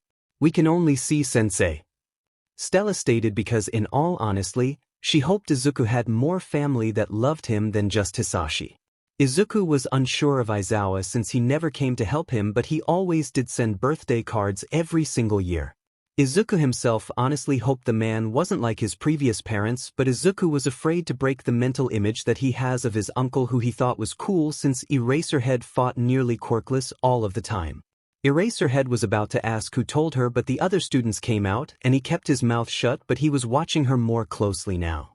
Soon, they started doing tests and Stella had to do the ball throw first because she scored first place in the exam. Everyone watched her as she walked up to the circle and took the ball. She powered her quirk up to fuel steam and controlled some fire around the ball and just threw it and it blasted off into the sky. It burnt the ground around her and you could smell the charred ground. Aizawa was surprised at her quirk usage since it was even more than the entrance exam. She held back in the exam but went more out here? No. She was more controlled in the exam and this was more brute force to get a further distance. Aizawa thought as he watched the number increase and increase. It soon finished and the ball had gone far enough that the distance was large enough to have made it to China's coast. Aizawa showed the score and people were shocked. Then someone talked about how the test was going to be fun, which Aizawa got annoyed at and stated that whoever ended up in the last place would be expelled. The girl with the zero-gravity quirk named Uraraka stated that it wasn't fair. Before Aizawa spoke up though, Stella did. "Fair? Is the life of the quirkless people fair? To be beaten and neglected by their own family? To be neglected by everyone that is meant to take care of them? Is it fair for those with so-called villainous quirks to be treated harshly just because of a quirk? Villain attacks? Acts of God that claim people's lives? No, they aren't, but as heroes, we can hopefully correct some of the unfairness with the influence and power we will hold," Stella stated with some coldness in her voice. Aizawa smiled and spoke up. "She stated almost the exact words out of my mouth. She's right, and UA gives the teachers the right to conduct our homerooms as we wish. I can do as I wish with you all, which includes expelling you all if I so want to. Let's start the so-called fun," Aizawa stated with a smile. The people that had harmed Izuku in his life all flinched, and Stella had noticed the Yagi's adults hiding behind the building side watching the class as well. Stella just had a light smile on her face as she moved back to the group of students but glared at the pervert that was looking at her and the girls. After a while, they all finished the tests and Aizawa-sensei showed the results. Stella placed first with Todoroki second, Yaoyorozu in third, Yagi in fourth, Bakugo in fifth, and so forth. Mineta ended in 21st place. Aizawa-sensei looked at him and told him he was expelled. Mineta tried to scream in protest. "I didn't even get to touch the girl's boobies yet," Mineta stated as he tried to touch Stella, but she turned her quirk on, burning him with first-degree burns. "Ow!"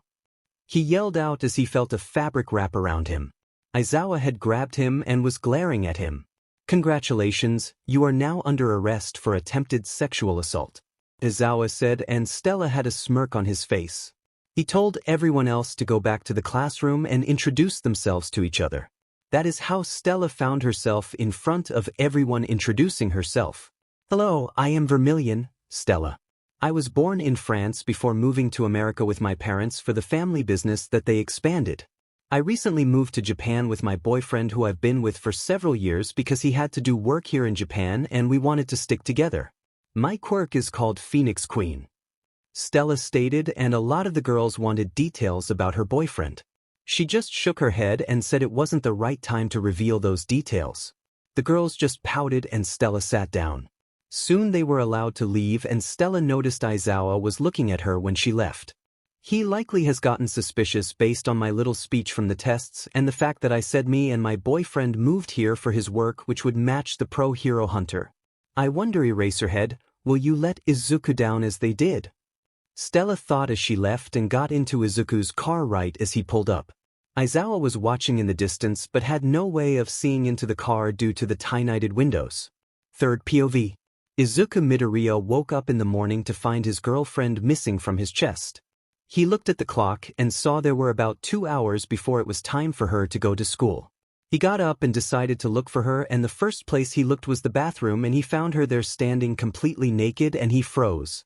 It's not like they were awkward around each other or haven't done some sexual activities, but they haven't been full-blown nude in front of each other or gone that far in sexual activities. Neither of them has shown the desire of going to that stage, and they were just slowly moving forward and forward with their relationship as it naturally advanced without rushing it. So, here was Izuku Midoriya standing there with only his boxers on as he saw his girlfriend completely naked when she normally wore a nightgown to bed since she liked sleeping in them. Stella turned around since she finished drying her hair to find her boyfriend standing there almost naked, but then she realized she was completely naked since she got out of the shower. She quickly covered herself and she was almost as red as her hair. This snapped Izuku out of his daze and he turned around. Sorry, I came looking for you since I didn't find you asleep on my chest like normal.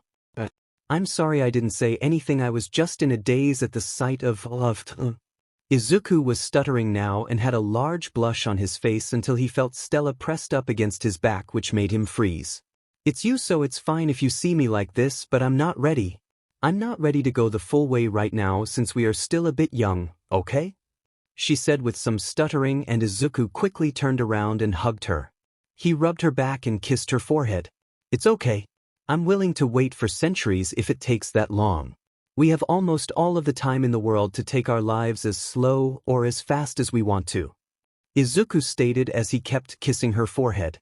Izuku then picked her up and moved her to the bedroom and pulled some of her clothing and uniform out of the dresser so she could change. He himself started to get change and he took his boxers off in front of her since he had seen her naked. Aikiki, she said quickly, but he chuckled. I get to see you naked right now, so I don't care if you see me either. Remember, we can take it as fast as we want or as slow as we want, but I am comfortable with you seeing me completely naked and I love seeing you as well, my Heim. You have always made me feel comfortable with how my body looks with all of my scars from my childhood, so I have no shame of showing off in front of you, Izuku stated as he slipped new clothing on but still sported a blush. Stella soon finished getting changed as well and they made their way downstairs and Izuku made breakfast for them. Far as I know today is simple, but we do have a battle training at the end of the day. They didn't say who the teacher was, but we know All Might works there with Green Tornado and I think it's going to be them, Stella stated, and Izuku nodded his head. I'll keep a crow nearby like normal but kick their ass, my Heim, Izuku stated, and Stella just giggled, which made Izuku so happy hearing her giggle. God, I love it when I make you giggle, Izuku said, and she rolled her eyes. Soon it was time to go to school and Izuku dropped her off before heading out to do some patrols since he's been noticing a dangerous trend of criminal activity dipping even more. Izuku was afraid of a large attack incoming and decided to warn the UN so they would send a warning to the Japan Hero Commission. Izuku stated that he believed UA would be hit likely due to All Might teaching there and that it would damage the hero's reputation in Japan if the school got attacked while All Might worked there. The UN sent the warning to Japan's Hero Commission, but Izuku didn't know if the school received the warning or not, so he made sure to keep several crows near the school at all times. As Izuku was hunting down criminals and trying to find out what was going on, Stella was going through her day until it was time for the battle training. Stella was sitting in the classroom and she made some friends with a few of the people in the class. She became friends with Jiro, Ajui, and Ishido, who she found enjoyable to be around. They would all sit together during lunch and talk about things going on. Stella's even offered to help them with their homework since she was being assigned harder work that was on a level with some college-level work. Nizu had set it up so she would be earning college credits since he had a license to perform such class types. The homework would be given by the normal teachers and he would grade it. If she had any questions, the teachers could help her since they all knew it as well, but a lot of it was self-study at her own pace. The more she finished, the sooner she earned individual college credits. The class was shocked to learn that she was doing that type of work but accepted it since Stella said it has happened before in UA due to people testing out of the high school level work. As she was waiting with everyone else, she heard footsteps quickly coming, and then the door opened. In came All Might, who did some weird pose. Green Tornado came in as well, but Stella just rolled her eyes and held her tongue. Soon, the class was told to go to the training grounds and get changed into their hero outfits. She did just like that, and after about 10 minutes the entire class was standing in a control room for the same training ground that they took their entrance exam in. You all look amazing in your hero outfits. Now, let's start this training. All Might stated as he started to explain what they would be doing. Some people asked if they would be expelled like Aizawa-sensei does or other random questions. Soon, they were split into teams randomly and Stella saw that she was teamed up with Jiro and they were facing Todoroki and Uraraka. Jiro and Stella started to make a plan as they watched the other teams fight. How good are you with heat? Stella asked Jiro and she said she can handle it for a while. Part of Jiro's suit is heat resistant and has a small cooling system for any support gear she would use, which does cool her outfit as well, which Stella was happy at. I'm a perfect counter to Todoroki's quirk, and Uraraka, we just need to avoid getting touched, which will be easy for the most part. Even if she does, I can form wings with my fire so I can act as a counter to her as well. Stella stated, and Jiro put her head down since she didn't think she would get to do anything. Don't worry, I do need your help. 1 to find them, 2 to help stall Uraraka, and if you can defeat her, I'll handle Todoroki and then we will go from there. Stella said, and Jiro was happier she was actually doing something. They turned their attention back to the fighting and watched as it was Yagi's turn. The match went forward and Stella knew about One for All but was confused on why she was using it so roughly as if she lacked control of the quirk itself. Did she not train with it? Stella thought but put it out of her mind as she watched Yagi fight Kirishima and get defeated by him. Kirishima was at first being thrown around by Yagi's telekinesis quirk, but he hardened his body and used his fingers to claw into the ground and pulled himself so she couldn't throw him around anymore. After she got a bit tired, he then dashed at her and slugged her in the stomach, and even her attempts with One for All were pitiful. She hasn't really gotten any combat training, which is sad considering who her father and mother are. She's too reliant on her quirk. Stella analyzed as she got much better at doing it due to Izuku teaching her. Soon, the fight came to an end and the Kirishima team won. Bakugo had his match as well, and he lost as well since Yaoyorozu was smart enough to make a solution agent destabilize his sweat and make it not be able to explode. As such, Bakugo could only put out light explosions when he sweated and ended up getting tossed by Yaoyorozu. Everyone was shocked at how easily the people they thought were at the top of the class had gotten taken out by other people. That rubbed salt in Yagi's wounds as she visibly deflated a bit. Stella was close enough and she thought she heard something muttered by Yagi about the quirk not cooperating with her. Stella was confused and thought that was crazy that a quirk wasn't cooperating when quirks aren't sentient. Then she remembered Tokyami's quirk is sentient as well, which meant that One for All that had passed several generations could somehow have a sentient mind inside of the quirk itself, which would make sense due to it requiring the will of the current user to pass along. Stella decided that she needed to inform Izuku of those details when she got home that afternoon, but now it was time for her match. Soon she and Jiro went into the training grounds. They were playing the villain team, so they just waited for the hero team to come towards them, and they hid the bomb in a separate room with no windows and only one door. Stella stood in the hallway waiting as Jiro informed her that Todoroki was coming, and right as she said that ice was shot across the room, but Stella melted it right away. Your ice is useless against me and so is your fire. For more or less Todoroki, you are quirkless in front of me. Stella stated and saw the flinch when she stated that, which made her smile slightly. Soon Uraraka came charging, but Jiro went and attempted to deal with her, which she was doing quite good at. Stella though focused on Todoroki and made her fire surrounded him and started to heat him up. Todoroki kept his ice going, but it just kept melting and Stella just took control of any fire that he put off. Stella was overall the perfect counter to Todoroki in all regards. He couldn't even get close to fight hand to hand since she would make the fire hot enough to burn him, and he had to keep feeding ice out to keep himself cool. As she was doing that, she kept an eye on her teammate and saw that she had successfully captured Uraraka by creating a sound strong enough to stun the girl for a brief moment before she tried the capture tape around her. Jiro then came to Stella and she nodded her head. Let's end this. I don't want to kill him after all.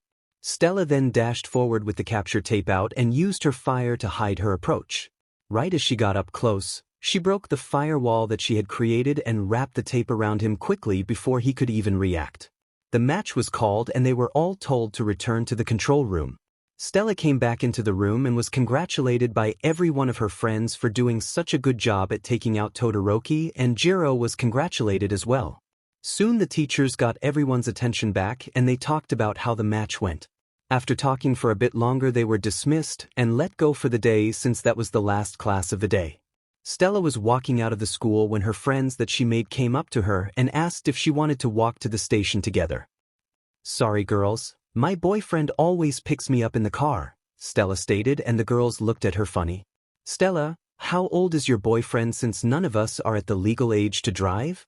Ashido asked with a raised eyebrow. She wanted to tease her friend but was also concerned.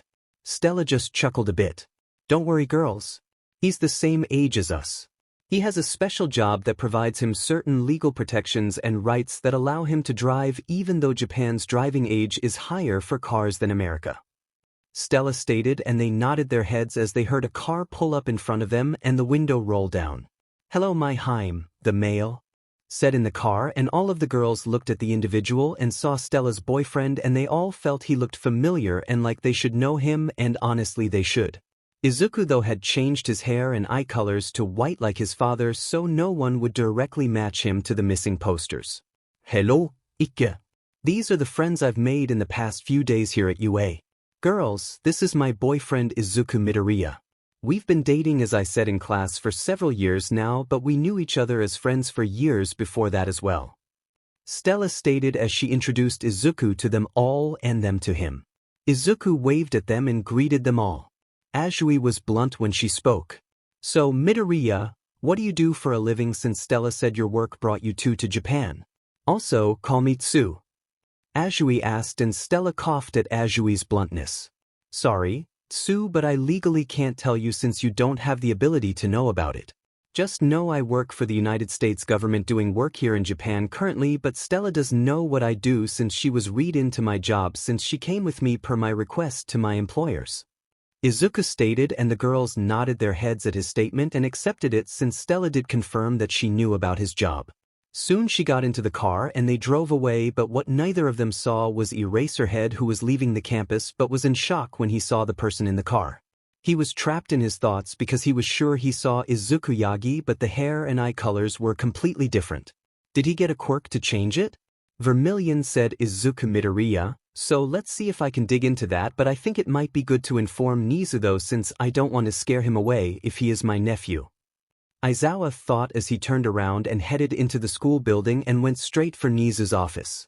He soon arrived at Nizu's office and just walked straight in without even knocking, which shocked Nizu a bit. Nizu, I think I might have found him. I think I found Izuku, Aizawa stated, and Nizu choked on his tea. Explain. Nizu stated, and Aizawa informed him of what he saw and heard about a so-called Izuku Midoriya. Nizu sat there in thought and decided to inform Aizawa of his theories.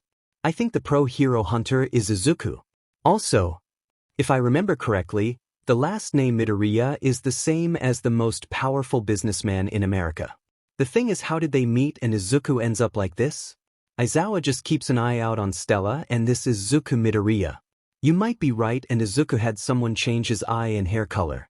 With the power and money that Hisashi Midoriya in America has, it would be easy for him to find someone with a quirk to do it.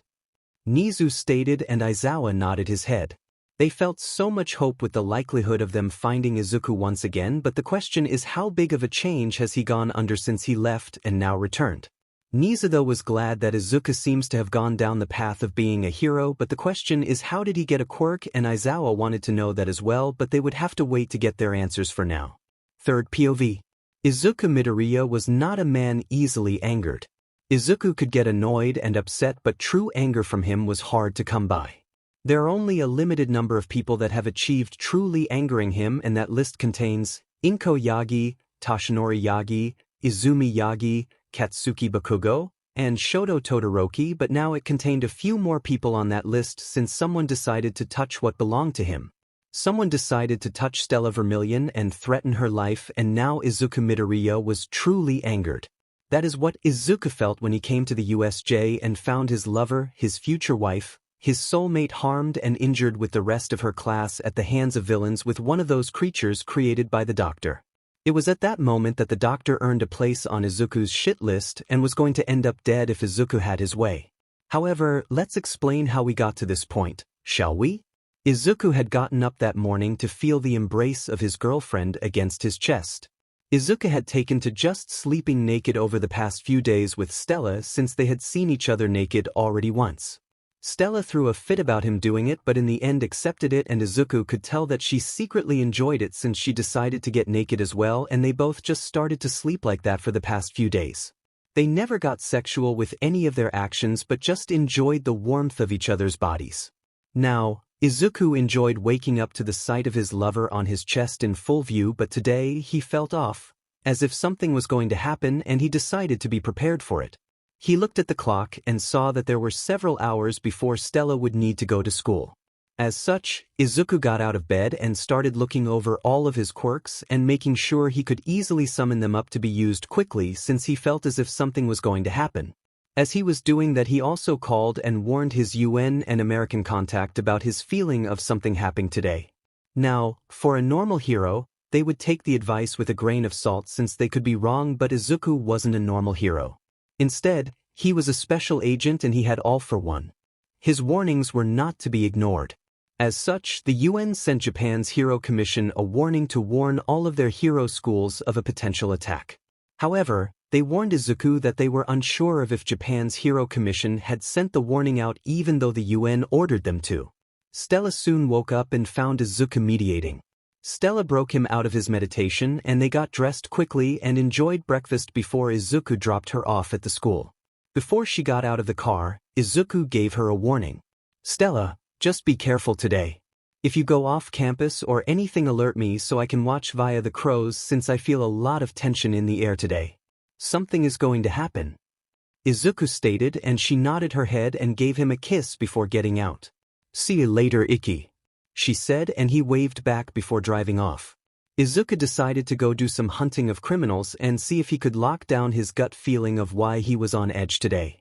As he was moving about, he learned via Stella that reporters had gathered outside of the school shortly after Izuku had dropped her off and were making a fuss about All Might teaching at the school. Stella and Izuku were both glad that they had always dropped her off about an hour early since she wanted to work a bit on her self-paced college lessons and homework. Izuku thanked her for the information and continued about his day. Overall, Izuku was again striking out. He was capturing a large number of criminals, but none of them had any information until one small-time thug did provide some clues. The thug spoke about an organization called the League of Villains that was gathering up an army to do a large attack, but that he didn't know where since he had bailed on it. Izuku tried to get more out of the man, but he didn't have much except that the organization said that they had a perfect weapon for dealing with the heroes through the thug had no more useful information. Izuku ended up turning the man over to the police and reported to the UN and American officials about what he learned. He was currently on a phone call with them as he was sitting on a ledge of a tall building. Good day or night to all of you depending on where you are at. I've learned a possible name for the organization based on a thug I had captured.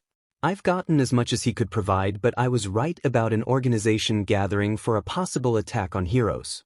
The organization is called the League of Villains, and not much is known at the moment except that they are gathering an army to attack heroes and that they have a weapon that can deal with the heroes easily.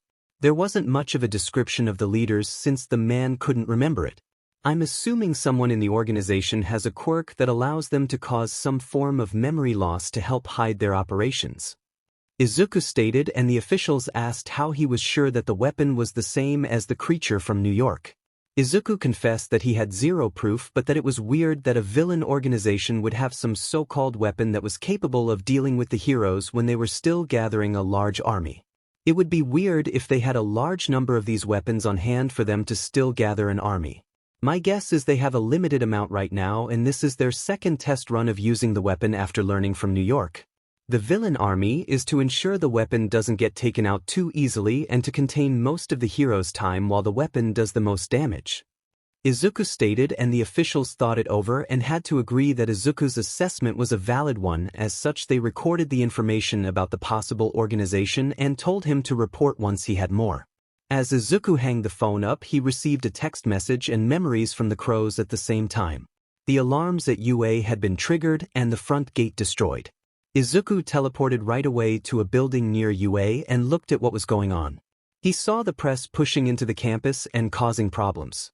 They shouldn't have been able to get in. Them destroying the gate would cause more trouble than good for them.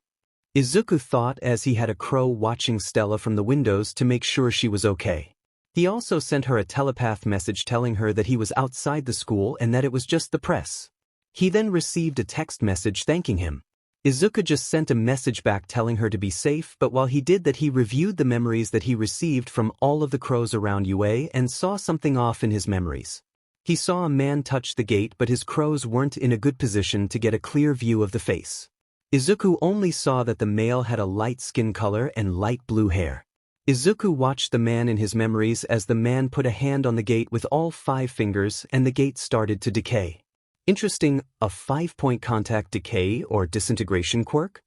Izuku thought as he kept reviewing the memories, but then he noticed the man just disappeared with what looked like purple mist floating in the air. That confused Izuku on why that would be there and how the man disappeared in thin air, but soon the heroes of UA got the situation under control and forced the media out. It was at that moment that Izuku moved behind Nizu, who tensed up at sensing someone behind him. The heroes turned around quickly to be met with Hunter. "Well, hello, Hunter. May I ask why you are here?" Nizu asked, and Izuku handed him a paper with a drawing on it. It was a drawing of what he saw from the crow. Nizu looked it over and his eyes widened. "Is this the one that destroyed the gate?" Nizu asked, and this caught all of their attention as they looked at it over Nizu's shoulders since he was so small. Izuku wrote out an anti-air message saying that indeed is what he's seen, but the man disappeared somehow in the crowd, so the man had a partner that has some sort of teleportation quirk most likely. Nizu thanked Hunter for the information and asked if there was anything UA could help him with, and Izuku nodded. He wrote out another message that said he would come by in a day or so to read Nizu in on a case that he would like help with since he's tracking an organization called the League of Villains here in Japan that has some experimental creatures that they are making to kill heroes. Nizu and the teachers all tensed at reading that, and Nizu said he looked forward to being read in on the case and helping bring the organization down. Izuku nodded his head and dropped into his shadows and disappeared. Aizawa spoke up after Hunter left. "Is it possible that the organization is connected to the attack on the gate?" he asked, and Nizu shrugged. "Unknown, and I think Hunter would have told us if he had any idea if they were connected at this point," Nizu stated, but reminded Aizawa that his class at a rescue training at the USJ. Aizawa nodded his head and asked if All Might was already there or not. "He is with Green Tornado.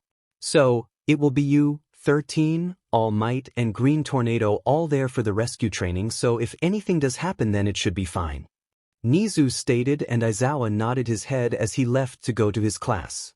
Soon though they would learn that the teachers they sent weren't going to be enough to stop the threat that was going to be coming for them and their students. After an hour and a half passed, the students of 1A were on their way to the USJ.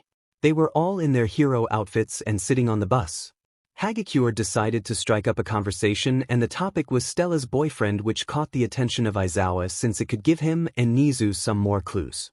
Hagakure asked what her boyfriend did since she was guessing he wasn't in a hero school since he didn't go to UA. Stella smirked at that statement.